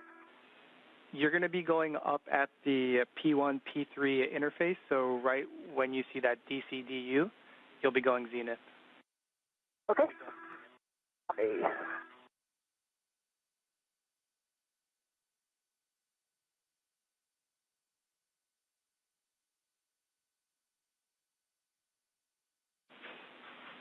Vapor, looks like you're making your way to the work site. Just real quick for you, since it's on your way, do not translate on the CAS, the Common Attachment System. That should be just outboard of the C2V2. Copy. Yep, I'm zenith orbit already.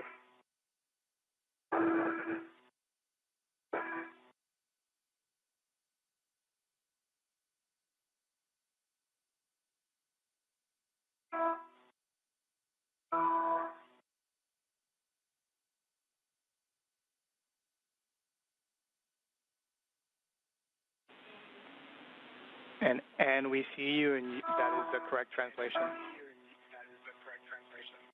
Okay. Once you reach the phase 2-3 edge, so the tippy top of station, you're going to be headed to with 10, which is back outboard. Copy, I see it. Copy, and then we'll like you to fair lead. There should be a handrail right at that P1, P3 intersection at the tippy top. We like you to fair lead your safety tether there just to make sure it stays away from the radiator. Copy. And is that a rich man? Say again? Is that a rich man's fair lead you want? Negative. It could be a poor man. Okay.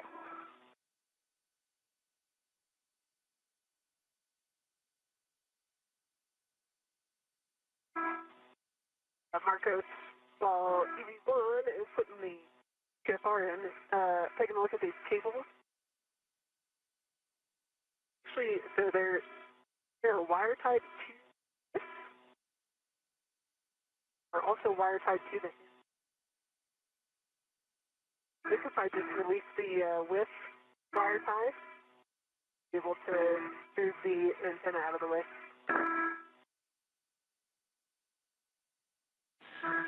And Vapor, thank you for the view and those words. We concur with your plan where you're going to untie the cables at the base of the antenna, and that should give you enough room.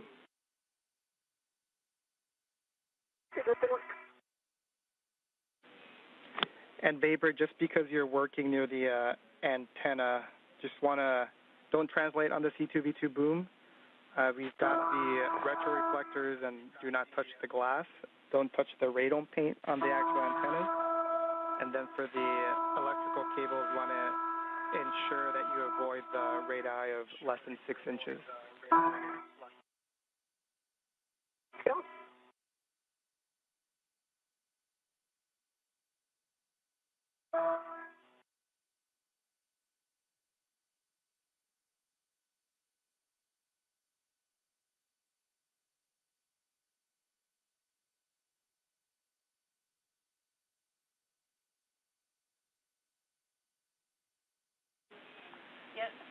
And we see you working the APFR. Once that's secure and you think it's out of the way, you could head aft to the work site.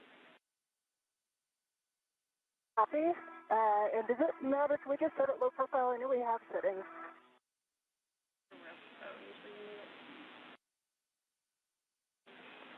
Checking and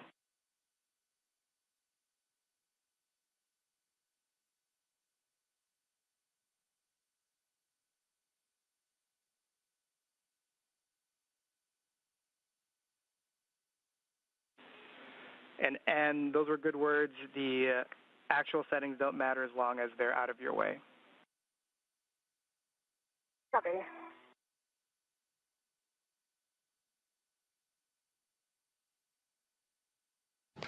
And this view of NASA astronaut Anne McClain as she is working to install that articulating portable foot restraint.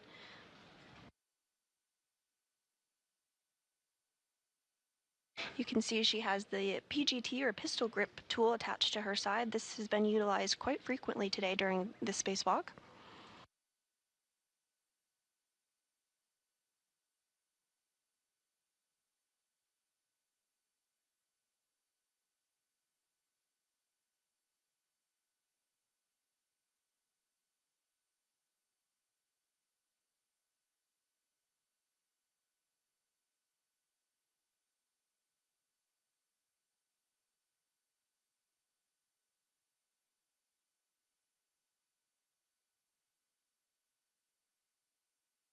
Now I got a good pull twist test on it. And we copy Ann.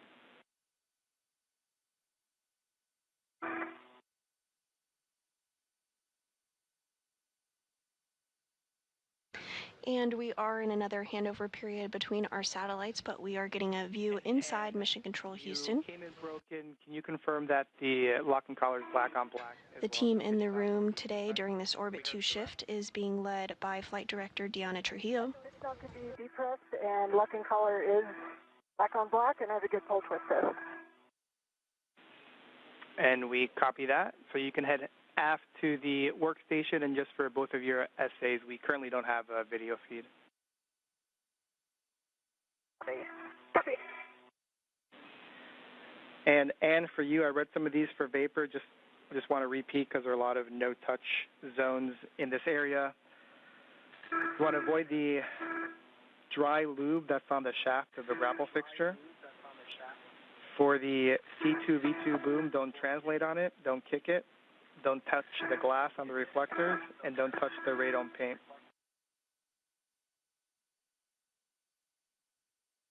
DV1 copy. And then a warning for you, and you have the radiator just to your back, so you want to avoid contact with the radiator. It's got sharp edges, thermal paint, etc. Copy.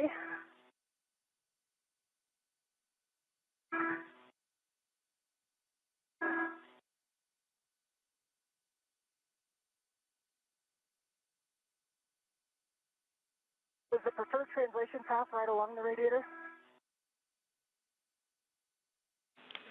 You can, from the APFR, you can use the diagonal strut that connects, that's on phase 3. That should take you towards the radiator for a second, but then it should take you diagonally down towards Vapor.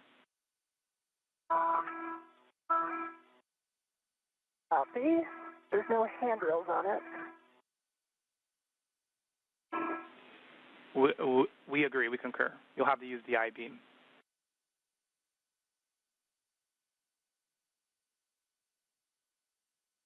And with NASA astronaut Anne McClain successfully installing that articulating portable foot restraint, she's now working to translate to P3 ahead of the Common Communication for Visiting Vehicle Relocation task.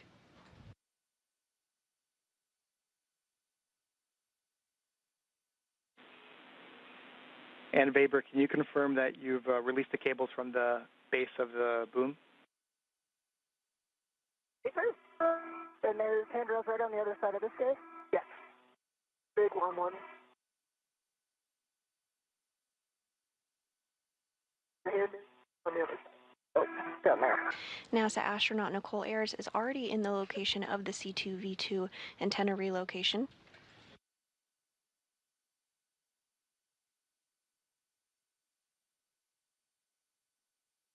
Good one.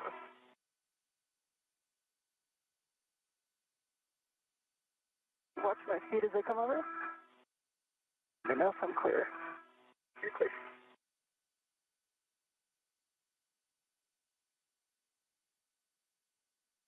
The Common Communications for Visiting Vehicles, or C2V2 antenna, is being relocated 1.5 feet to ensure better redundancy and communication with visiting spacecraft to the International Space Station. And then release it from WIF 17. And if you need to use your BRT, we've got a handrail for you. Yep, I just put one down, so if you can release, I'll be able to hold it. Okay.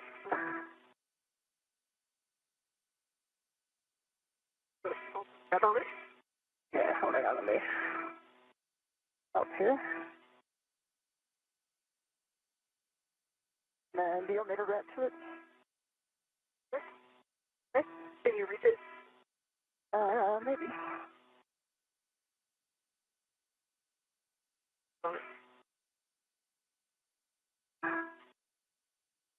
Hand it out.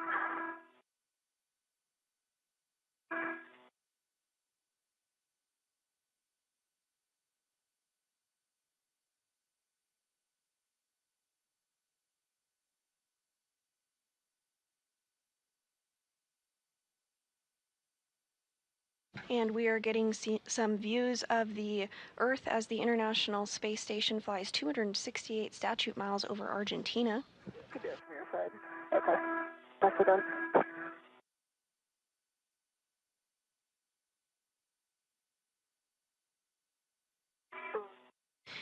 This view showing NASA astronaut Nicole Ayers on the right of your screen and Anne McClain on the left working together to relocate that Common Communications for Visiting Vehicles antenna.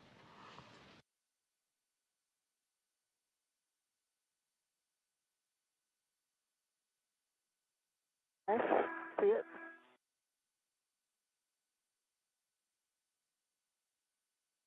Soft there.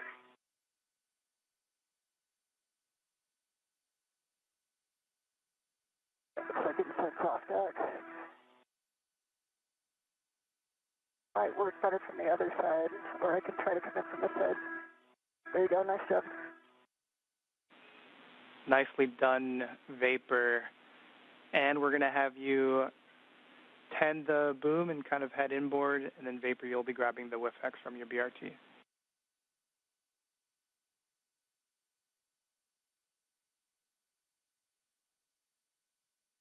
And as you can tell on your screen, Anne McClain is holding that boom. They did successfully remove it from its current location. They're going to be moving it 1.5 feet over. Vapor, it'll be a pitch setting of alpha.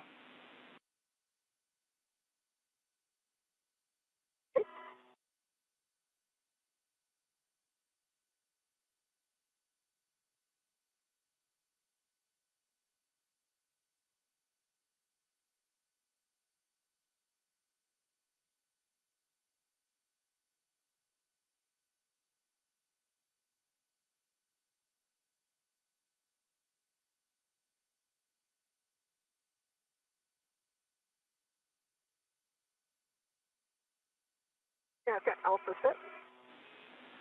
Copy. Alpha clocking is going to be a 3, which is just pointing towards Anne in the same WIF 17. Copy. And extension of 1, which looks like you already have. Paper.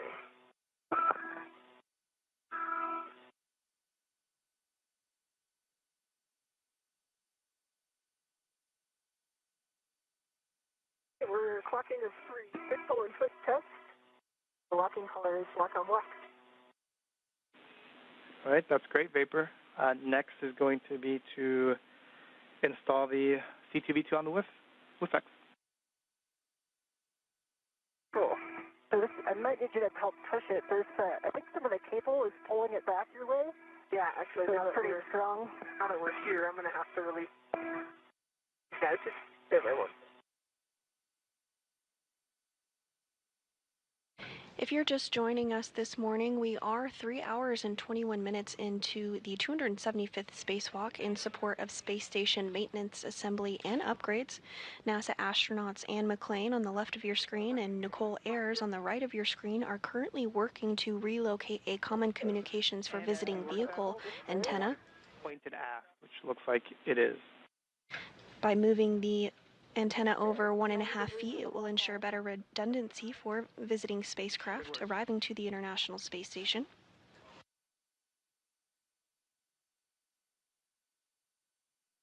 Wire tie might be causing some friction. Prior to this, McClain and Ayers worked to complete the lower right strut installation on the mod kit.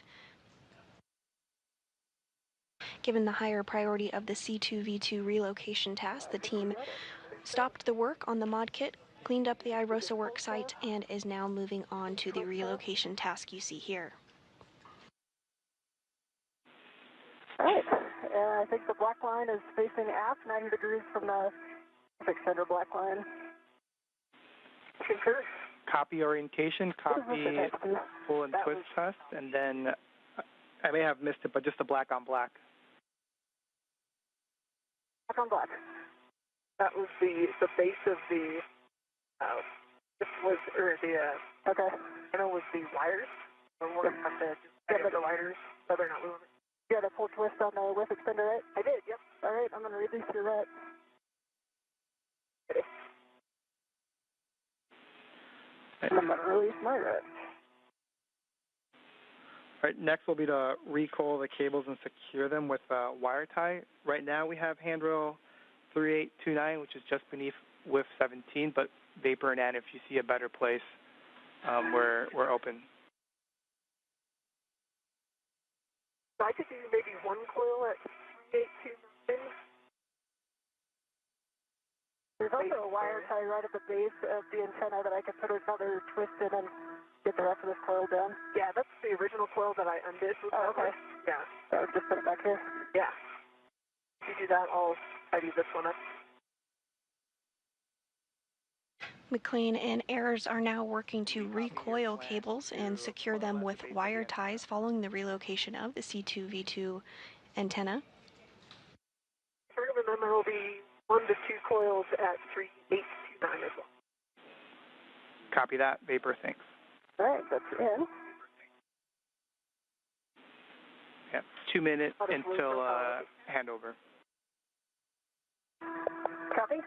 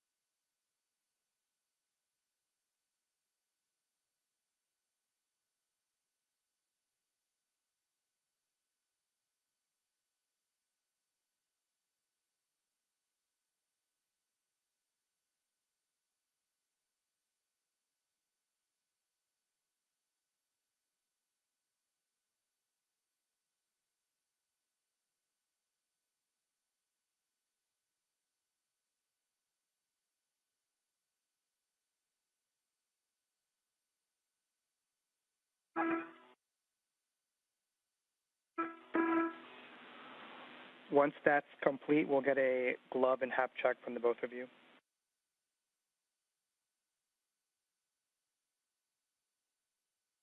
All right, EV1 has a good glove check on the left and a good glove check on the right. The spot's getting worn a little bit, but it doesn't look any more severe than it has been. And I have.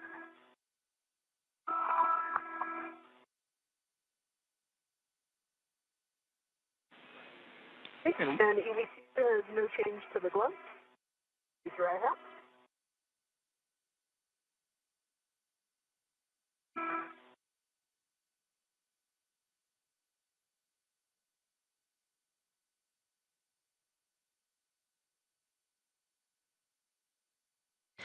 And we did just hear a good glove and HAP, or helmet absorption pad, check from both McLean and Ayers. These checks are done periodically throughout spacewalks to ensure everything is looking as expected.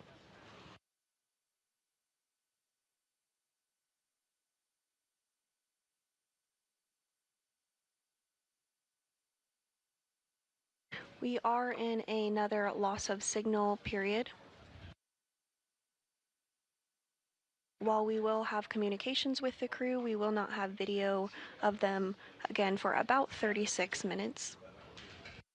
Now approaching the 3-hour and 30-minute mark in today's spacewalk. And we're just back with you after a 20-second handover.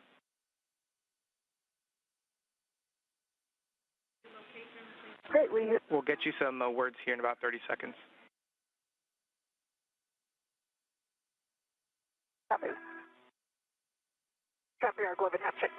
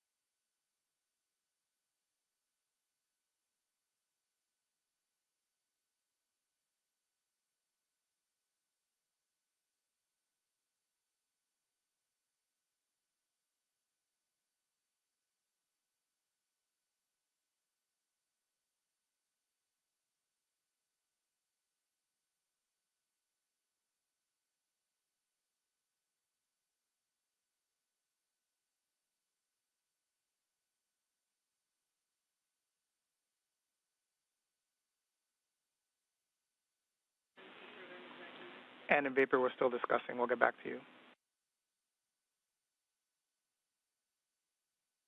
Okay, copy.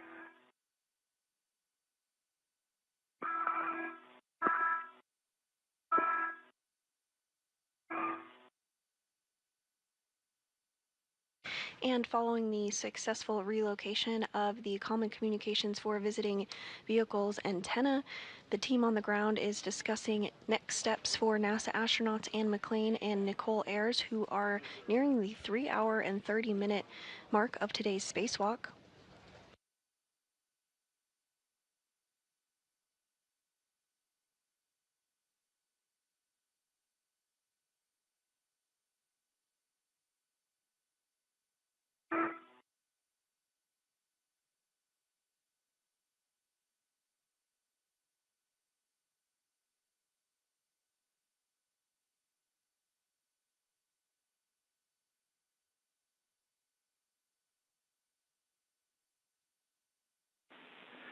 All right, and in vapor, we have some big picture words for you. Vapor, you're going to be going back to the work site, and you're going to be going back to the APFR and then translating inboard to the port feeder cart. And we'll continue to get you more words. We just want to get you moving.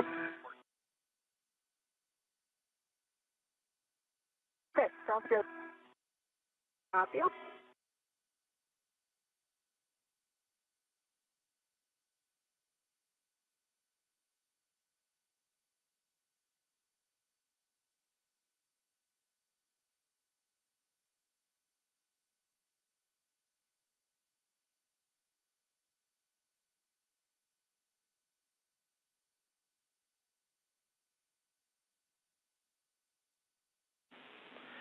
And vapor, you'll be translating to the cable bag where we will have more words for you. And I'm assuming you've started, but you'll be headed to the APFR and WIF 10, putting that on your BRT, and then picking up your green hook.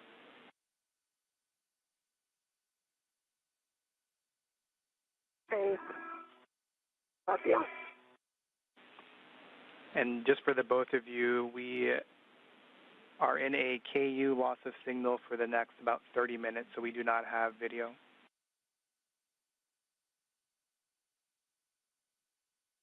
V1 copies. Okay.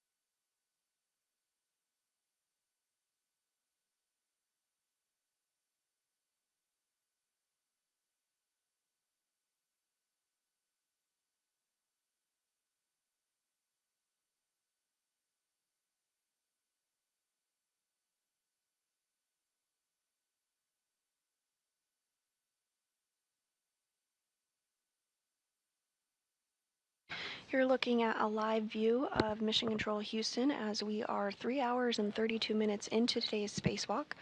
This is the 275th spacewalk in support of space station maintenance, assembly, and upgrades. NASA astronauts Anne McClain and Nicole Ayers have successfully built the upper triangle portion of the modification kit ahead of upcoming future International Space Station rollout solar array installation. Additionally, they have successfully relocated the Common Communications for Visiting Vehicle antenna.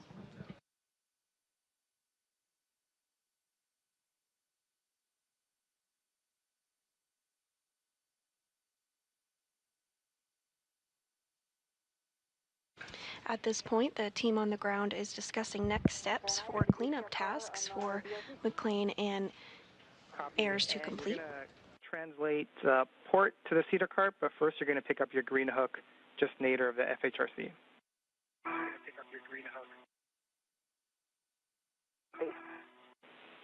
In Vapor, we're going to want you to translate to the strut bag.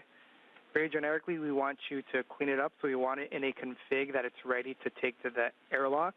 Just obviously ensure that it is still strapped down to the IEA.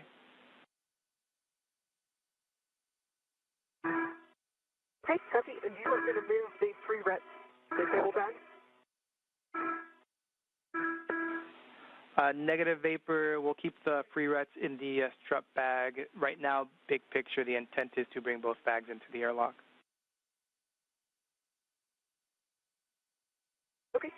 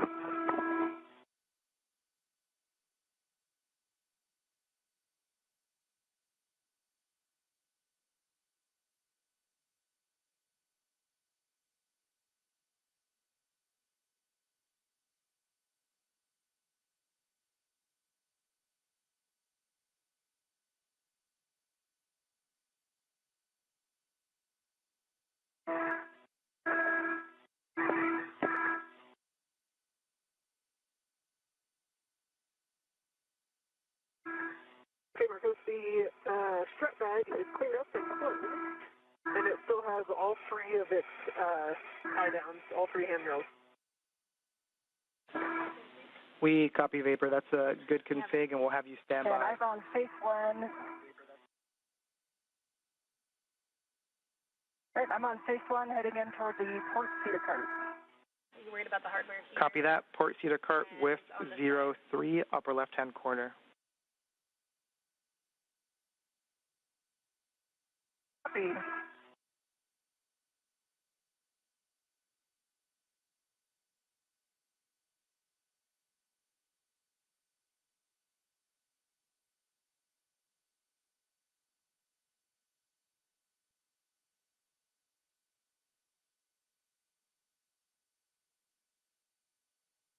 Bring up my green hook. Copy that?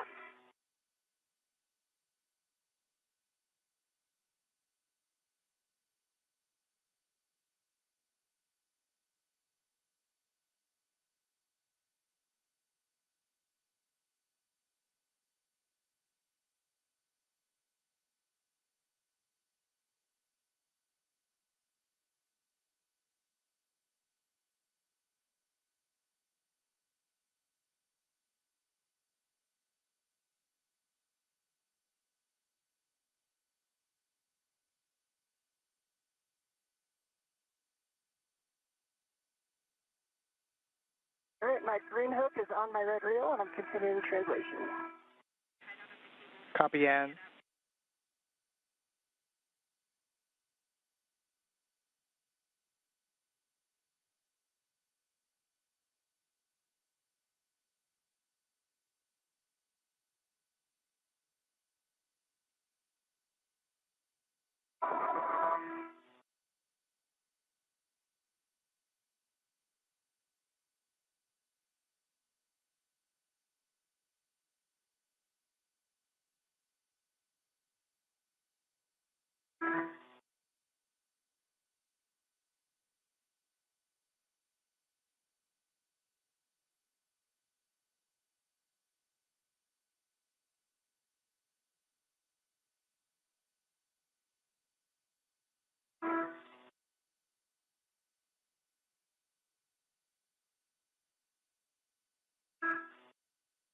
We do have about 24 and a half minutes left in this time period where we will not have visuals of the crew, but we do have communications with them. You're looking at a view inside Mission Control Houston that is currently being led, the Orbit 2 team currently being led by NASA Flight Director Deanna Trujillo. Hanging out with my table bag, just in case I want to do a jumper or something. And Vapor, we got words for you. All right, Vapor, if you take a look at the IROSA cable, specifically the bundle that's on the right-hand side, we noticed that the loop is hanging, and we are concerned that if the BGA were to rotate, that loop could get tangled or caught up in that trunnion pin that's on the keel.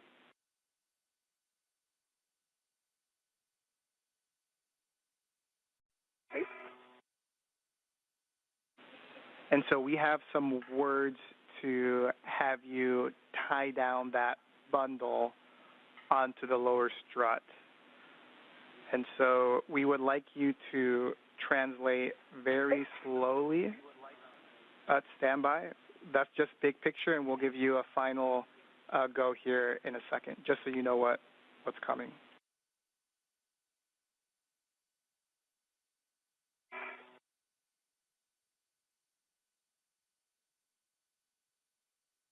And those words from Ground Ivy Marcos Barrios up to Nicole Ayers. But just listen. We're going to be having you most likely very slowly translate up the lower strut. We want you to be parallel with the strut, and we also want you to be on the IEA side. We want you to try and avoid slipping your feet, which could cause torsional loads on this strut. The intent is to tie down the hanging bundle as low as possible on the strut away from the upper triangle.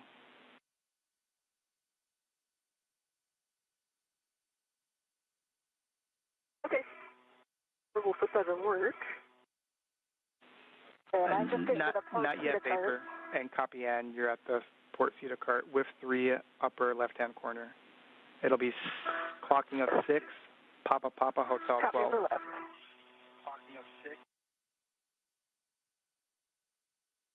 Papa Papa Hotel 12.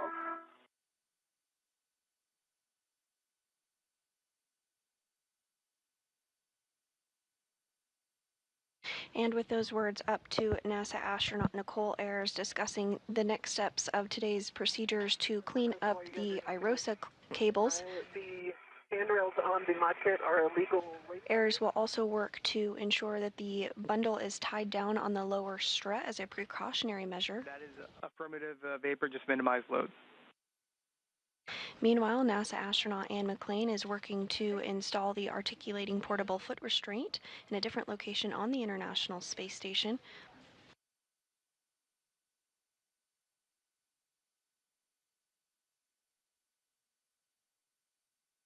We are now 3 hours and 42 minutes into today's spacewalk.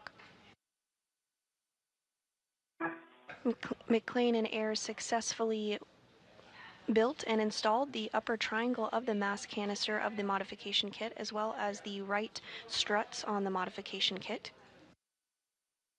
Following this, a higher priority task, the antenna relocation for the Common Communications for Visiting Vehicles, was reprioritized. The duo successfully removed and relocated that antenna. Big picture word so you visualize it before we move forward. So I want you to locate the upper handrail, so the handrail closest to the solar panels on the lower strut. Right now that bundle should be wire tied to the zenith stanchion, or the uppermost stanchion, and we're going to want you to also have a wire tie on the lower stanchion of that same handrail.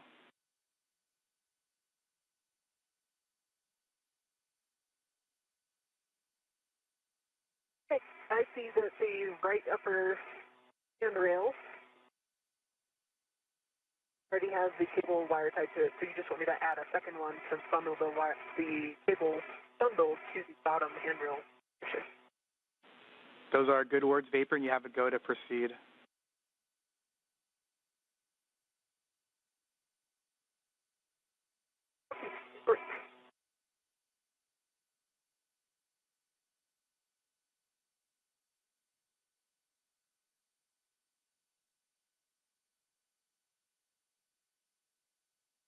I have Papa Papa Hotel 12 set, and I'll get it in at a clocking of 6. Is that correct?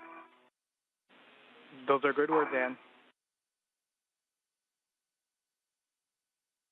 Copy.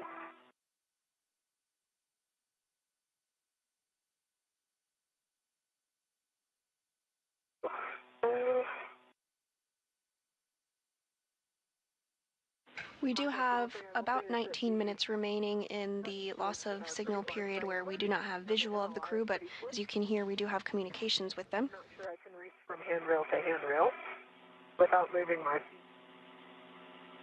At this time, NASA astronaut Nicole Ayers is back at the modification kit zone, which is the 2A location of the International Space Station. And the Vapor, she's currently stepping through procedures to clean up some of the cables that were left out following the reprioritization of the C2V2 antenna relocation. Get one on both handrails. And we copy. By tying down the bundle on the lower strut portion of the modification kit, this is being done as a precautionary measure.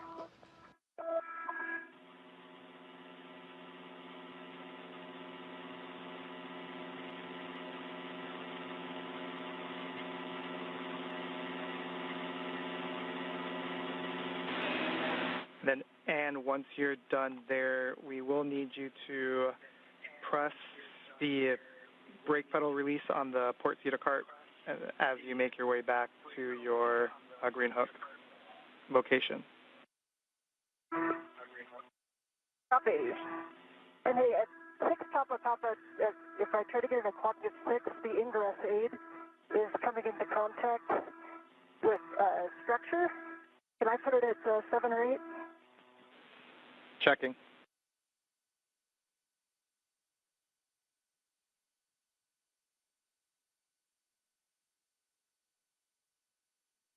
Because I was able to make the reach with 2 base tethers. Nice job, Vapor. That's good news, Vapor. Appreciate it. And while AIRS continues to work on the cleaning up of those IROSA cables, McLean successfully installed the articulating portable foot restraint.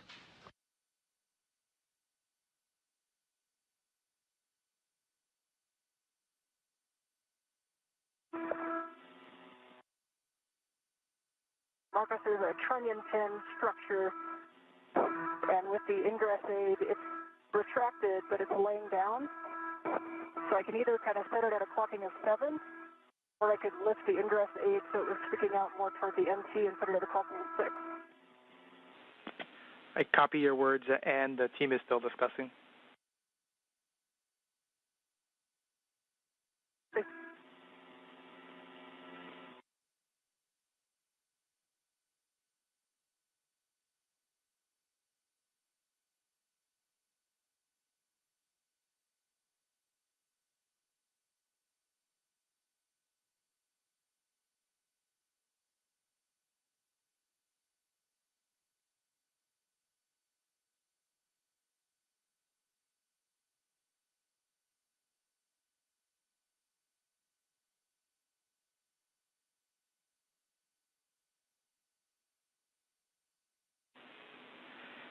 And we would like you to yaw the boot plate 180, and we're being told that that should get the ingress aid out of the way.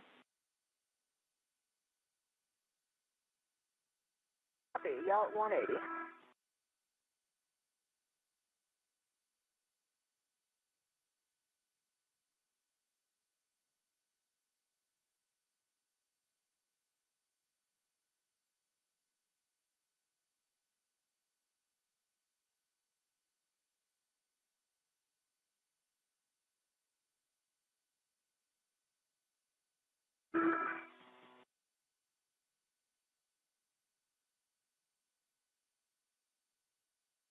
I see what you were talking about with the moon earlier, Ann. Oh, yeah? You can see it over the end of the truss, huh? Yeah. It's pretty awesome.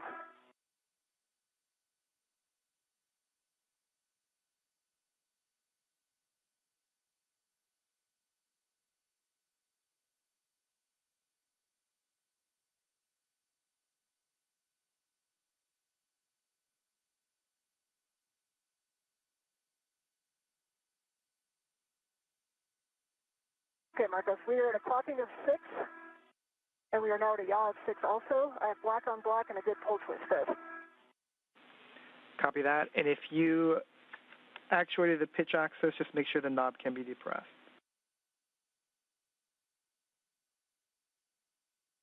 I checked the knob is locked and it can be depressed. Copy, good work. And we'll have you start going back starboard, but first we want you to release the brakes on the cedar cart. Copy. Hey, good.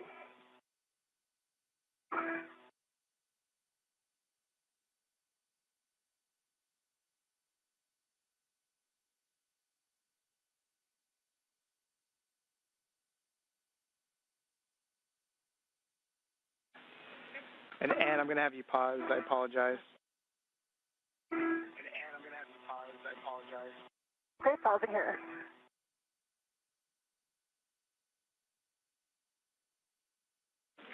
And Ann, can you confirm that your camera is in the bag, cable bag?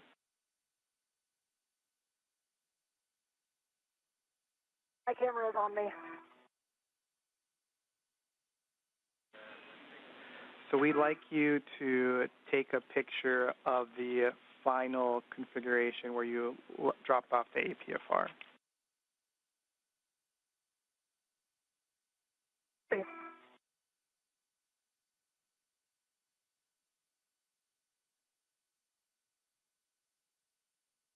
Marcos, I have the cable bundle on the right lower strut, upper handrail. I'll tie down to both skins.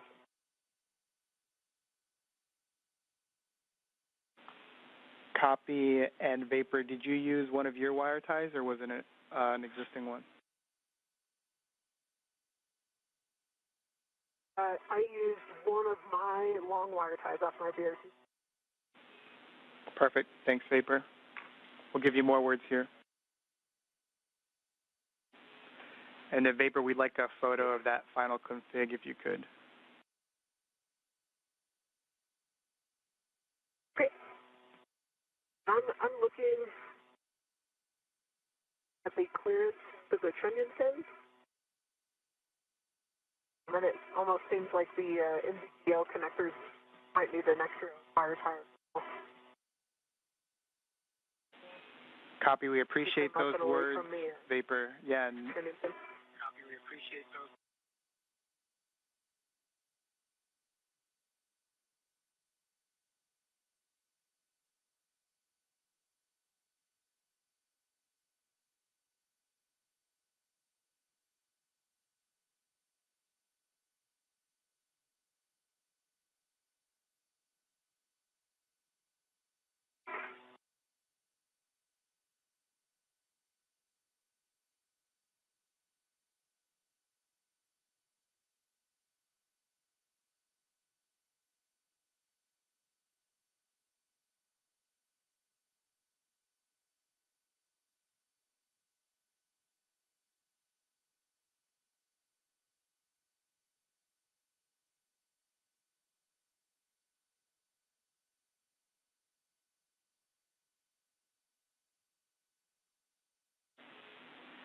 And Vapor, after discussing here on the ground, we don't need you to proceed with tidying up the NZGLs because they're free. We don't believe that they're going to catch with anything, but if you're already complete, that's okay as well.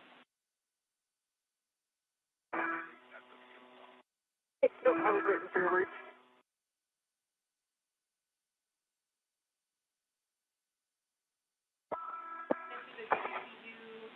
Copy, Vapor. We'll get you more words. Okay, and photos are complete, Marcos. Was that you, Vapor? Sorry, EV1, photos are complete. Copy, photos complete. Release the brakes on the CETA cart. Translate to your green hook location.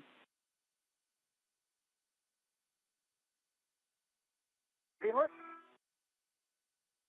And I'm going to translate back down the strut here in order to the pictures. Copy, Vapor. You can translate to the cable bag and hold.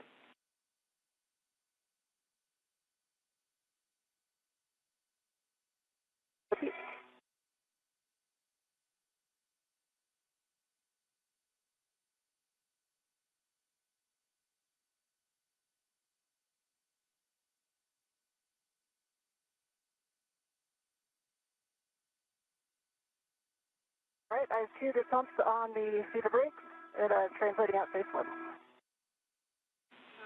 We copy and.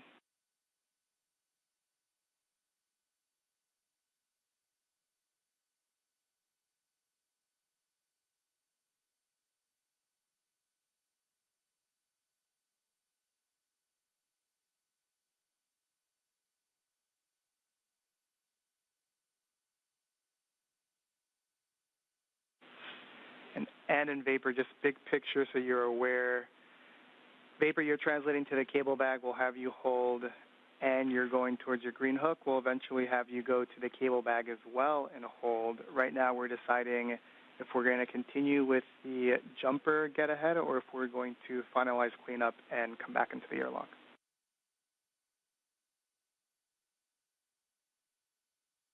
One copy.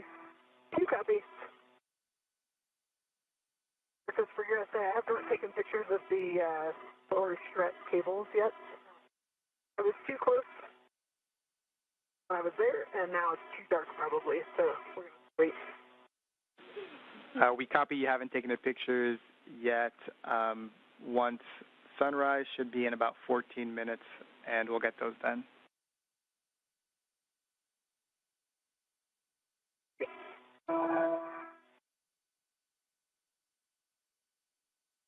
Marcos, for bags, did I hear right that we're taking both the bags in? Firm, right now that is the current plan.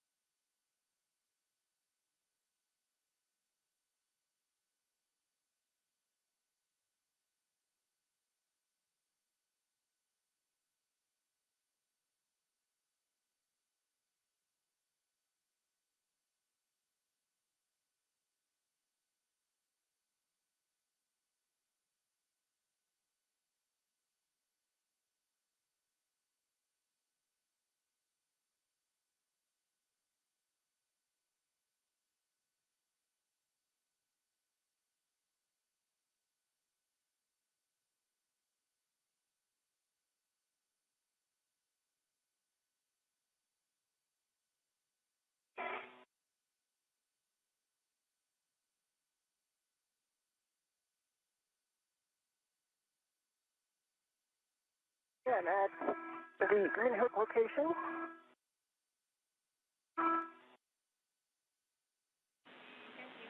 Copy, and you'll drop your green hook, then head towards the cable bag. We'll just make sure your gauntlets are in place.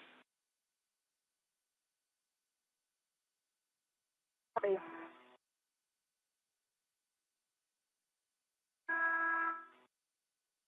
We are now at the 3-hour 58-minute mark of today's spacewalk, and NASA astronaut Nicole Ayers has completed work to secure cables near the IROSA location, as well as tie them down on the lower strut as a precautionary measure.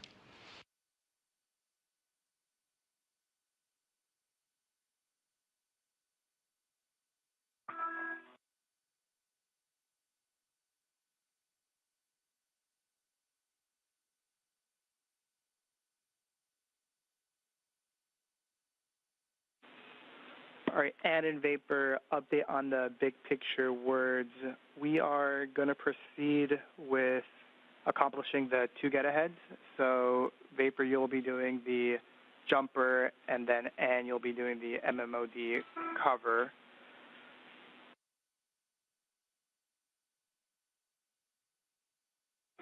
Copy.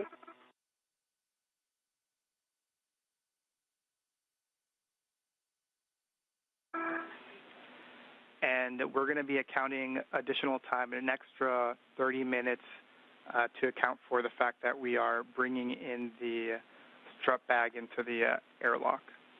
And so all this together puts us at a PET of 610 with that extra margin.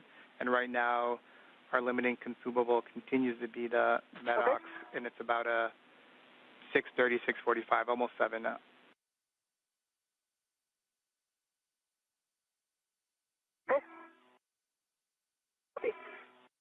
I'm picking up the DD for now. And you should be able to get to the forward side of the IEA before you can. Okay. Or maybe. Yeah, I think you can. And you may have mentioned it and I missed it. Just ensure that your gauntlets are down prior to crossing the surge. We still don't have video. We'll have it up here maybe in 5 minutes. Copy. And my green head is on 3652. Copy, thanks.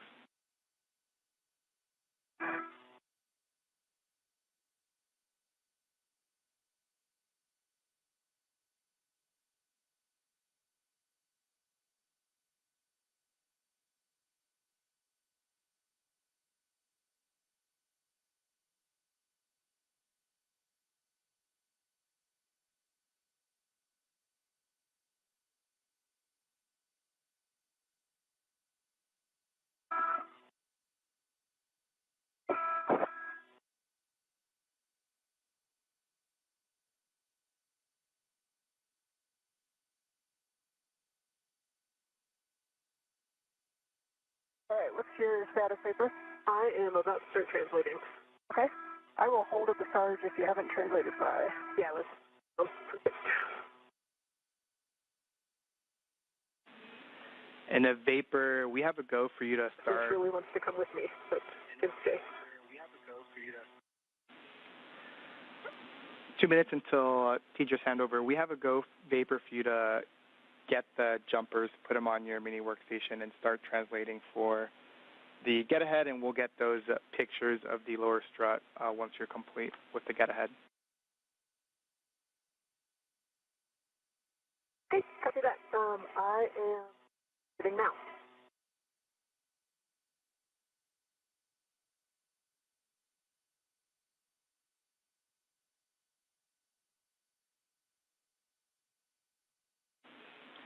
And then Vapor, can you just verify that you have the Canon connector tool with the jumper? I do have the Canon connector tool with me. I didn't expect anything else. Thanks, Vapor.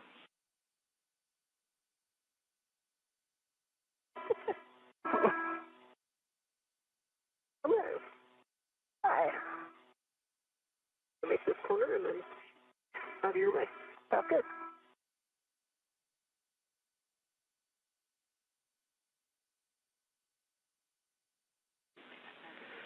And Vapor, my guess is you're doing this, but just to give you words, you'll be translating to your work site via the radiator side of the IEA, so the kind of left mod kit side.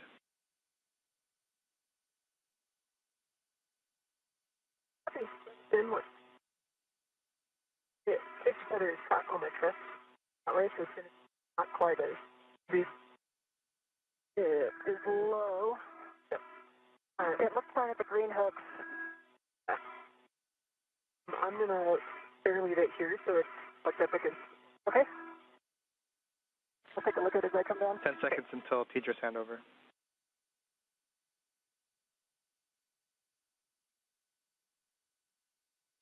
And we do expect to get view of the crew here again shortly. We're 4 hours and 3 minutes into today's spacewalk.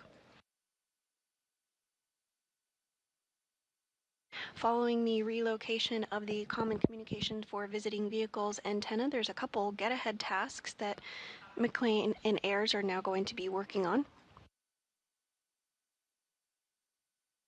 NASA astronaut Ann McLean is going to work to remove a bolt on an MMOD cover.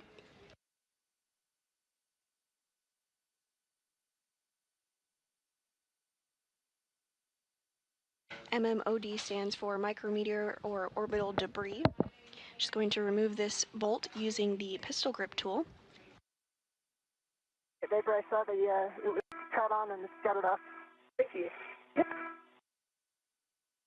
Meanwhile, NASA astronaut Nicole Ayers is going to work on a jumper cable installation, which is a DC to DC converter, converting power from the P6 truss to the acceptable voltage for the Russian segment of the International Space Station. I am back with you. Give me 10 seconds and I'll give you some more words. See, I'm going to work a socket swap. If they are 7/16, right? A-firm, 7/16 by 6-inch wobble. Copy. I will work a socket swap.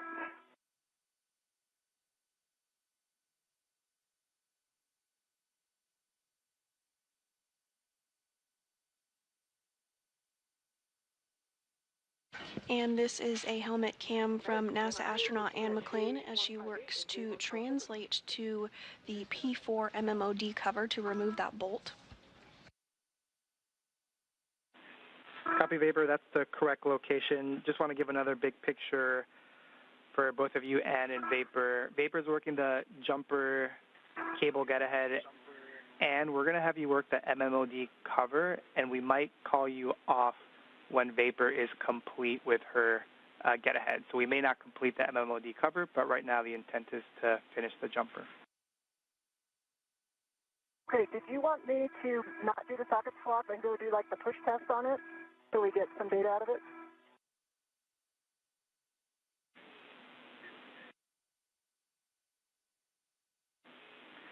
And we prefer the socket swap right now and then continue to get the data. Copy, and work. And Vapor, I'm back with you. You're at the correct location. I heard 158 and 157, and next for you is to tether to those dummy caps. Okay. And I'm going to tether one at a time. I have one free in. Copy that. Recommend copy. Does the order matter?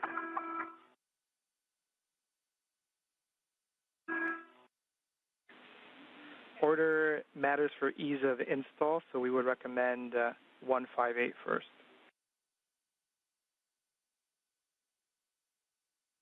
I'm 3258 cap.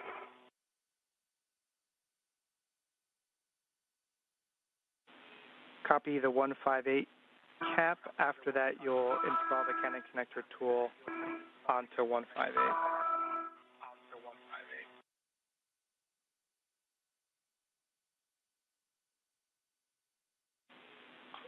There should be a white Canon connector tool installed to the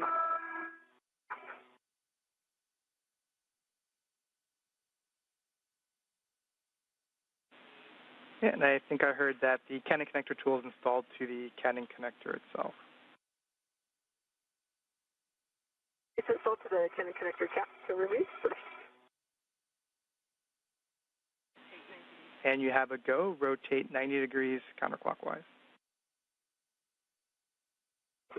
And this view on your screen of NASA astronaut Nicole Ayers' helmet camera as she works to complete a get-ahead task to install a jumper cable, which is a DC to DC converter, converting power from the P6 truss to an acceptable voltage for the Russian segment of the International Space Station.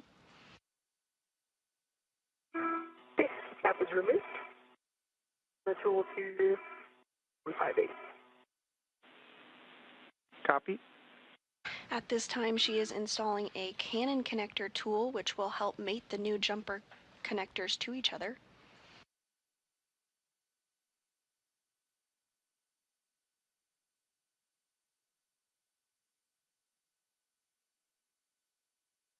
Marcus, I have a 7/16 wobble socket on my PGT, good full test.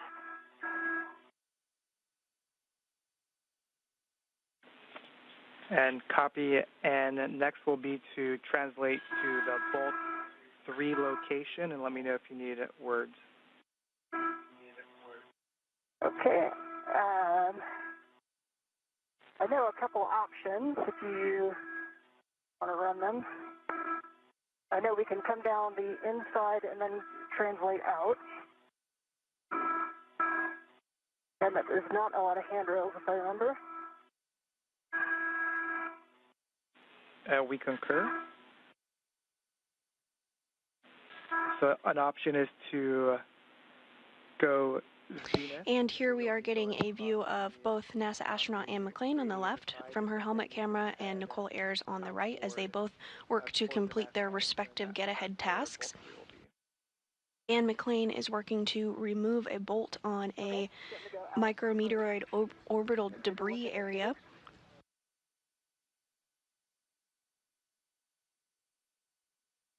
So the best I have picked in to be in my bin. She is going to use the PGT or pistol grip tool to complete that task. Copy that. Meanwhile, Nicole Ayers on the right is working with a Canon connector tool that you see there in the center of her screen. She'll use this to mate the new jumper connections, which will convert power from the P6 truss to an acceptable voltage for the Russian segment of the International Space Station. Okay, so I have visual on Bolt 3. These things go outboard of the trunnion pin, Marcos? Say that one more time. There's a structure with a trunnion pin. Is your recommendation to translate outboard of that?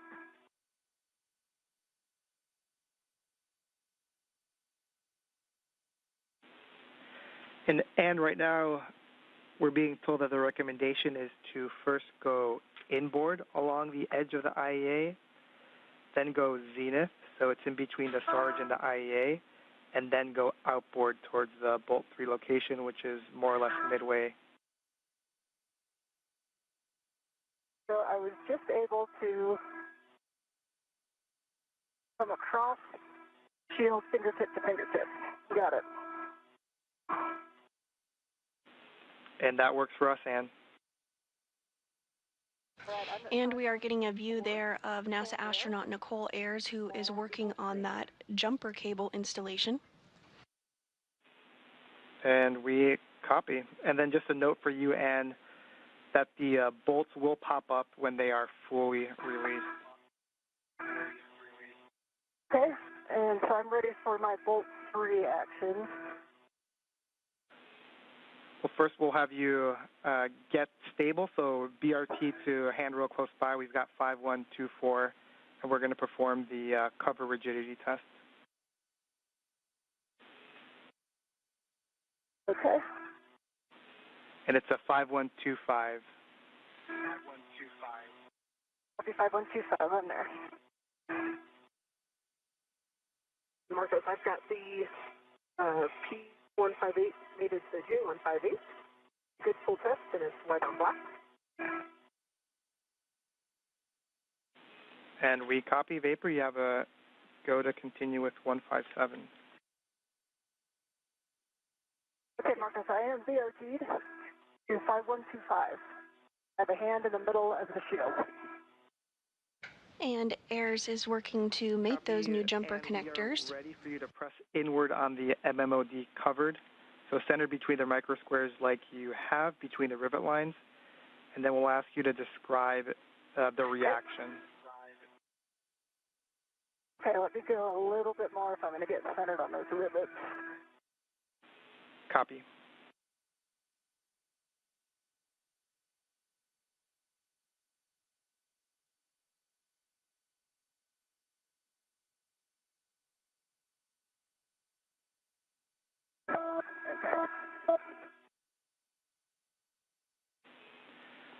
And then, so Marcus, I don't see any obvious motion.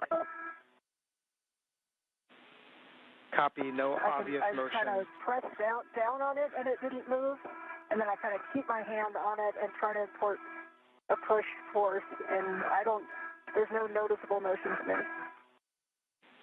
Copy, push force as well as hand on it and no noticeable motion. Now, the one thing I do notice, if I press toward the outboard, like 6 inches along the edges, it's solid. If I kind of push in the middle, I feel like a kind of a vibrating that comes. It's not actually moving. It just feels like there's a vibration that goes through it. We copy, would you say like a high frequency vibration? I would describe it as such, yes. And copy N, appreciate those words. We're checking. We'll have you stand by. Please stand by.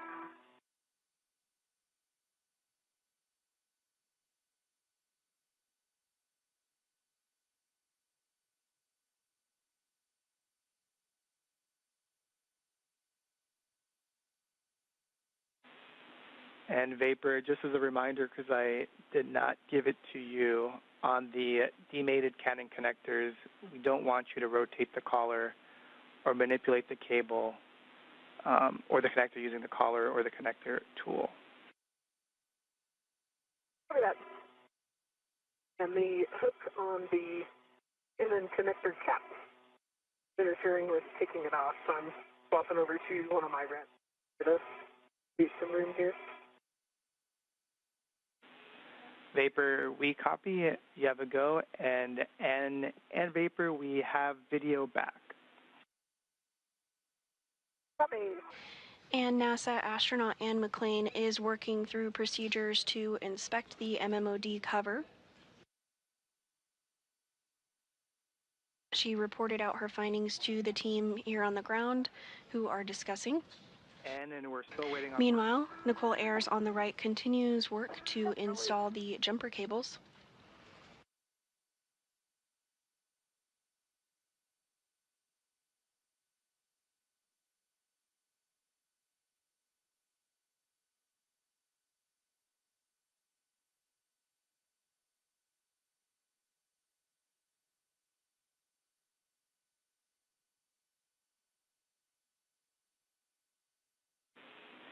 All right, and Marcus, the DDC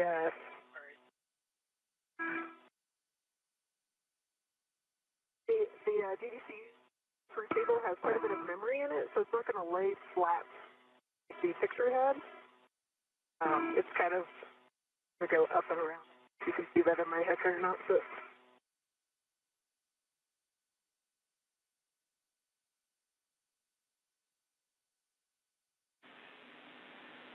and Vapor, we have a good view on your HECA. We see it, and we might need to use a wire tie to secure that. After the installation. And we have a... Kitchen no CDMI down. Copy, Vapor. You have a go to install. And we have a go to proceed with you. So first is going to be to inspect the base of the Bolt 3 micro square. And we're going to be inspecting for FOD or debris. Copy. I see no FOD or debris on the inside of that bolt anywhere. And Ayers has successfully mated one set of the jumper connectors. She's now working on the second. Bravo 2, counter 2.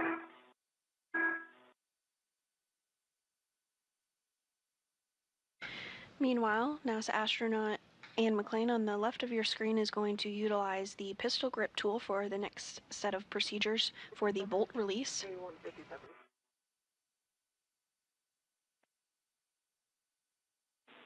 And copy vapor.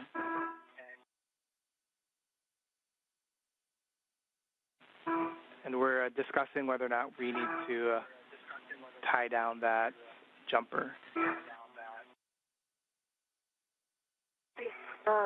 For your essay, there's not a whole lot of places I could go to the handrail 5243. That. And vapor, we like that location.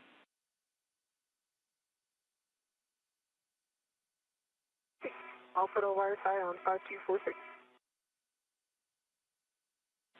And following mating the second set of jumper cables, Ayers is going to now secure that cord that you see on your screen with a wire tied to ensure it's not floating about. 3 exactly 2 turns, and we'll want a torque readout. Copy, exactly. Okay, I have Bravo 2, counter 2 set. Understand exactly 2 turns.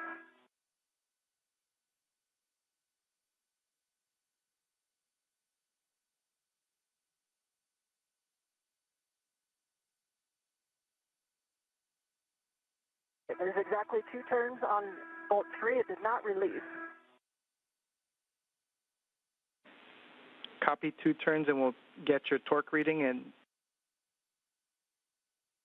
torque was 0.5.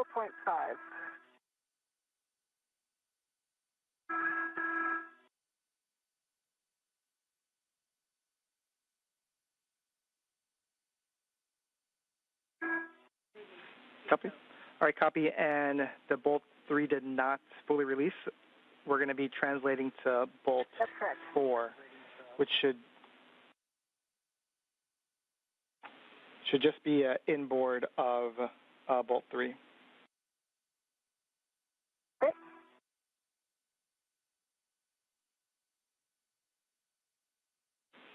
Once you're at bolt 4, we'll just have you reset either the torque or the speed collar just so that you can clear the torque reading from your PGT. Okay. Good. McClain now translating to another bolt location. The bolt she was previously on, bolt 3, did not release following the pistol grip tool attempt.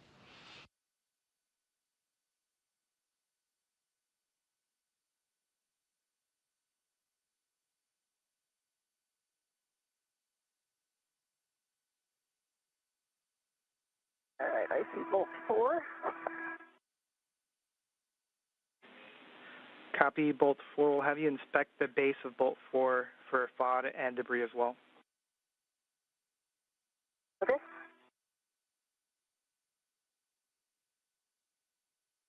I also see no debris of FOD in bolt 4.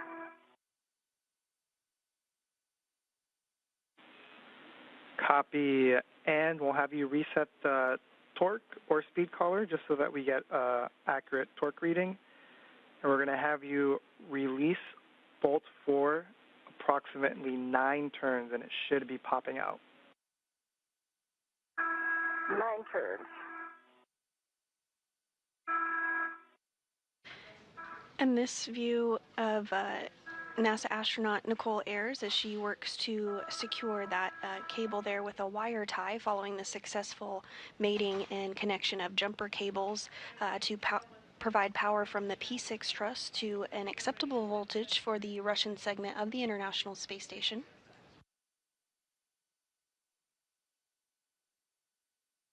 Have reset the collar.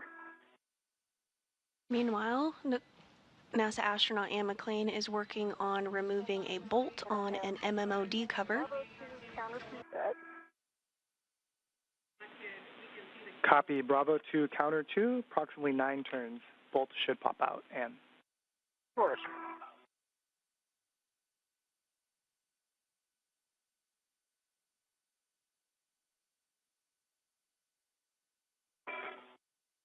Okay, I've got the for wire time. The 243. Feel free to call Johnny. And Vapor, that looks good. We're going to have you make sure you have your Canon connector tool, the 2 caps, and any tethers from the jumpers on your person, on your mini workstation. Okay. And Marcos, I did exactly 9 turns. It popped out at 8, and it has a 5.0 torque. Copy, the bolt popped out. 8 turns, 5.0 on torque. We'll have you translate to bolt 1. Copy, bolt 1. Which should be just nadir. I see both. Yeah, I need to go back out just to get my safety tether straight. Just for EV2, I've got both adjustables, both Canon connector caps, and the tool all on my mini. Copy, Vapor, you can start translating back towards the cable bag. And with that, NASA astronaut Nicole Ayers is going to make her way back to the cable bag following the successful installation of the DDCU jumper cable, which will provide power from the P6 truss to an acceptable voltage to the Russian segment of the space station.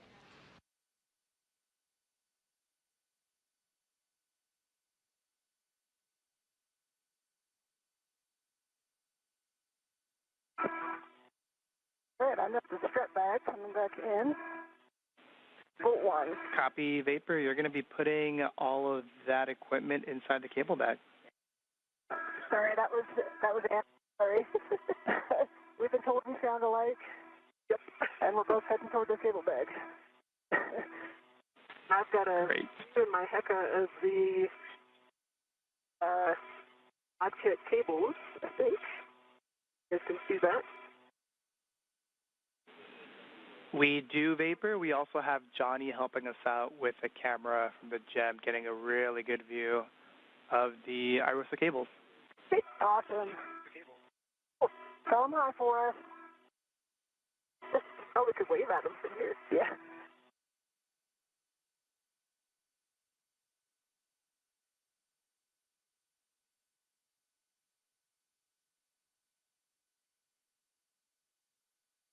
Okay, I'm at bolt 1. And we are getting a view here of the installation that was completed earlier today of the modification kit. You see the upper triangle that was built and successfully attached to the mass canister, as well as the right struts. And you'll be releasing bolt 1 exactly 2 turns. At this point, NASA astronaut Nicole Ayers is translating back over to that area to pick up a bag that will be going back with them inside of the airlock today. Vapor, once you have put the tools and the caps inside the cable bag, we'll have you do another assessment on the IROSA cables and see if you believe that they would be a snag hazard to the keel pin that's on the IAA. Okay, copy that. I'm going to hold at the inboard radiator side of the IEA just because our safety tethers already have one up in them, and I don't want to do it. And we copy. Thanks, Vapor.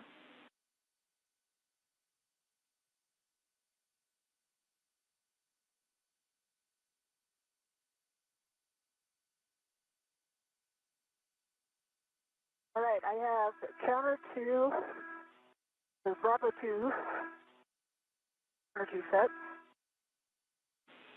And a little bit of a tough reach.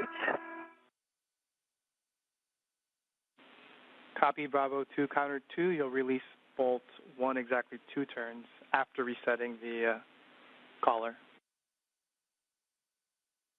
Copy in 2 turns, you said. A-firm.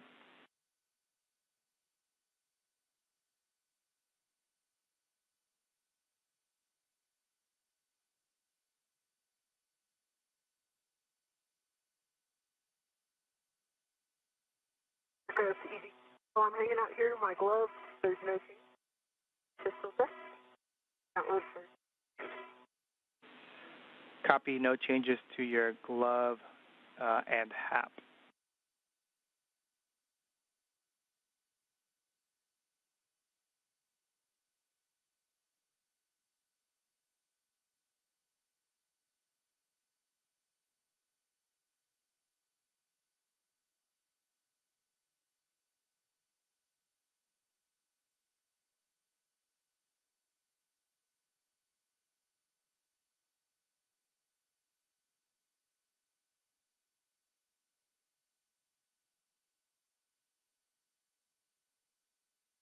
If you're just joining us this morning, we are 4 hours and 28 minutes into today's spacewalk. NASA astronauts Anne McClain and Nicole Ayers successfully built and installed a support bracket called a modification kit on the 2A location of the International Space Station. The crew also worked to relocate a communications antenna called the Common Communications for Visiting Vehicles, or C2V2 antenna, to ensure better redundancy in communication with visiting spacecraft to the space station. Following this, jumper cables were connected to route power from P6 to the Russian portion of the International Space Station. And at this time, NASA astronaut Anne McClain is working on removing bolts from a micrometeoroid orbital debris cover.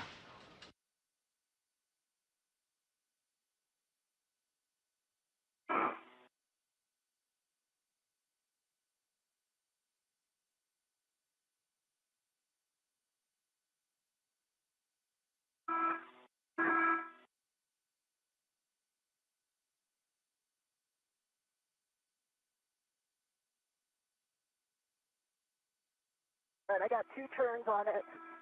Bravo 2, Matter 2, and you see the torque. Torque was 9.5. It felt higher.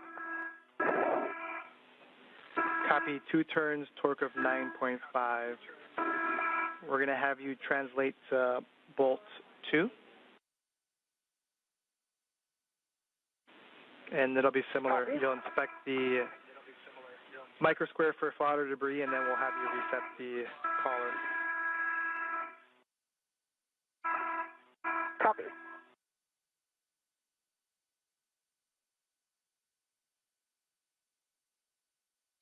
All right, Vapor, I got to check them out. No worries. Marcos, for you guys to say, I'm climbing up to the A-frame here. I can get a good view of the cables while I wait. Appreciate that, Vapor.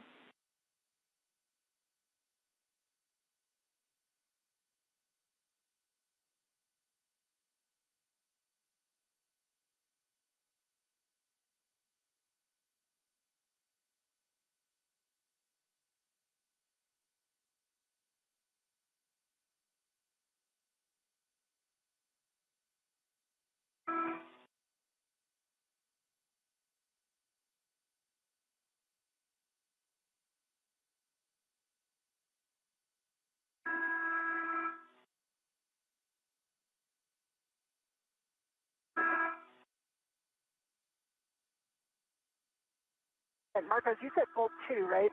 Our last bolt? A-firm, bolt 2 is the last bolt. You would just be heading outboard from bolt 1. Okay, I'm there, and it is 3 of 5, and I've reset the collar. Copy, with the same settings of Bravo 2, counter 2, you're going to release bolt 2 exactly 2 turns. Copy, exactly 2.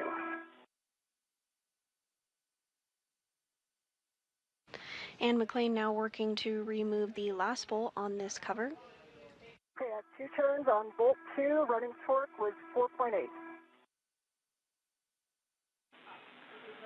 2 turns, 4.8. Copy, Ann. Great.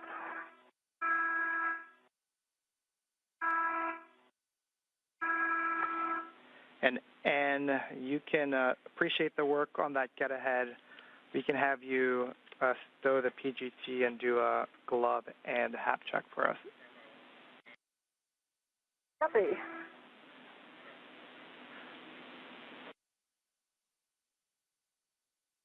Does appear to be no change. And dry hap. Copy, and after you've stowed your PGT, we'd actually like to do the cover rigidity test again, and so we'd have you translate to bolt 3. Okay, can I do it from the zenith side instead, since it's kind of in the center? Affirm, and those are good words. You can do it from there. Okay, awesome, thanks. A little bit of a tricky translation.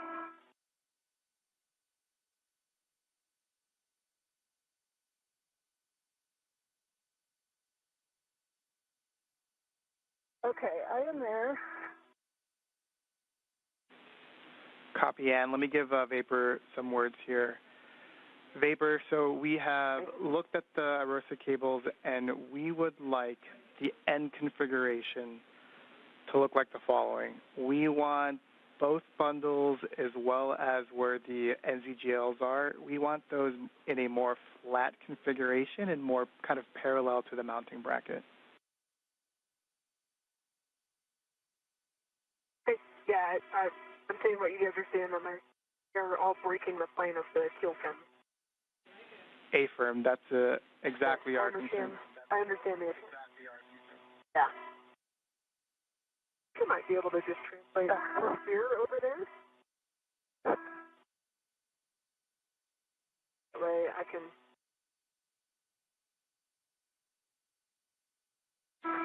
And Vapor, just as a reminder, you can translate on the lower right strut, given the instructions we said before, parallel to it, very slowly, avoid torsions, but you will not be translating on the mounting bracket.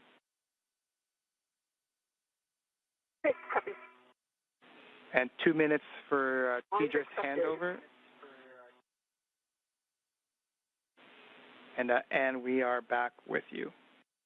And with those words, NASA astronaut Nicole Ayers is going to work to reconfigure cables that were previously secured there to the mounting bracket on the lower left of your screen. They're going to make them just a little bit more flush, not sticking out quite as much. I guess in a little bit of a different spot, I get a little bit of a vibration.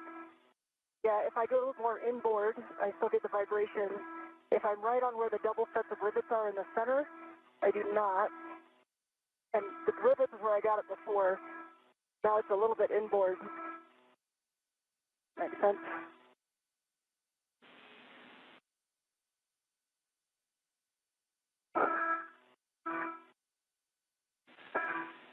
And we copy all. That's a good description, and we are complete with this get ahead. Okay. Is there anything I can do to help? Kind of a one-person job. I'm not distressed. Yeah. If I can get through here. And we're discussing.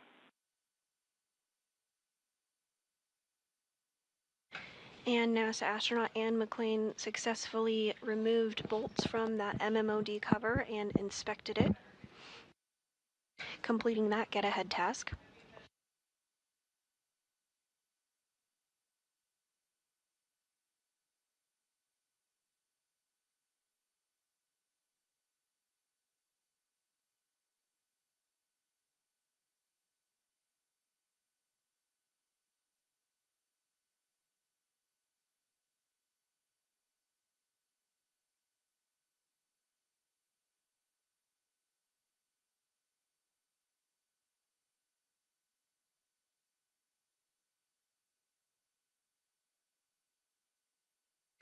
And we are in a brief handover period between our satellites, but we'll regain views here shortly.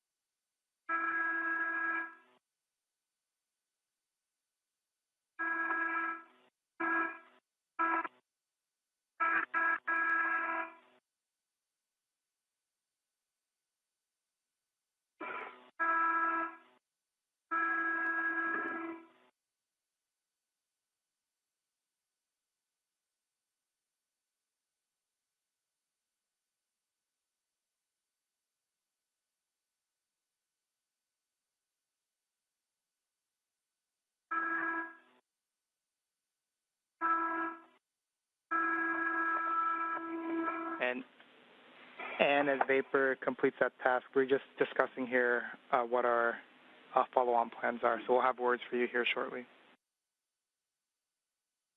Copy.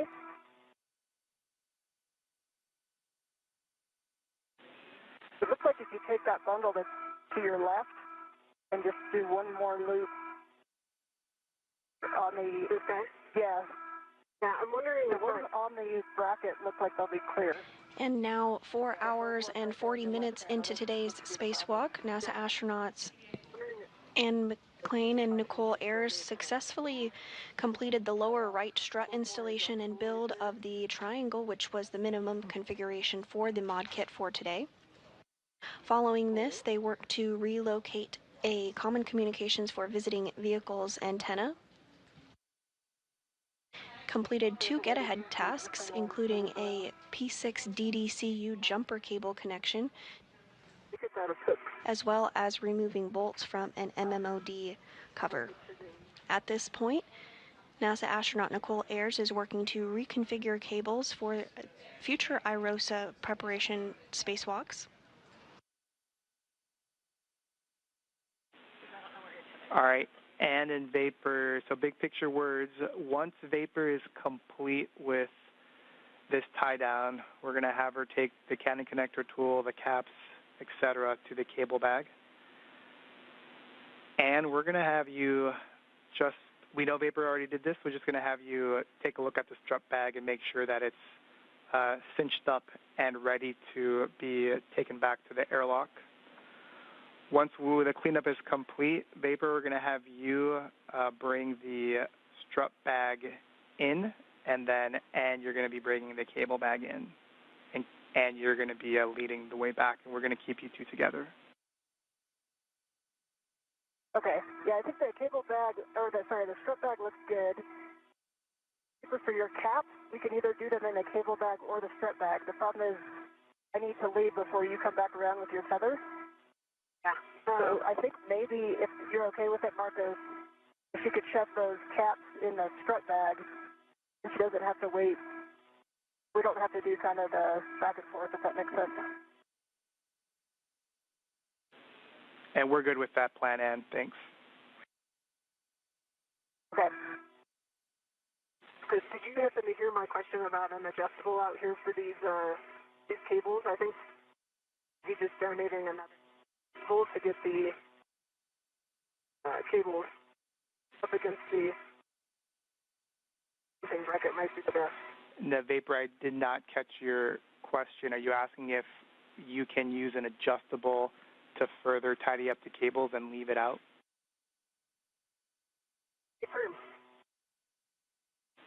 We're checking, and while we're checking, Ann, can we have you turn your HECA back on? Yep. All right. Bye.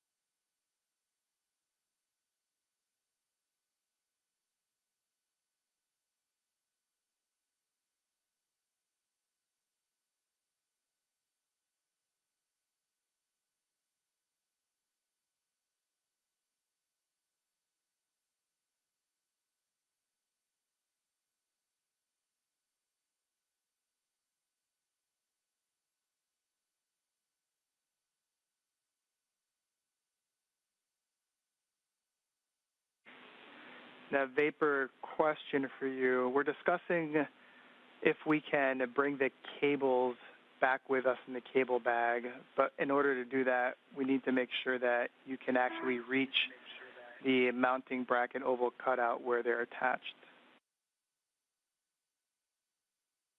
I can reach it.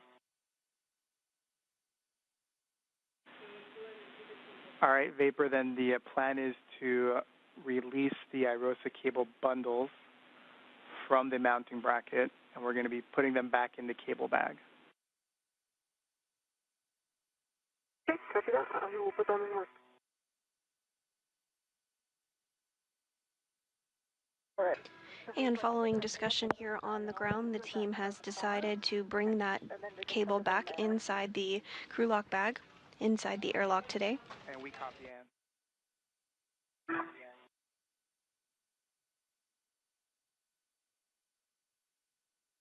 Run out of risk here. Let's see. I've got one.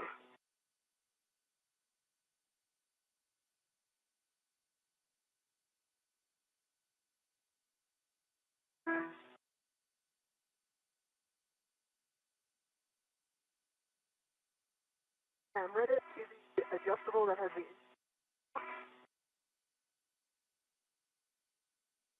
the airtime done from the mount. Yep.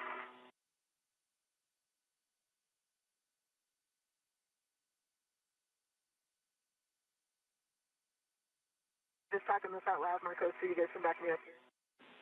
Appreciate it.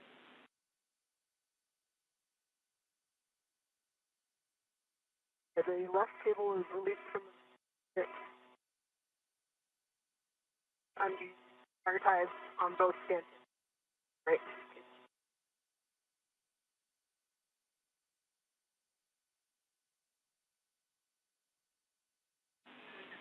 Good work, Vapor. Yeah, nicely done.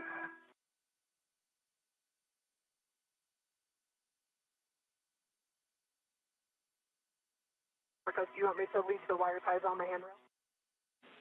A-firm. They each have 3 twists on the stanchion. That's correct, Vapor.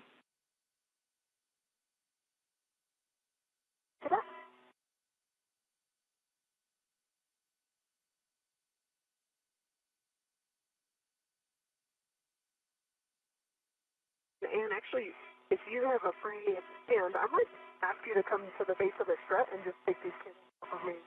Do what, sorry? And grab these cables from me so I can... Oh, yeah. Hold on, let me come back outward. But I don't want Medusa on me while I'm trying to get that base again. Yeah, for sure.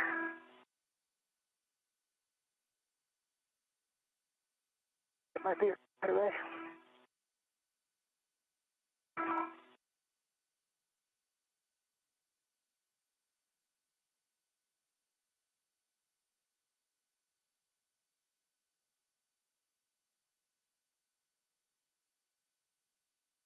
On the way.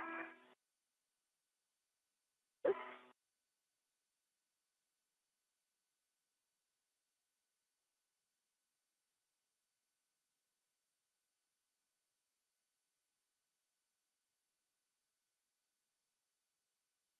Marcos, there is a short wire tie on the pin that's closest to the mounting bracket. Long wire tie just to the top bolt. And NASA astronaut Ann McClain is making her way over to Nicole Ayers to assist with that cable gathering and putting it in the bag to bring it back into the airlock today.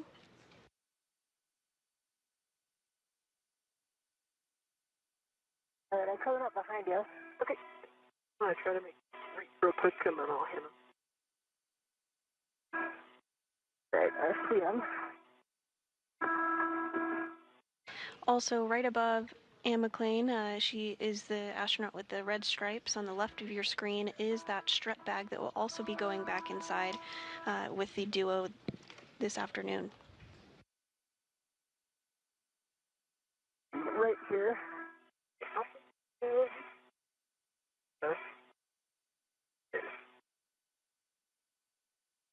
Right, I'm ready to the label. Okay.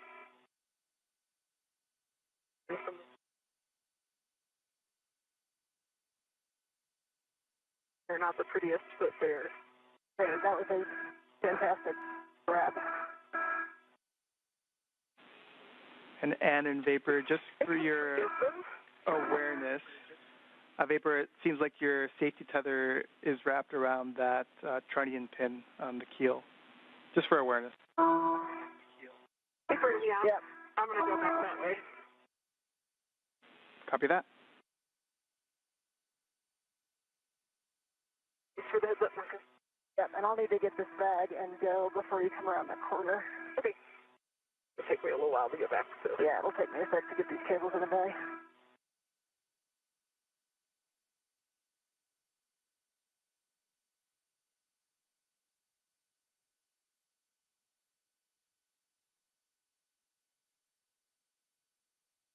And can you just take a look at my safety tether? I've lost where it is. Yeah, it's coming down your left side and then around the training pin. Okay. So I think if you... Now left. Yeah. See? And I can get better eyes on it in just a sec.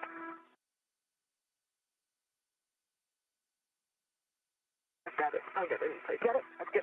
Thank you.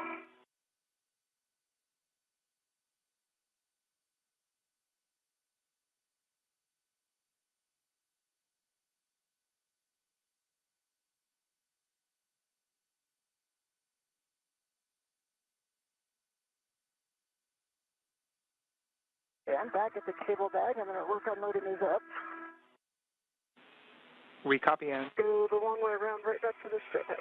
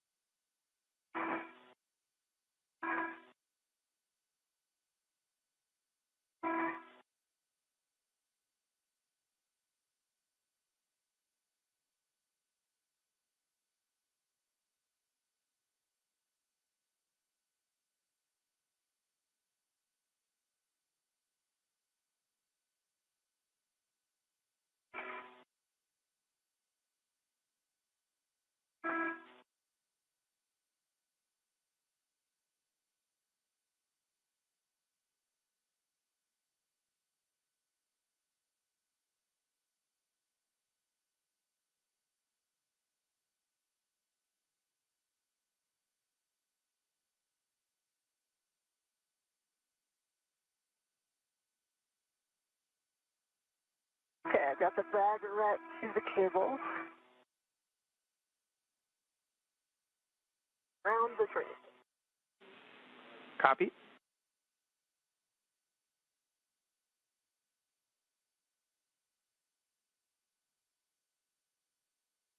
And Ann McLean is now working to put those IROSA cables back into the crew lock bag that will go inside the airlock with the Duo. You can see that view on the left-hand side of your screen there of Ann McLean's helmet camera.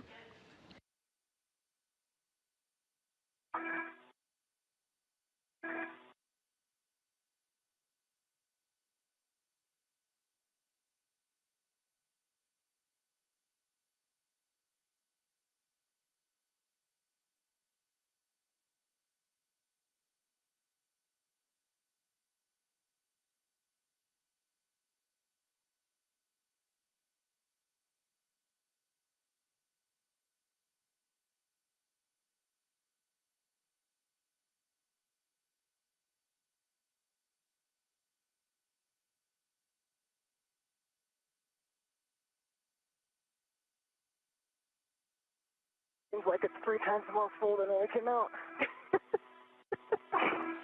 Oh, we agree with that, Ann.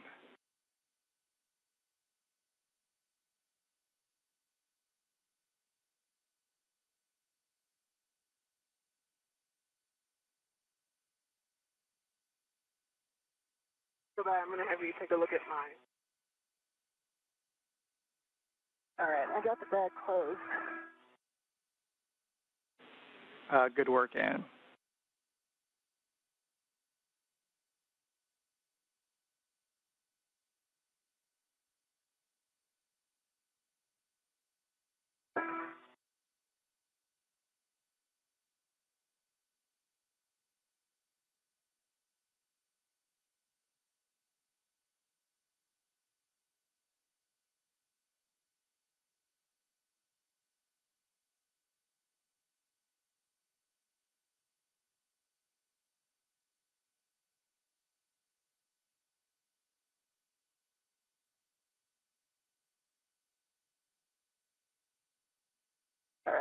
got that tied in. Do you have anything to look at?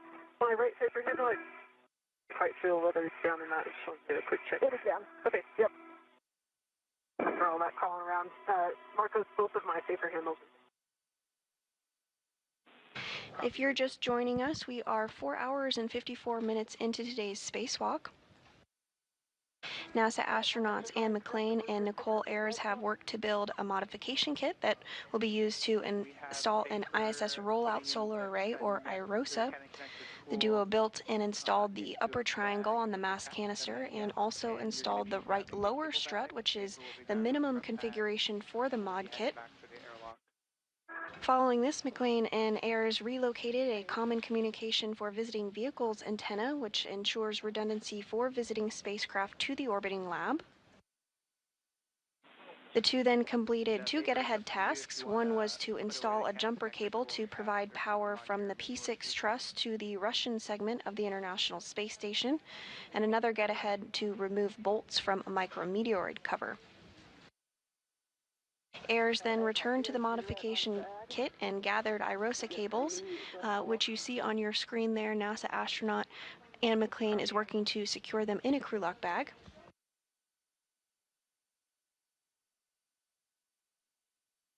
Following this, the duo will gather the strut bag and also bring that back with them to the airlock.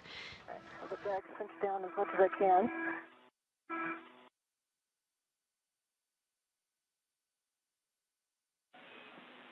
Today's spacewalk is the 275th in support of space station maintenance, assemblies, and upgrades, and is the third for McClain and the very first for Nicole Ayers. I've got 4 of the integral AETs connected to the lid and tightened.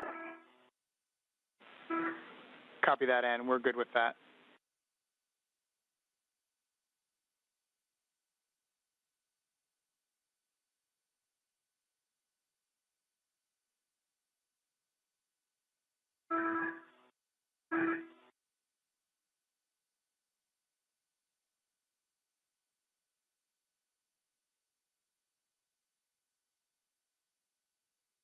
All right, paper.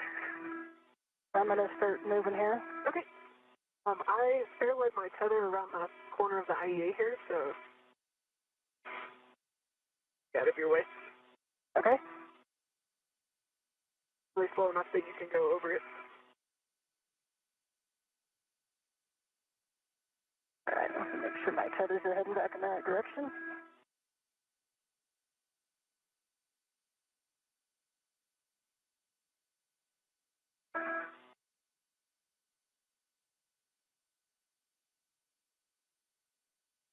All right, I see yours.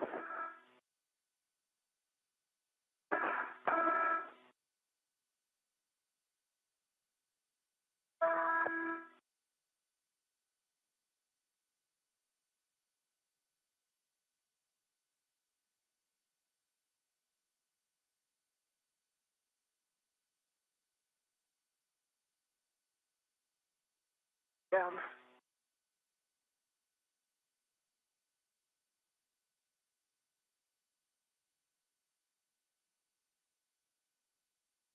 Okay, your tether's free. And as the duo prepares to head back to the airlock, you are getting a view inside the flight control room here at the Johnson Space Center in Houston, Texas. This Orbit 2 team is being led by NASA Flight Director Diana Trujillo. All of the equipment is back into the strut bag. Vapor, that's going on your BRT, and sounds like you have the cable bag on your BRT. We'll be translating inboard, and we are entering a period where we will not have video of the crew for approximately 40 minutes. This is due to a handover period between our satellites. Your tether's clear, but I'm going to pause here before I pick up my green HUD in case I need to come back out. Thank you.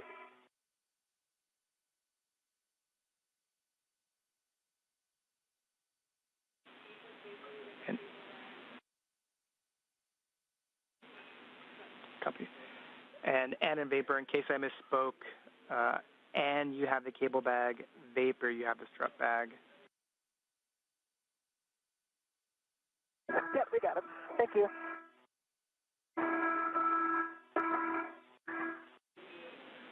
And also for your awareness, we are going to have a 45-minute KU band handover, so we will lose all video streams in 1 minute.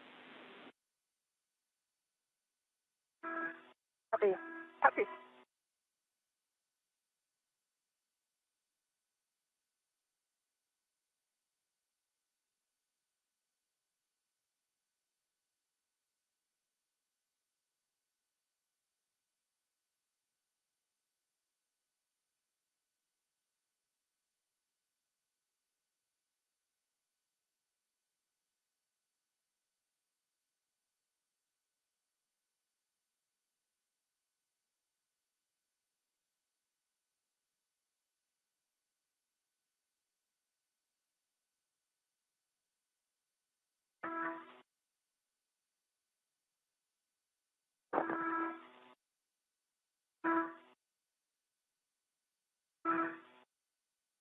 Marcos, for you, I think the 2 adjustables, 1 Canon connector, and 1 cap for bag, and I'll take 1 cap back with me on my MWS. Copy, those are all on your MWS.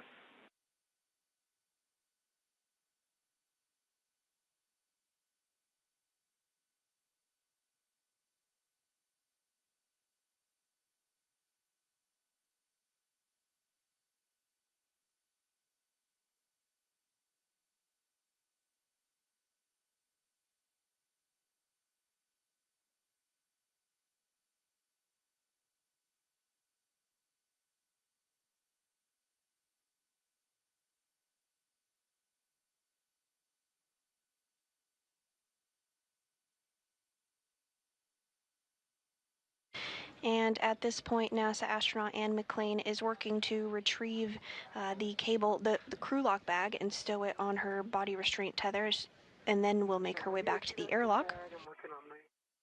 Similarly, Nicole Ayers is working to retrieve the strut bag, which she will stow on her body restraint tether before translating back to the airlock as well.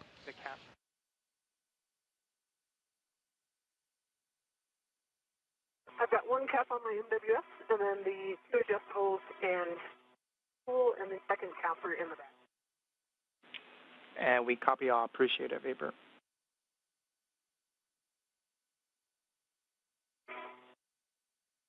The T-Ret is on the bag, and I'm working 13 now. I'll be moving in. Copy that.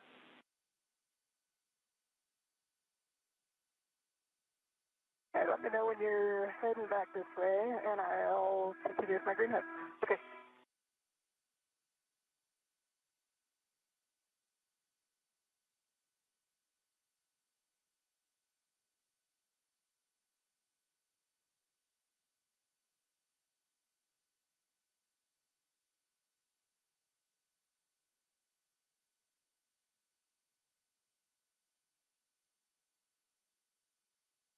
You lost some weight.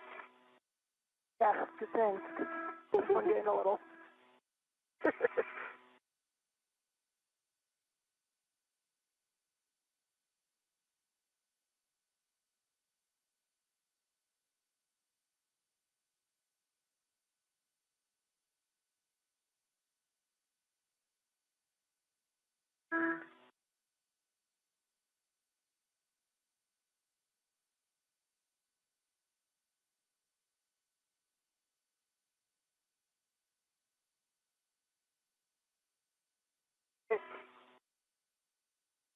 Working my way back inward. Okay. Once McClain and Ayers are back inside of the airlock, NASA astronaut Johnny Kim and JAXA astronaut Takoya Onishi will continue help, just as was done this morning, to get the airlock repressurized and get the crew out of their spacesuits.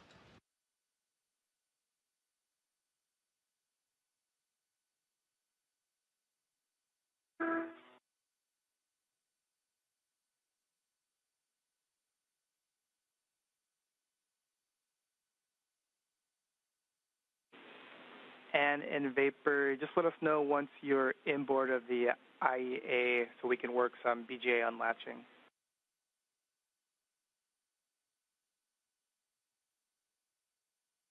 Copy. Okay.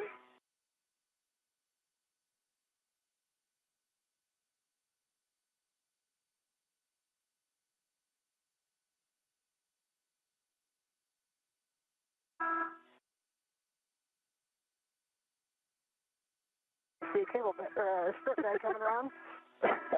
Then you're with it. Damn. I'm picking up my green hook. Okay. And we copy Ann, picking up your green hook.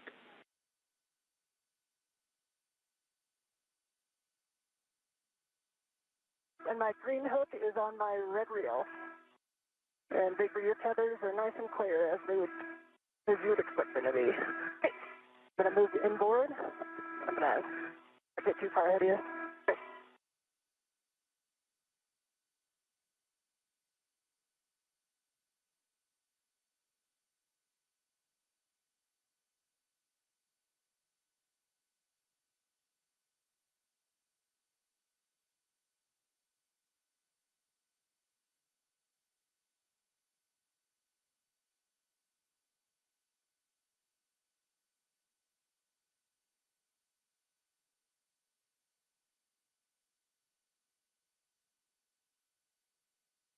You have a small lead on my handrail down there. But...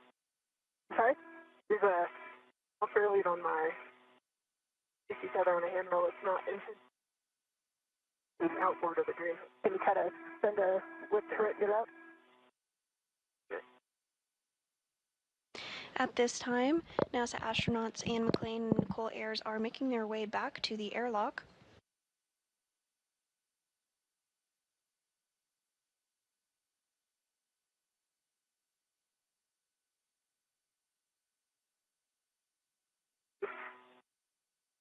We just surpassed the 5-hour, 6-minute mark of today's spacewalk, which officially began at 8:05 a.m.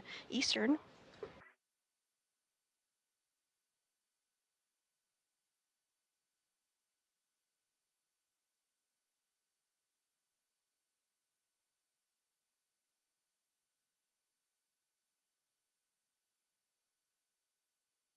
During today's spacewalk, NASA astronauts Anne McClain and Nicole Ayers worked to build a modification kit that will be used to install an ISS rollout solar array, or IROSA, as part of ongoing solar array upgrades.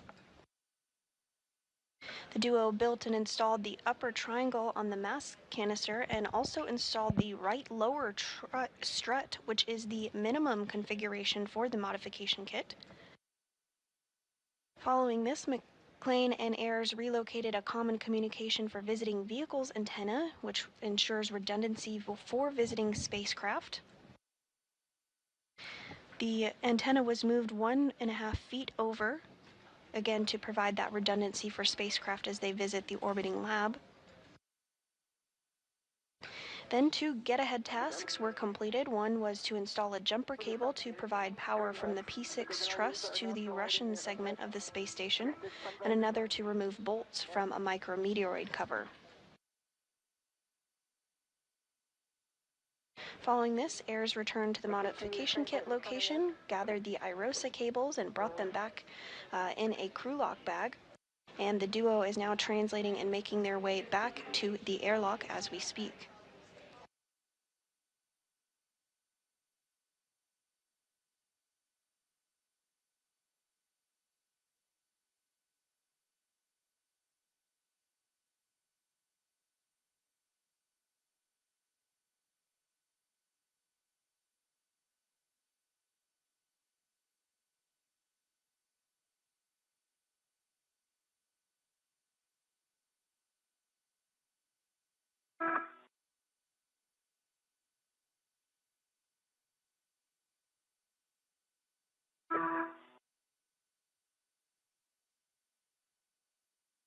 My green hook is back on my red reel.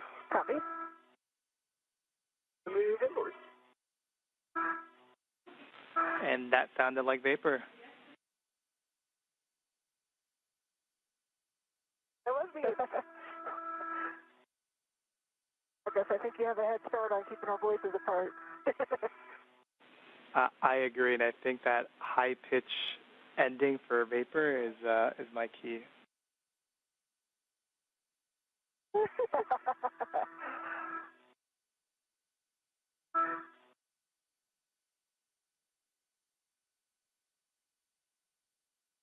Right, I go over the lab.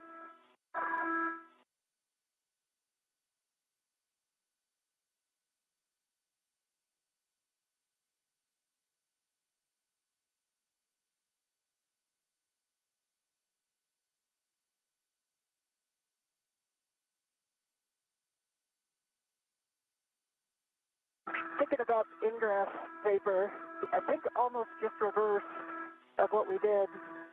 Like throw the cable bag in, I'll get in, pull get the end of the strut bag in, I can pull it in. Sure. And for your say, the going to be one ret on the D-ring, and then one ret is still on my hand. Okay. They're in two different spots. Copy. And in vapor, we can let you know what we thought of, and then you can compare and contrast, and you tell us what might work better. Take it. I'm on the seat handrail going down. Copy seat handrail going down. So first, we're thinking that vapor can hand the strut bag to you, Anne, and then you can put that strut bag into the airlock. Then you'll hand off your cable bag to vapor. You'll ingress. Then vapor will give you the cable bag.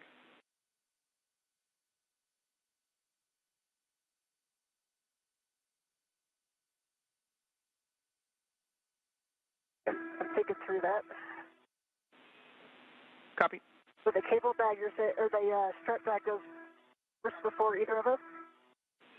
Affirm, that's what we're thinking. So definitely the strut bag first, and then we're thinking put in the bag in before either of you ingress.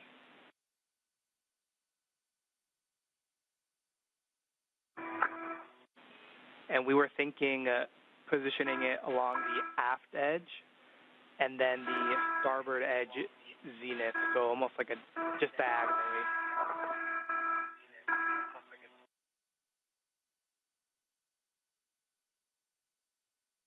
Okay.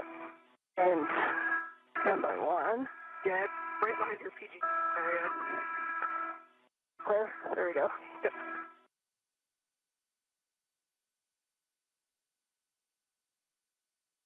What do you prefer, Vapor? What do you think? It might be easier to pull the strut bag than push it. I'm really concerned that if it gets stuck on anything, nobody's in there to kind of deconstruct it from. Yeah.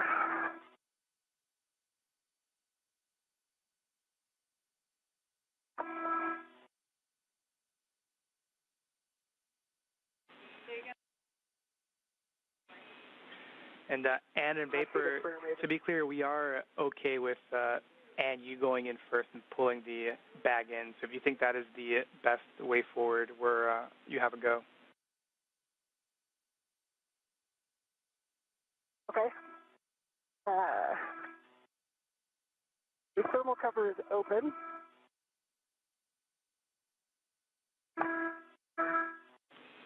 Copy.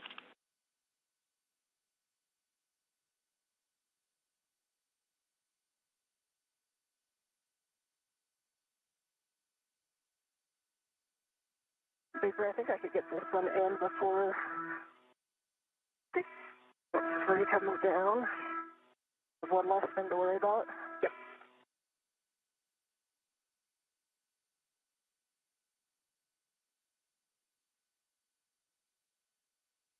Okay, so you said that one is right here. Yeah, that was the original cable bag. Okay.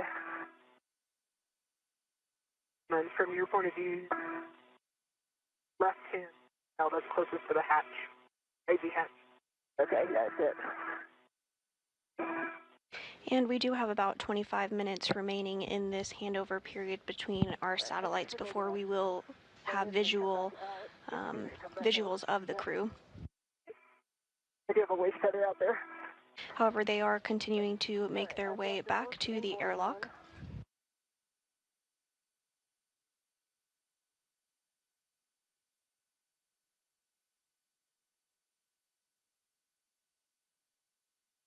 All right, cable bag is secured inside the airlock. My BR2 at back. Copy.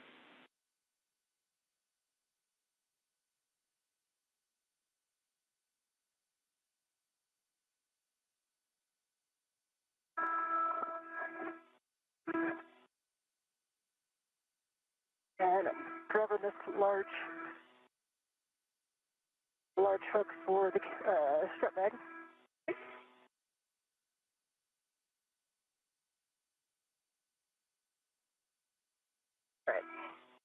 And I'm coming back up. Hey. I had a little momentum. Sorry, it's right away. All good. Things are earned their name. V3. It should be clear now. Okay.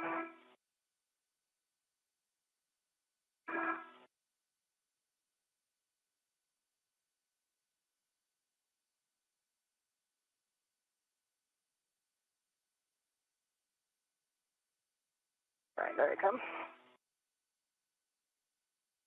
Okay, I'm actually wondering if you could ingress from here.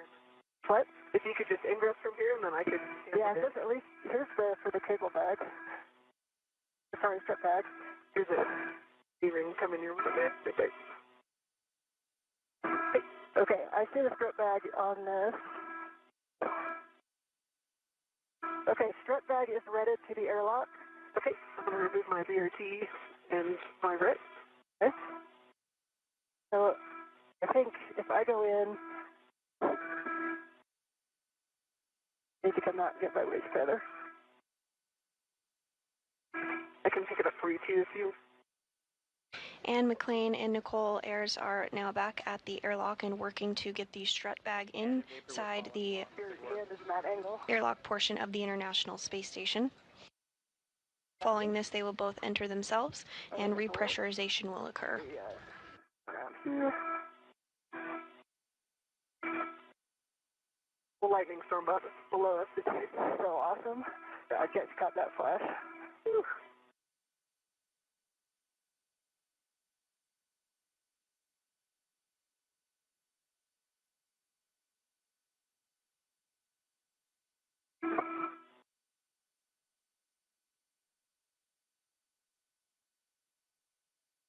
All right, my right waist tether is on the airlock D-ring extender. Big closed slider lock, black on black. And we copy Ann.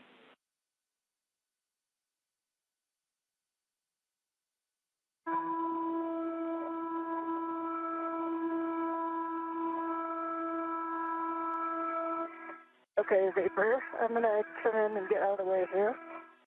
So, you feed it in.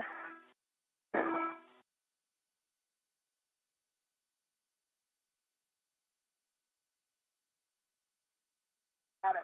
Oh, yeah, that was easy. Oh, yeah. That was way easier without an upper triangle in it. Yeah. All right, if we can get that back part in. All right, and that'll go high. I'll pull it as close as I can to the IV hatch.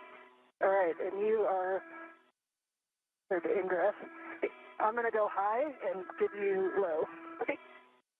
You have a good float path. Yes, I have my right waist tether on the airlock at D-ring extender. I check black on black. Okay.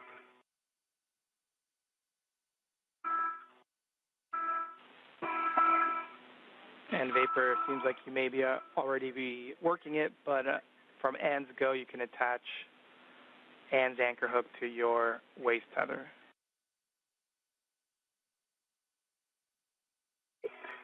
Picking up Ann from the aft thing.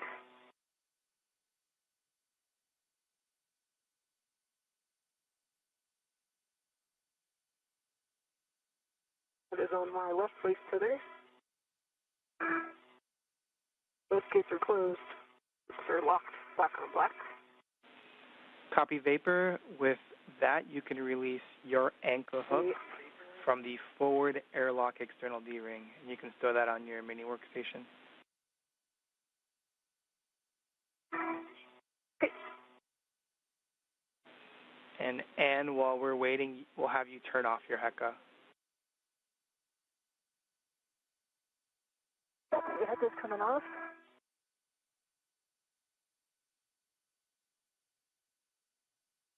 Okay, I'm ingress forward. Yes, and I am biased high and just forward, so not where I was. And we copy Vapor, you ingressing.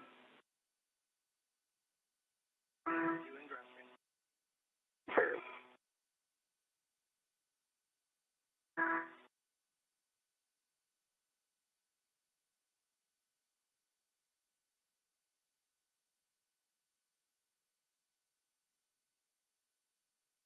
as you get in, try to pull the tethers so they don't go between your leg and then also the SCU. Alright, let me get more out of your leg. We are now 5 hours and 20 minutes into today's spacewalk. NASA astronauts Anne McClain and Nicole Ayers are back near the airlock and working to ingress or enter back inside of the airlock. I'll move that. Okay, now you should have seat room. Alright, how's that feel? That feels pretty good. Okay, and I'm going to move this guy even more so you can come down when you do the hatch. Yeah, I'm going to grab the thermal cover real quick. And as you two continue to work the ingress, just FYI, just make sure you have access to the SCU.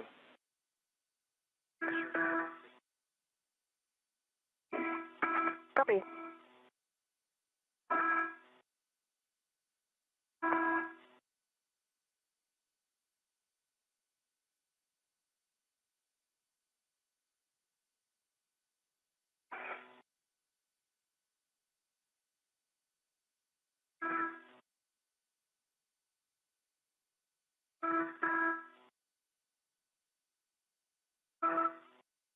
Alright, your SCU is nice and clear, and you're clear to come back in there.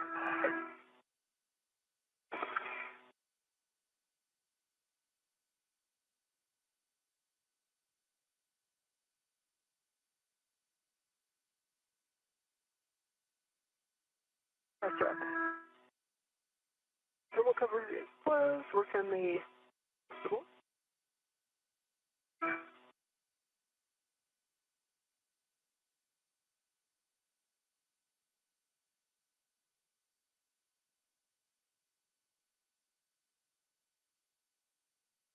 And my right foot feels like it's stuck on. There we go. Yeah, this bag it's actually, I can move it pretty easily, so if you feel something and it's in the hatch, let me know. Okay, should be pretty out of your way now.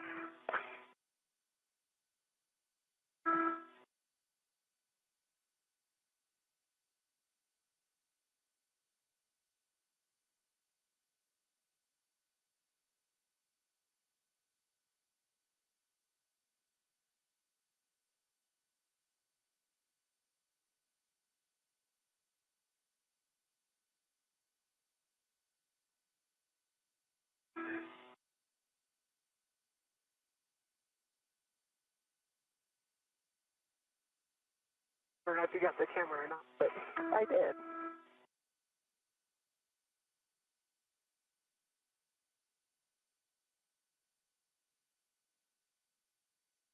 Again, the crew of today's spacewalk, NASA astronaut Anne McClain and NASA astronaut Nicole Ayers, are working to ingress or re-enter the airlock ahead of repressurization following today's spacewalk. McClain and Ayers work to build a modification kit that will be used to install an ISS rollout solar array, or IROSA, during a future spacewalk. The duo built and installed the upper triangle on the mass canister and also installed the right lower strut, which is considered the minimum configuration for the mod kit. Following this, McClain and Ayers relocated a common communication for visiting vehicles antenna, ensuring redundancy for visiting spacecraft to the orbiting lab. Then two tasks were completed by the duo, one to install a jumper cable to provide power from the P6 truss to the Russian segment of the space station, and another to remove bolts from a micrometeoroid cover.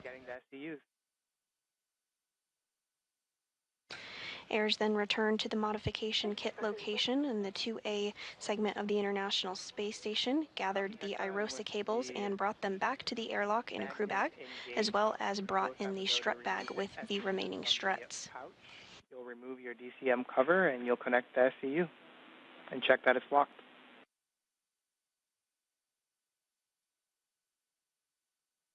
EV would work.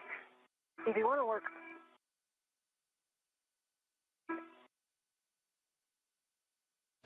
We are in a loss of signal period where we do not have visuals of the crew, about 14 minutes remaining in that loss of signal period, but we do have confirmation that the crew is back inside the airlock and the hatch thermal cover is closed.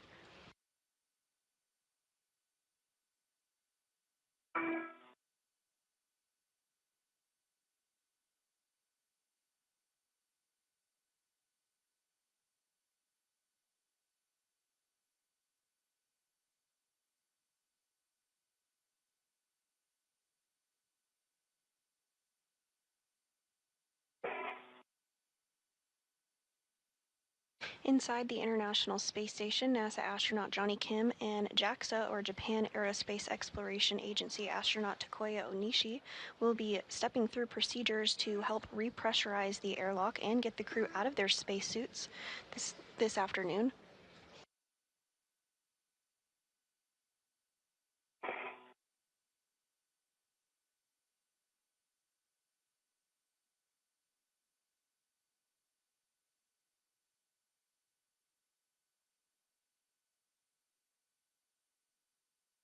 SCU to the locked.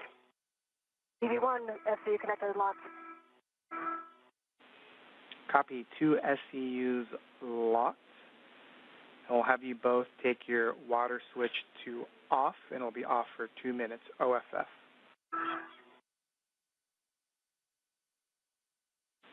You'll expect an H2 water off, OFF. Copy. Expect EV1, a message. water off.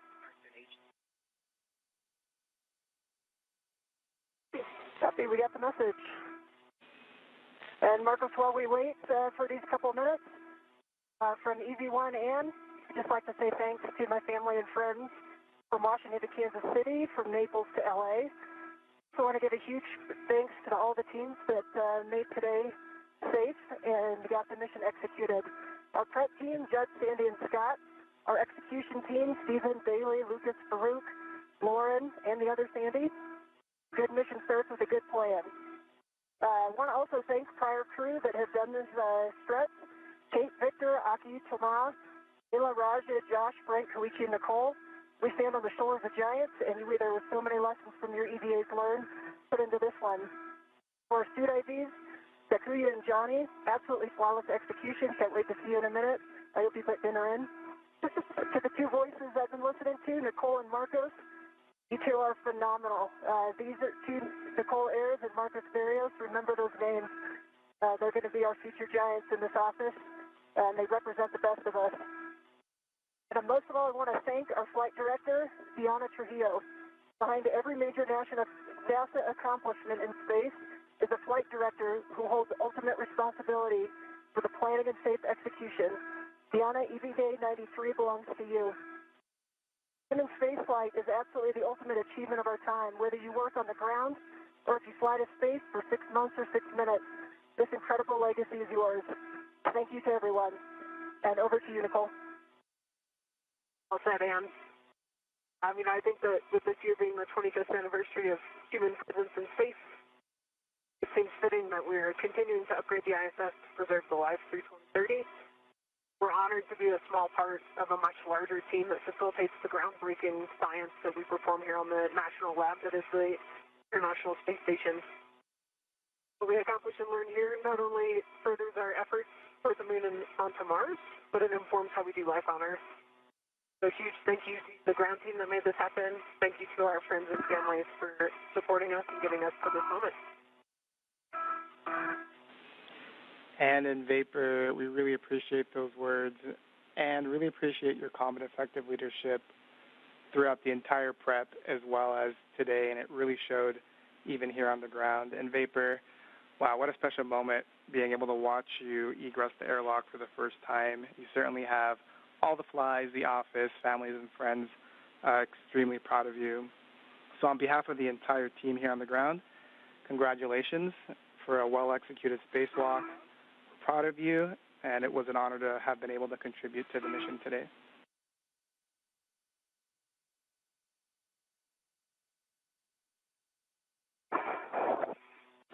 And with that, the 2 minutes are up, so we're going to check that the EV hatch is closed and locked. put that to work. All right, let me know how you want me to move. Hey. It does take a little more space on its tracks than you think. Yeah. And we'll just... I'm going to get this bag out of your way so your feet can move. Yeah, that'd be awesome. There we go. Now you got the room. Thank you.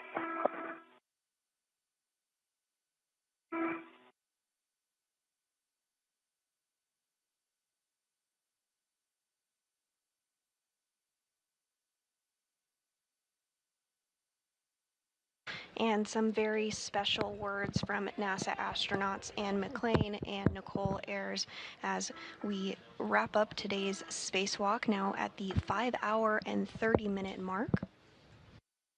The crew is back inside the airlock and is going to work towards repressurization here shortly. And actually, if you just move it more centered, I'm sorry? You just pull it more centered. Pull it center? It's actually at the end it's going to go up my end. Your end needs to go. Okay, good. Let's see, my feet are right above it.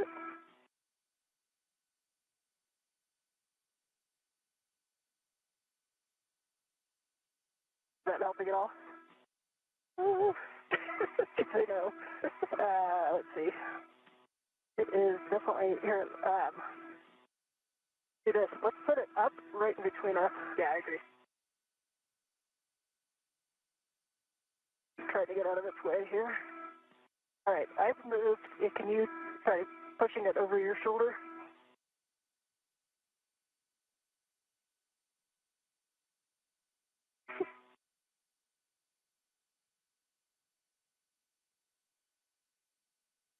How big is it? That actually might be okay if you can hold there. Yes, I can hold it.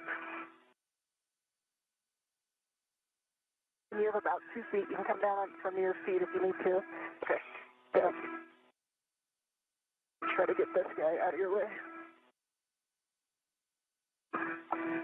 There we go. Now you got all the room. Perfect.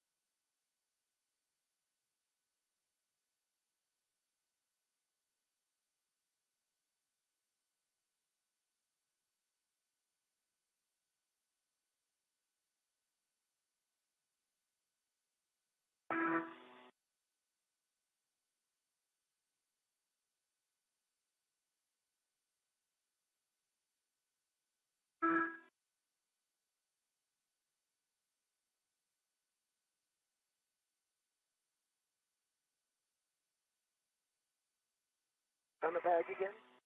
Up on the bed. Good. It needs to basically go up behind you. That happens. You can also pull individual pieces and out of the way the entire bag, because I think there's laid end to end, which is making it immovable.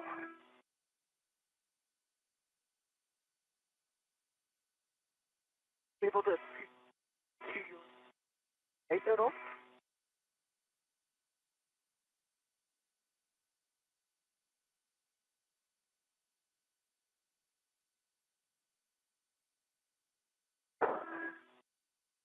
Did that do anything? So that might be okay. There.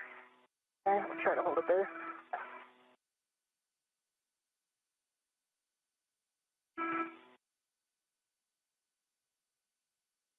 NASA astronauts Anne McClain and Nicole Ayers are back inside the airlock working to get in a good configuration with the strut bag that is also inside the airlock with them before they can begin the repressurization process.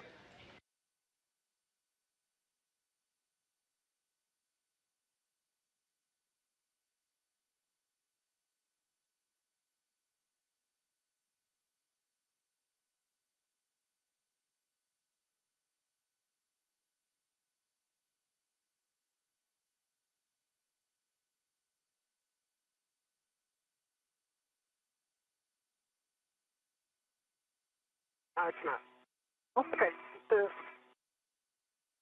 bag's got to do something. Yeah. We're going to have to move it. So the SC, all right.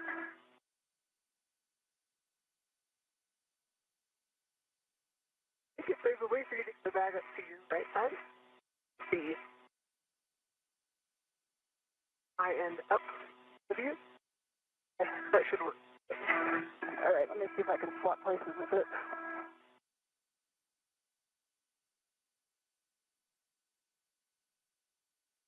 All right, actually, let's try again, pushing it up in between us to the ceiling.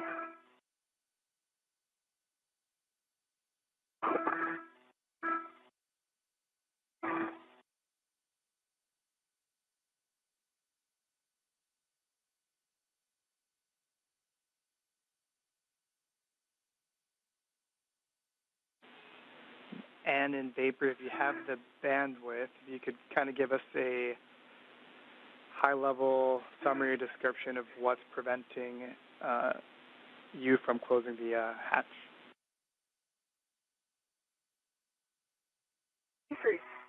TV3's strut legs are on the hatch. Okay, let's pause there. I think that's a decent spot. Okay. I can actually pull it a little more even like that. Okay. I did open it up and pull one of the strips. Let's go.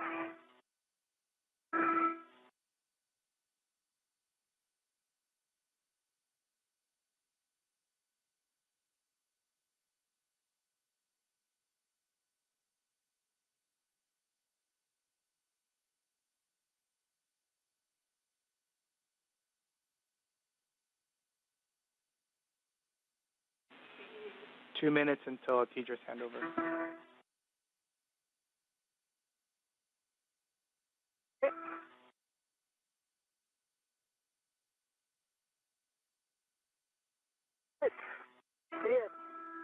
That works.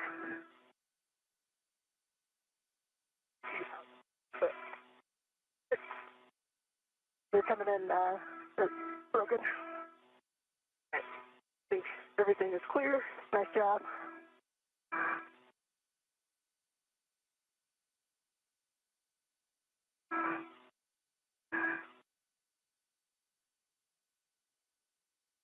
All the tethers clear. Hatches are clear. Okay? They're closing. Copy.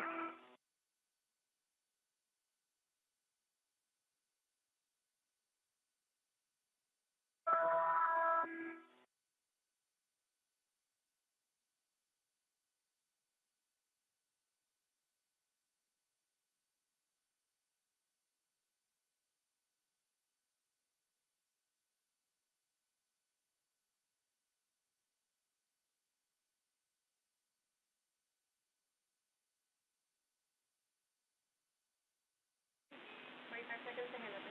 40 seconds till teacher's handover.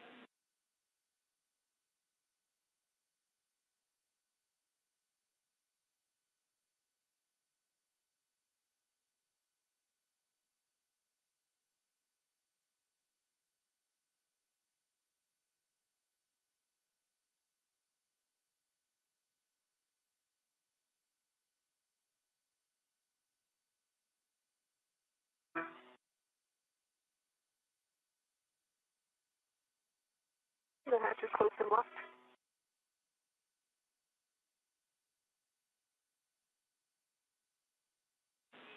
Copy, hatch closed and locked. Really good job. We got a handover and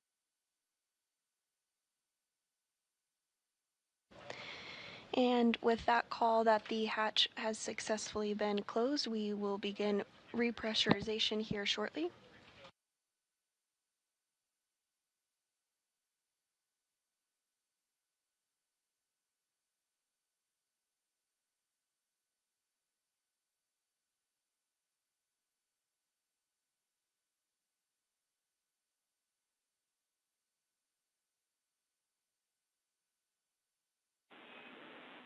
in Vapor ComCheck, I think we're back with you.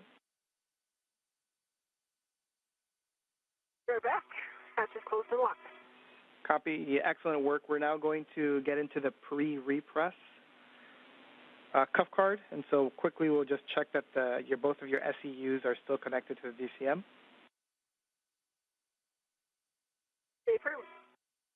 EV1, affirmative. Water switch is still OFF. It's been off for 2 minutes, and that the EV hatch is closed and locked. Water switch is off, OFF, and locked. EV1, same thing, water switch is off. Copy, and we're going to have you take the EMU 1 and 2 oxygen valves to open. Okay, EMU 1 and 2 oxygen are open. That's open. Copy, we'll take the power switch for EV 1 and 2 on. Be in work. And then you'll be checking that the EV 1 and 2 EMU LEDs are on and that volts are 18 to 19. All right, EMU 1 is on, LED 18.6. EMU 2 is on, 18.6, good LED. And we'll have both of you take your power switch to SEU and expect a warning tone.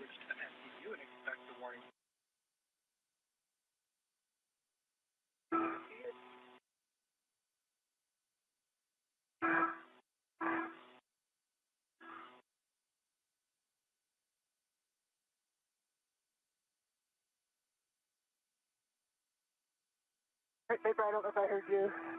EV2 has power and SU. Okay, EV1 has power SU. Copy both powers SEU. And in Vapor, was a pleasure. I'm going to hand you over to TOC. Marcos. Yeah, thank you, Marcos. Great job today. Okay, Marcos, we copy that. You guys did a great job today, so have a good rest. And Vapor and Anna, welcome back. We are so happy to have you back, and your dinner is ready, so don't worry about it. So for both crew members on DCM, set O2 actuator to press and verify O2 position press displayed.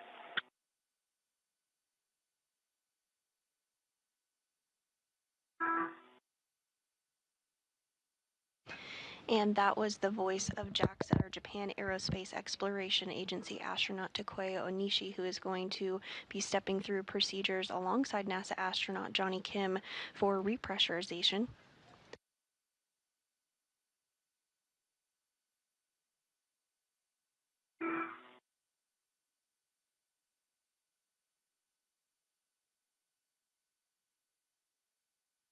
O2's been pressed. EV1, O2 press. Copy that. Next step is for Vapor. On the crew lock, check EV hatch MPEV is closed. Hatch MPEV is closed. Okay. And this view from inside the International Space Station on your right is JAXA astronaut Takuya Onishi, and then on the left is NASA astronaut Johnny Kim. Again, they'll be stepping through the procedures with NASA astronauts Anne McClain and Nicole Ayers following their spacewalk today.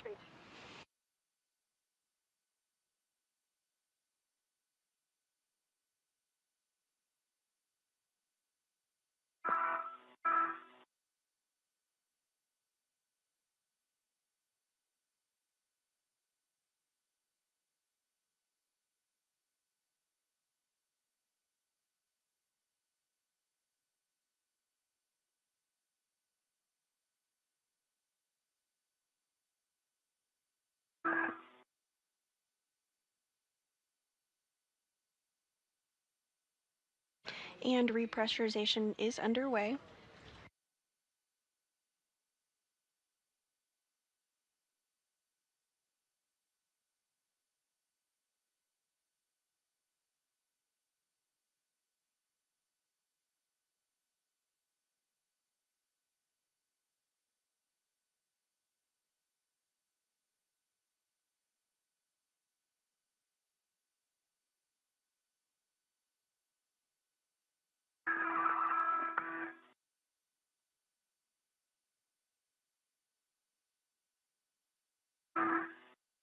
Hot for EV. That's a good rate so far. Copy that. It's kind of in the middle of Auckland. And with repressurization underway at 1:49 p.m. Central Time this afternoon, that marks our spacewalk a 5-hour and 44-minute spacewalk today.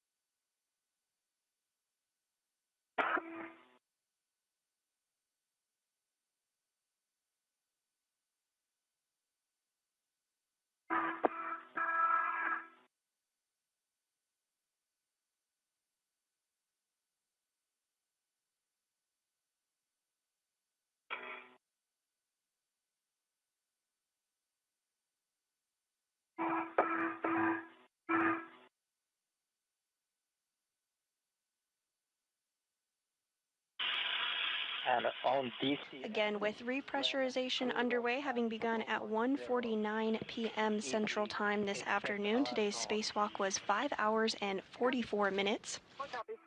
Pressure inside the airlock at 2.3 pounds per square inch and rising. 5.0, we will close the IV hatch equalization valve for a leak check, so please let us know when it gets to 5.0. Copy, Wilco, 0.3 and climbing.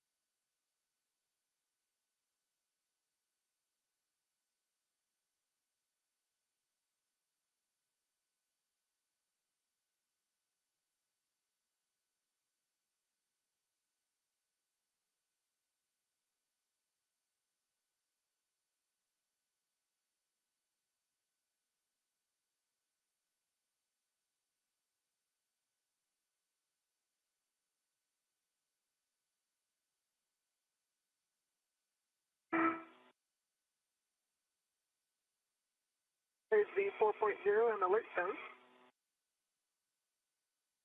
Thanks.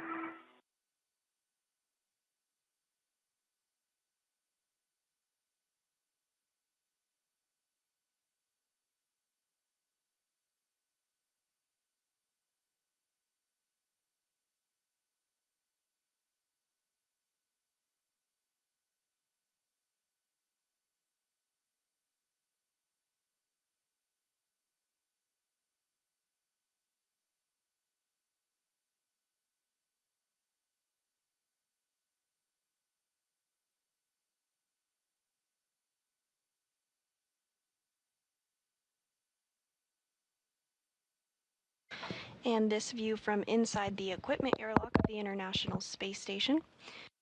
JAXA astronaut Takuya Onishi on the left and NASA astronaut Johnny Kim on the right.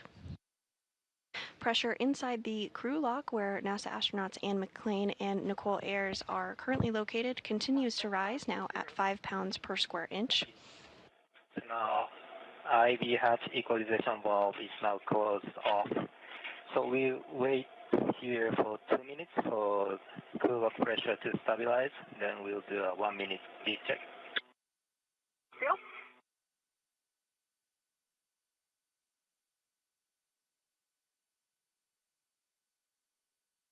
And with this 5-hour and 44-minute spacewalk wrapping up, we do have some updated stats for you.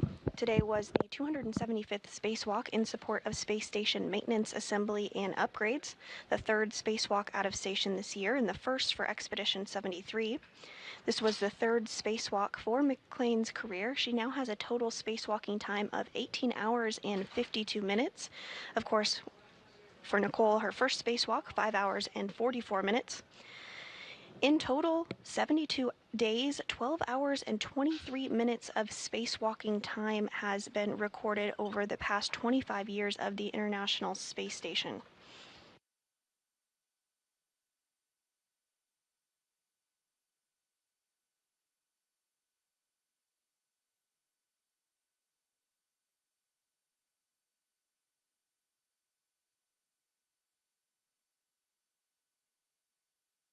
During today's spacewalk, NASA astronauts Anne McClain and Nicole Ayers worked to build a modification kit that will be used to install an ISS rollout solar array, or IROSA, during a future spacewalk. The duo built and installed the upper triangle on the mass canister and also installed the right lower strut, which is the minimum configuration for the modification kit. Following this, McClain and Ayers relocated a common communication for visiting vehicles antenna to ensure redundancy for visiting spacecraft. The two then got two get-ahead tasks complete. One was to install a jumper cable to provide power from the P6 truss to the Russian segment of the space station, and another was to remove bolts from a micrometeoroid cover. The duo then returned to the airlock and are in the process of repressurization now. We're holding at 5 pounds per square inch to perform a leak check. Once everything checks out as expected, repressurization will continue. Again, we are looking for a repressurization of 14.5 pounds per square inch to be the equivalent of the pressure inside the International Space Station.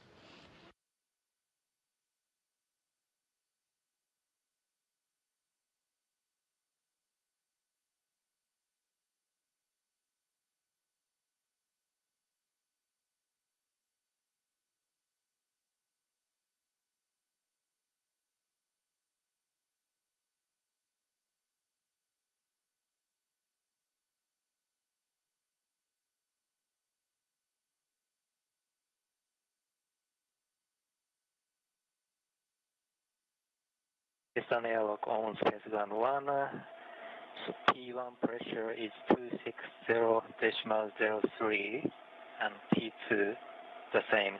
So we have a good leak check.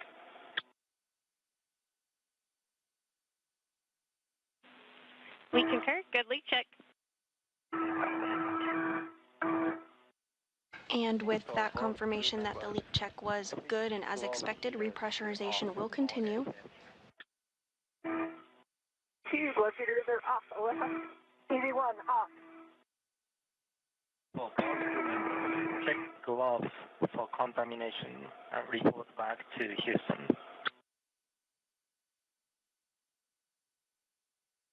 For EV2, change to the gloves, just the EA smudges. EV1, no contamination. See that? There is a warning about DCS, but I'm going to skip it. So for both EV crew members on DCM, set auto actuator to IV.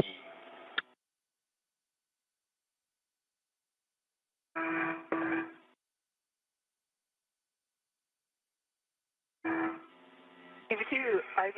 EV1, IV. Next step is for IV crew.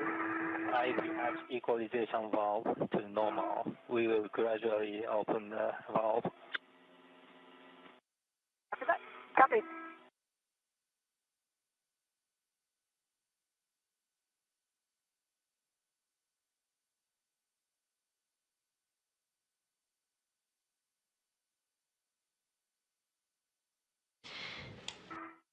And repressurization has resumed.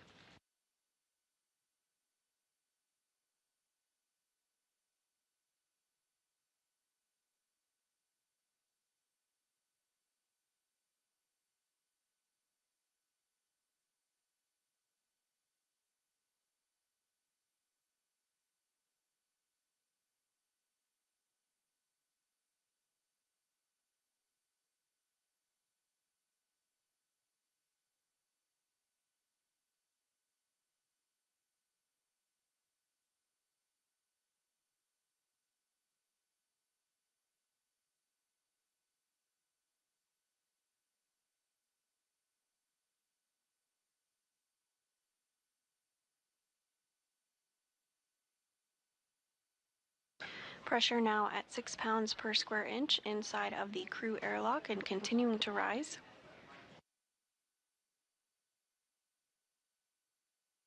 Expecting equalization between the crew lock and the airlock in about 9 minutes from now.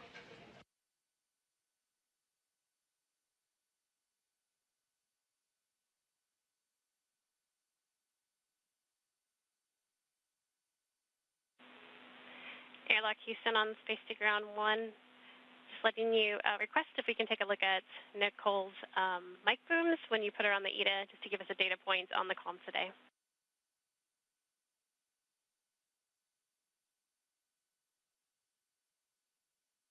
Sorry, can you repeat that?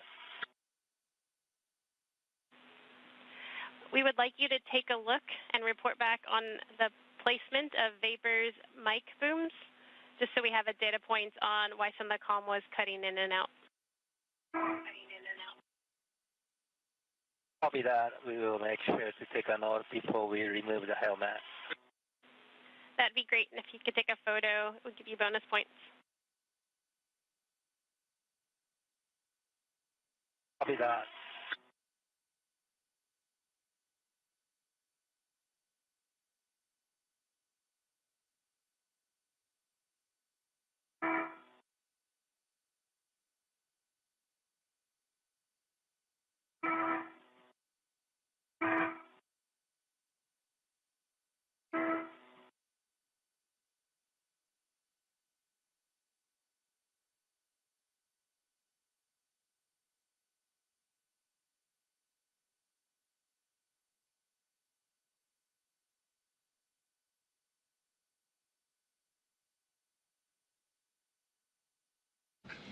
And if you're just joining us, we are wrapping up a spacewalk that lasted 5 hours and 44 minutes today, where NASA astronauts Anne McClain and Nicole Ayers worked on space station maintenance and upgrades. During today's spacewalk, McClain and Ayers worked to build a modification kit that will be used to install an ISS rollout solar array during a future spacewalk. They also worked to relocate a common communication for visiting vehicles antenna to ensure redundancy for visiting spacecraft. Additionally, the duo completed 2 get-ahead tasks, one to install a jumper cable to provide power from the P6 truss to the Russian segment of the space station, and another to remove bolts from a micrometeoroid cover.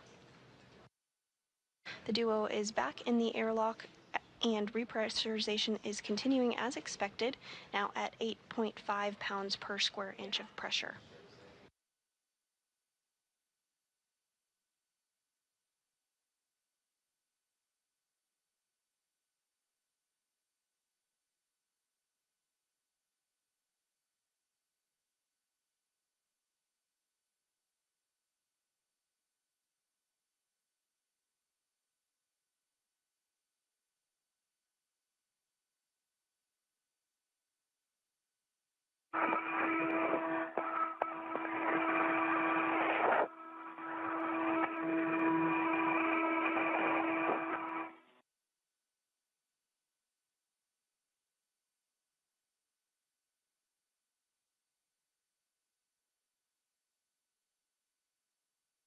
This view from inside the equipment airlock is showing JAXA, or Japan Aerospace Exploration Agency astronaut Takuya Onishi, as well as NASA astronaut Johnny Kim on the right, as they step through those repressurization procedures ahead of opening up the crew lock once pressure is equalized, now approaching 10 pounds per square inch of pressure. Again, we're looking for a pressure of about 14.5 pounds per square inch.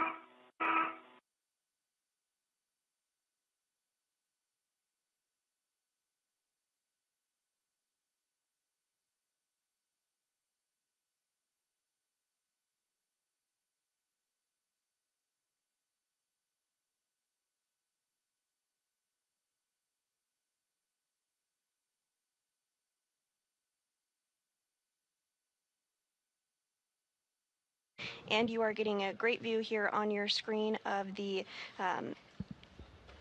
antenna that was relocated, the Common Communications for Visiting Vehicles antenna that Ayers and McLean worked to relocate 1.5 feet to ensure better redundancy for visiting spacecraft to the International Space Station.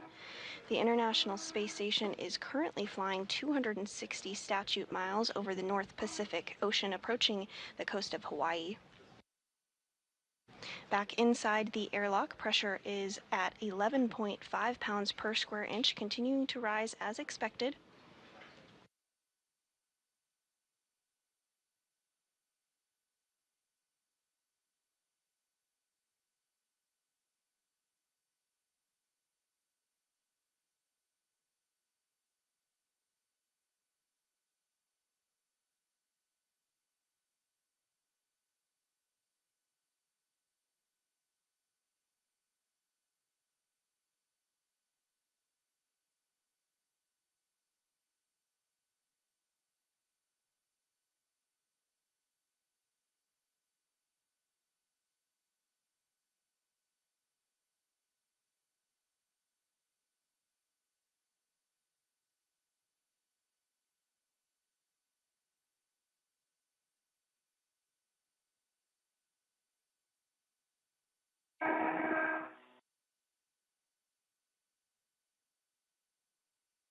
Pressure now at 12.2 pounds per square inch, closing in on our 14.5 pounds per square inch target.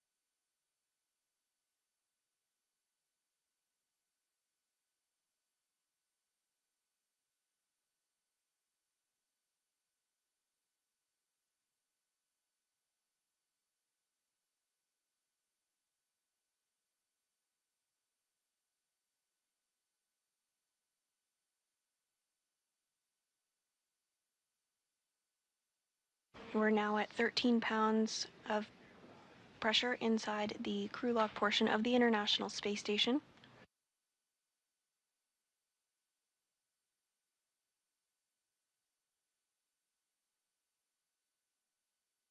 We are getting close to the nominal pressure, and when the dPdt becomes nearly zero, you guys expect alert tone. You can copy. Copy.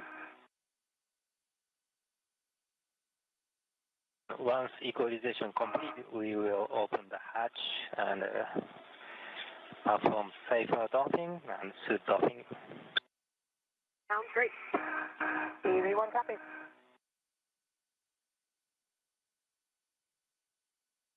And as you heard there, once pressure is equal between the crew lock and the equipment lock, NASA astronaut Johnny Kim and JAXA astronaut Takuya Onishi will work to open up the hatches between the crew lock and the equipment airlock, at which point they will assist NASA astronauts Ann McLean and Nicole Ayers back into the equipment lock portion of the International Space Station.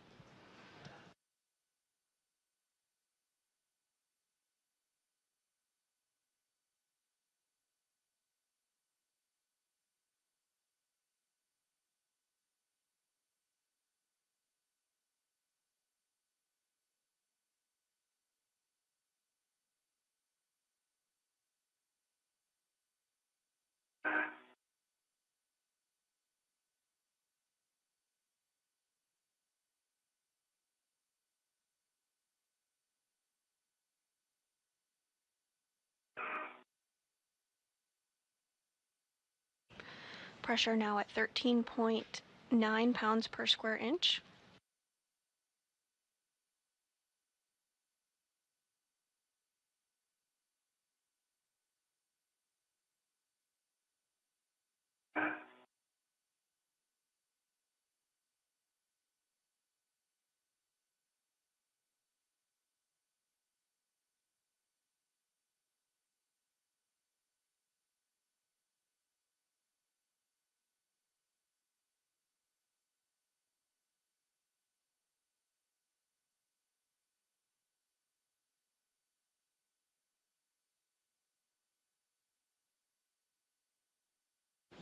Getting very close to equalization now at 14.1 pounds per square inch.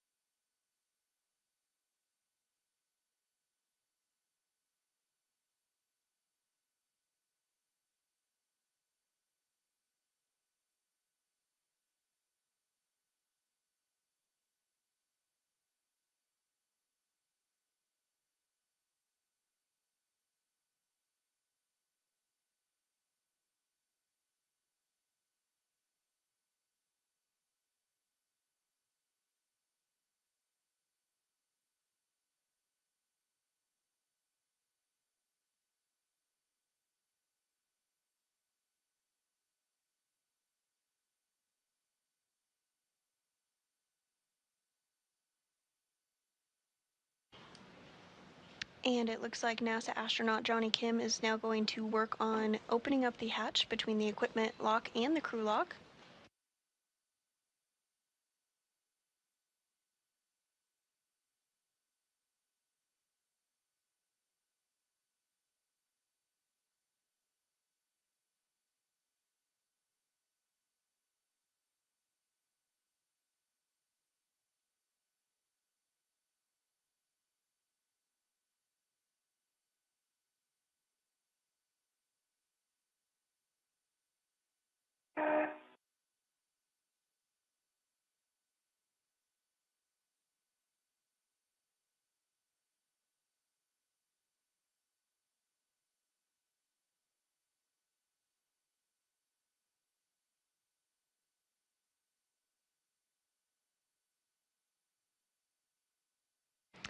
And the equipment airlock and crew lock hatch is now open.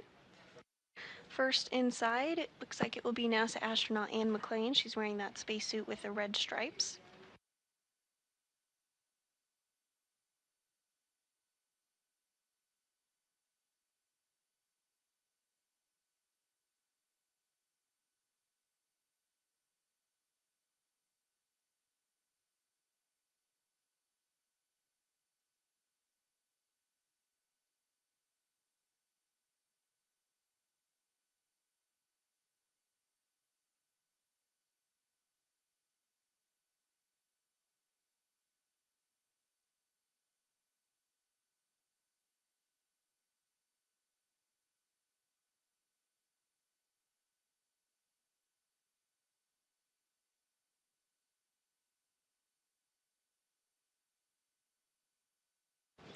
And Onishi and Kim continuing to work together to get NASA astronaut Anne McClain back inside the equipment lock.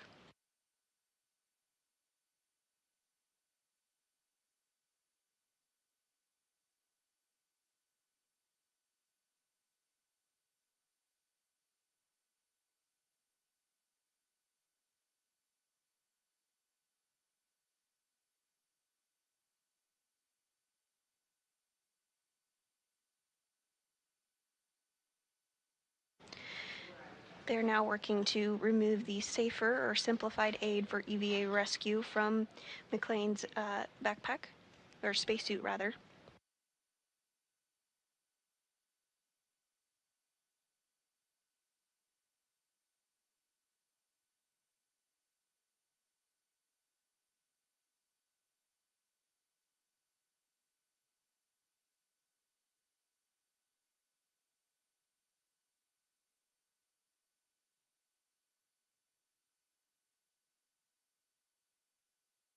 And McClain's safer has been removed.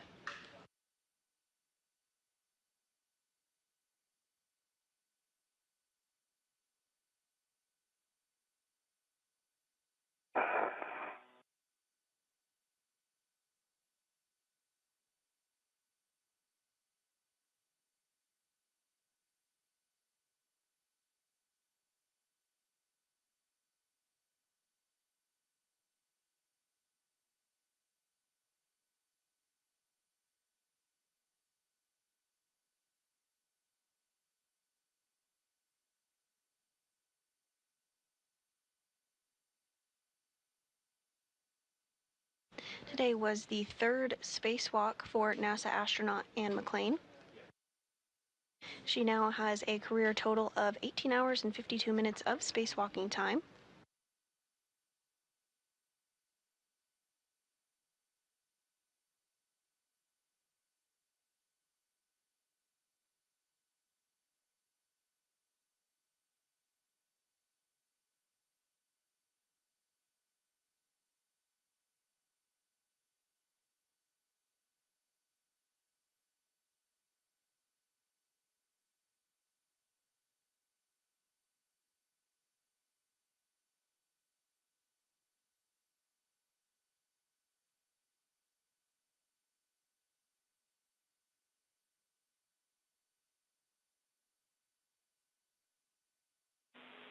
Airlock Houston on 1. EV crew are no longer hot mic. Copy, thumbs up.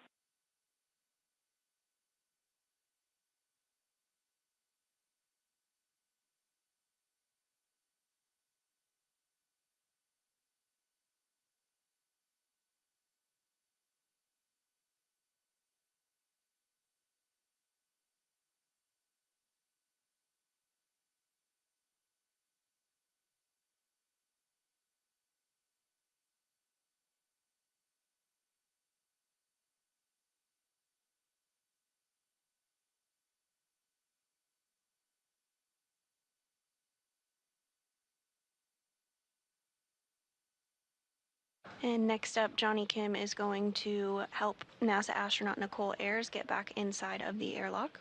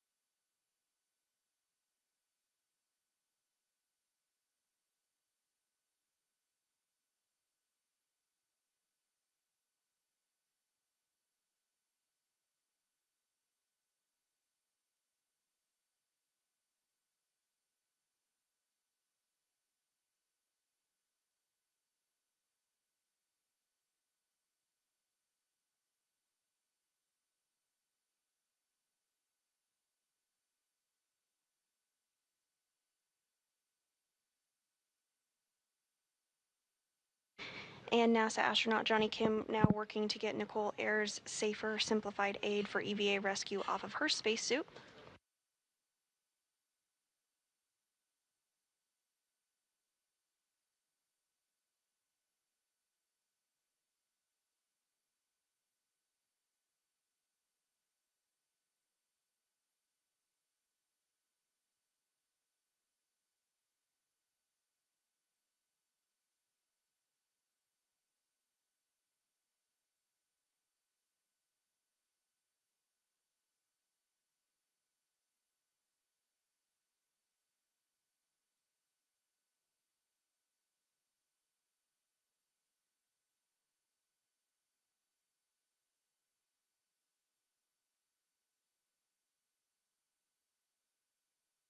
And Nicole Ayers' safer is now off of her spacesuit as well.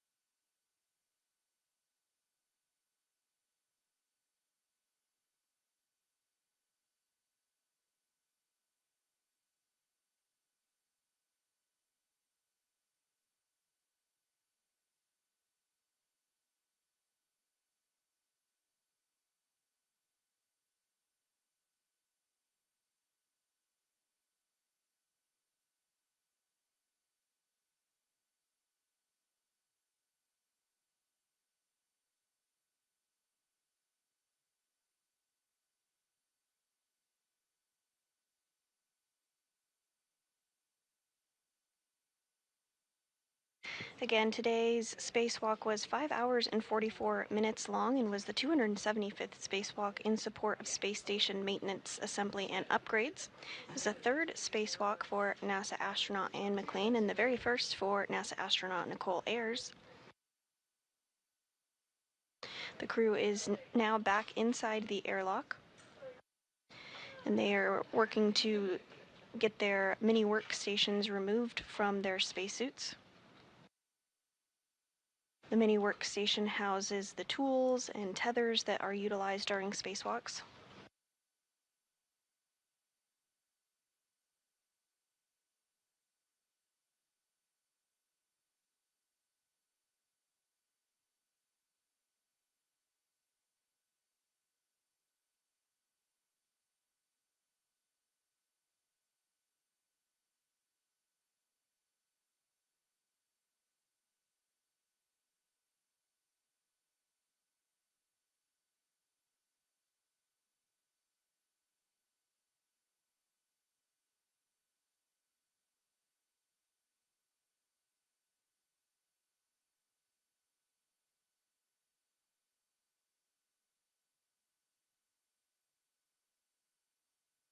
Station on set 1. Go ahead and one talk.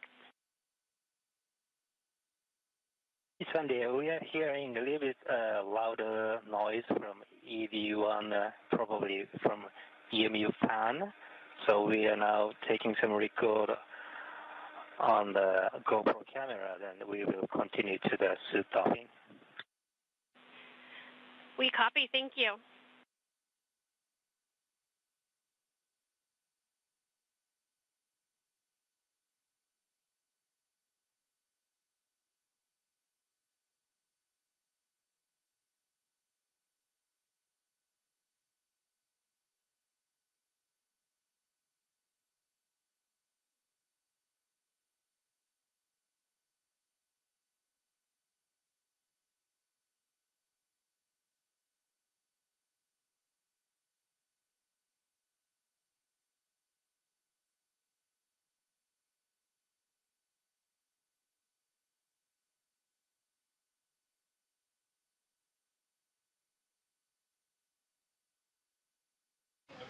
And JAXA astronaut Takuya Onishi has removed the mini workstation from Nicole Ayers' spacesuit.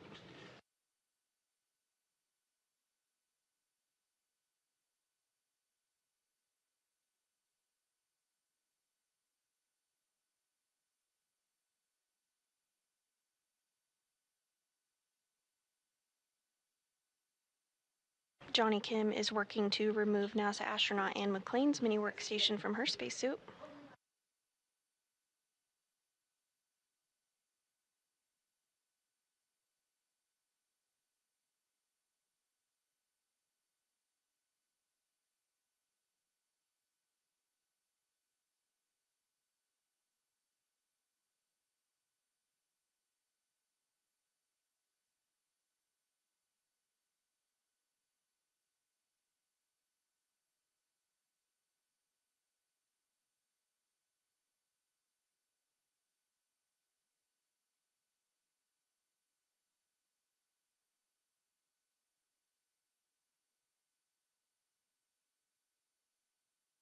And Anne McClain's mini workstation has also been removed from her spacesuit.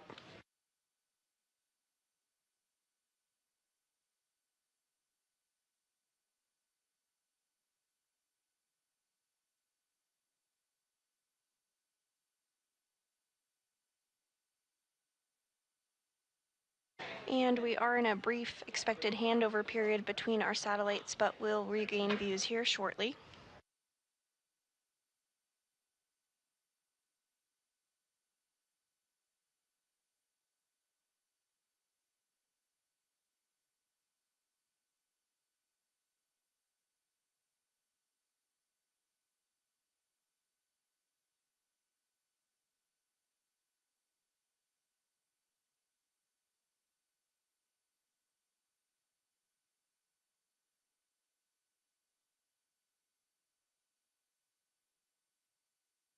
You're looking at a live view of the flight control room here at the International Space Station Flight Control Room at the Johnson Space Center in Houston, Texas.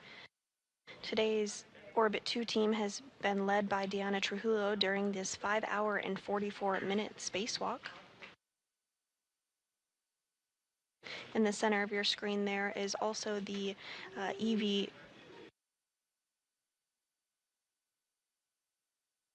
the ground IV, who is NASA astronaut Marcos Berrios.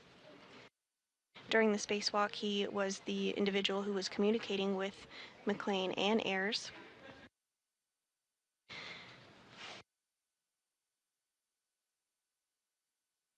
And back inside the International Space Station, continuing to step through procedures to take some imagery of the spacesuits following the 5-hour, 44-minute spacewalk.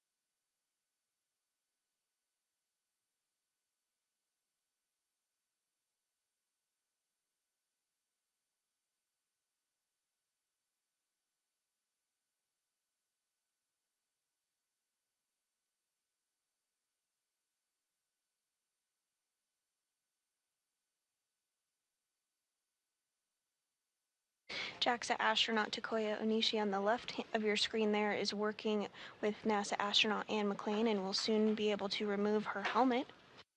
On the right-hand side of your screen is NASA astronaut Johnny Kim, who is working to do the same on Nicole Ayers' helmet.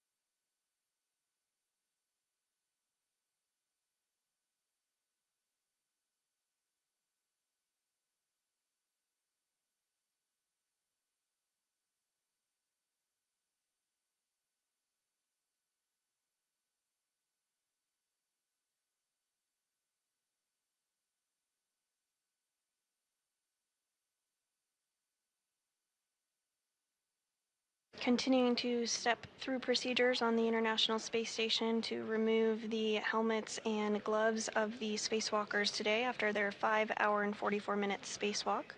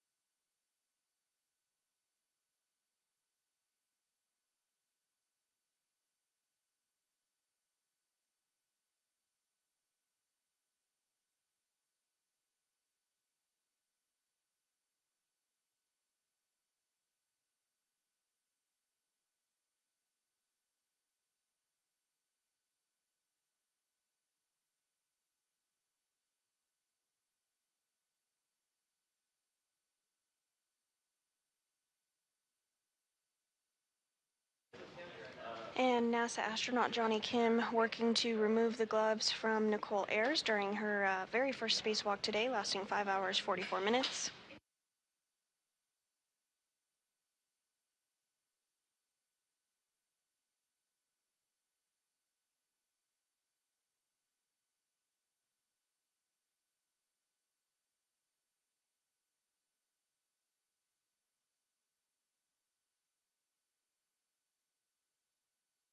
And JAXA astronaut Takoya Nishi doing the same with NASA astronaut Anne McClain, her third spacewalk today. She now has a career total of 18 hours and 52 minutes of spacewalking time.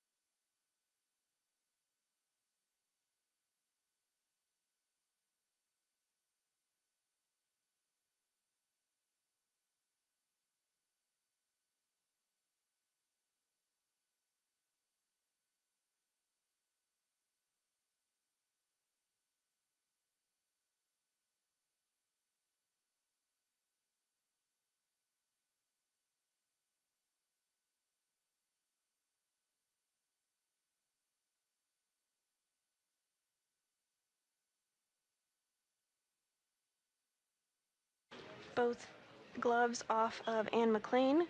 Johnny Kim now going to work to get the second glove off of NASA astronaut Nicole Ayers.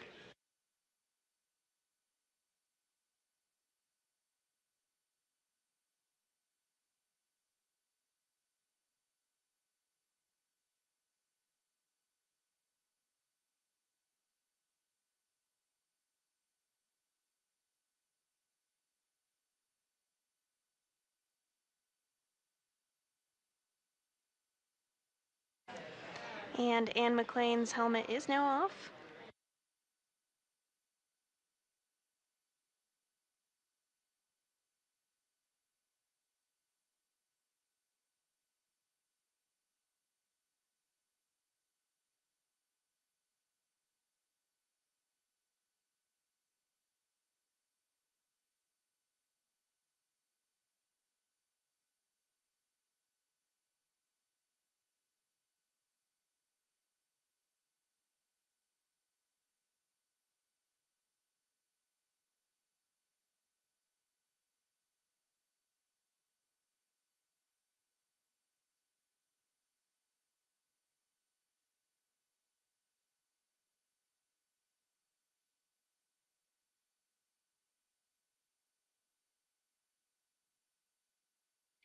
During today's spacewalk, which was the 275th in support of space station maintenance, assembly, and upgrades, NASA astronaut Anne McClain and Nicole Ayers worked to build a modification kit that will be used to install an ISS rollout solar array, or IROSA.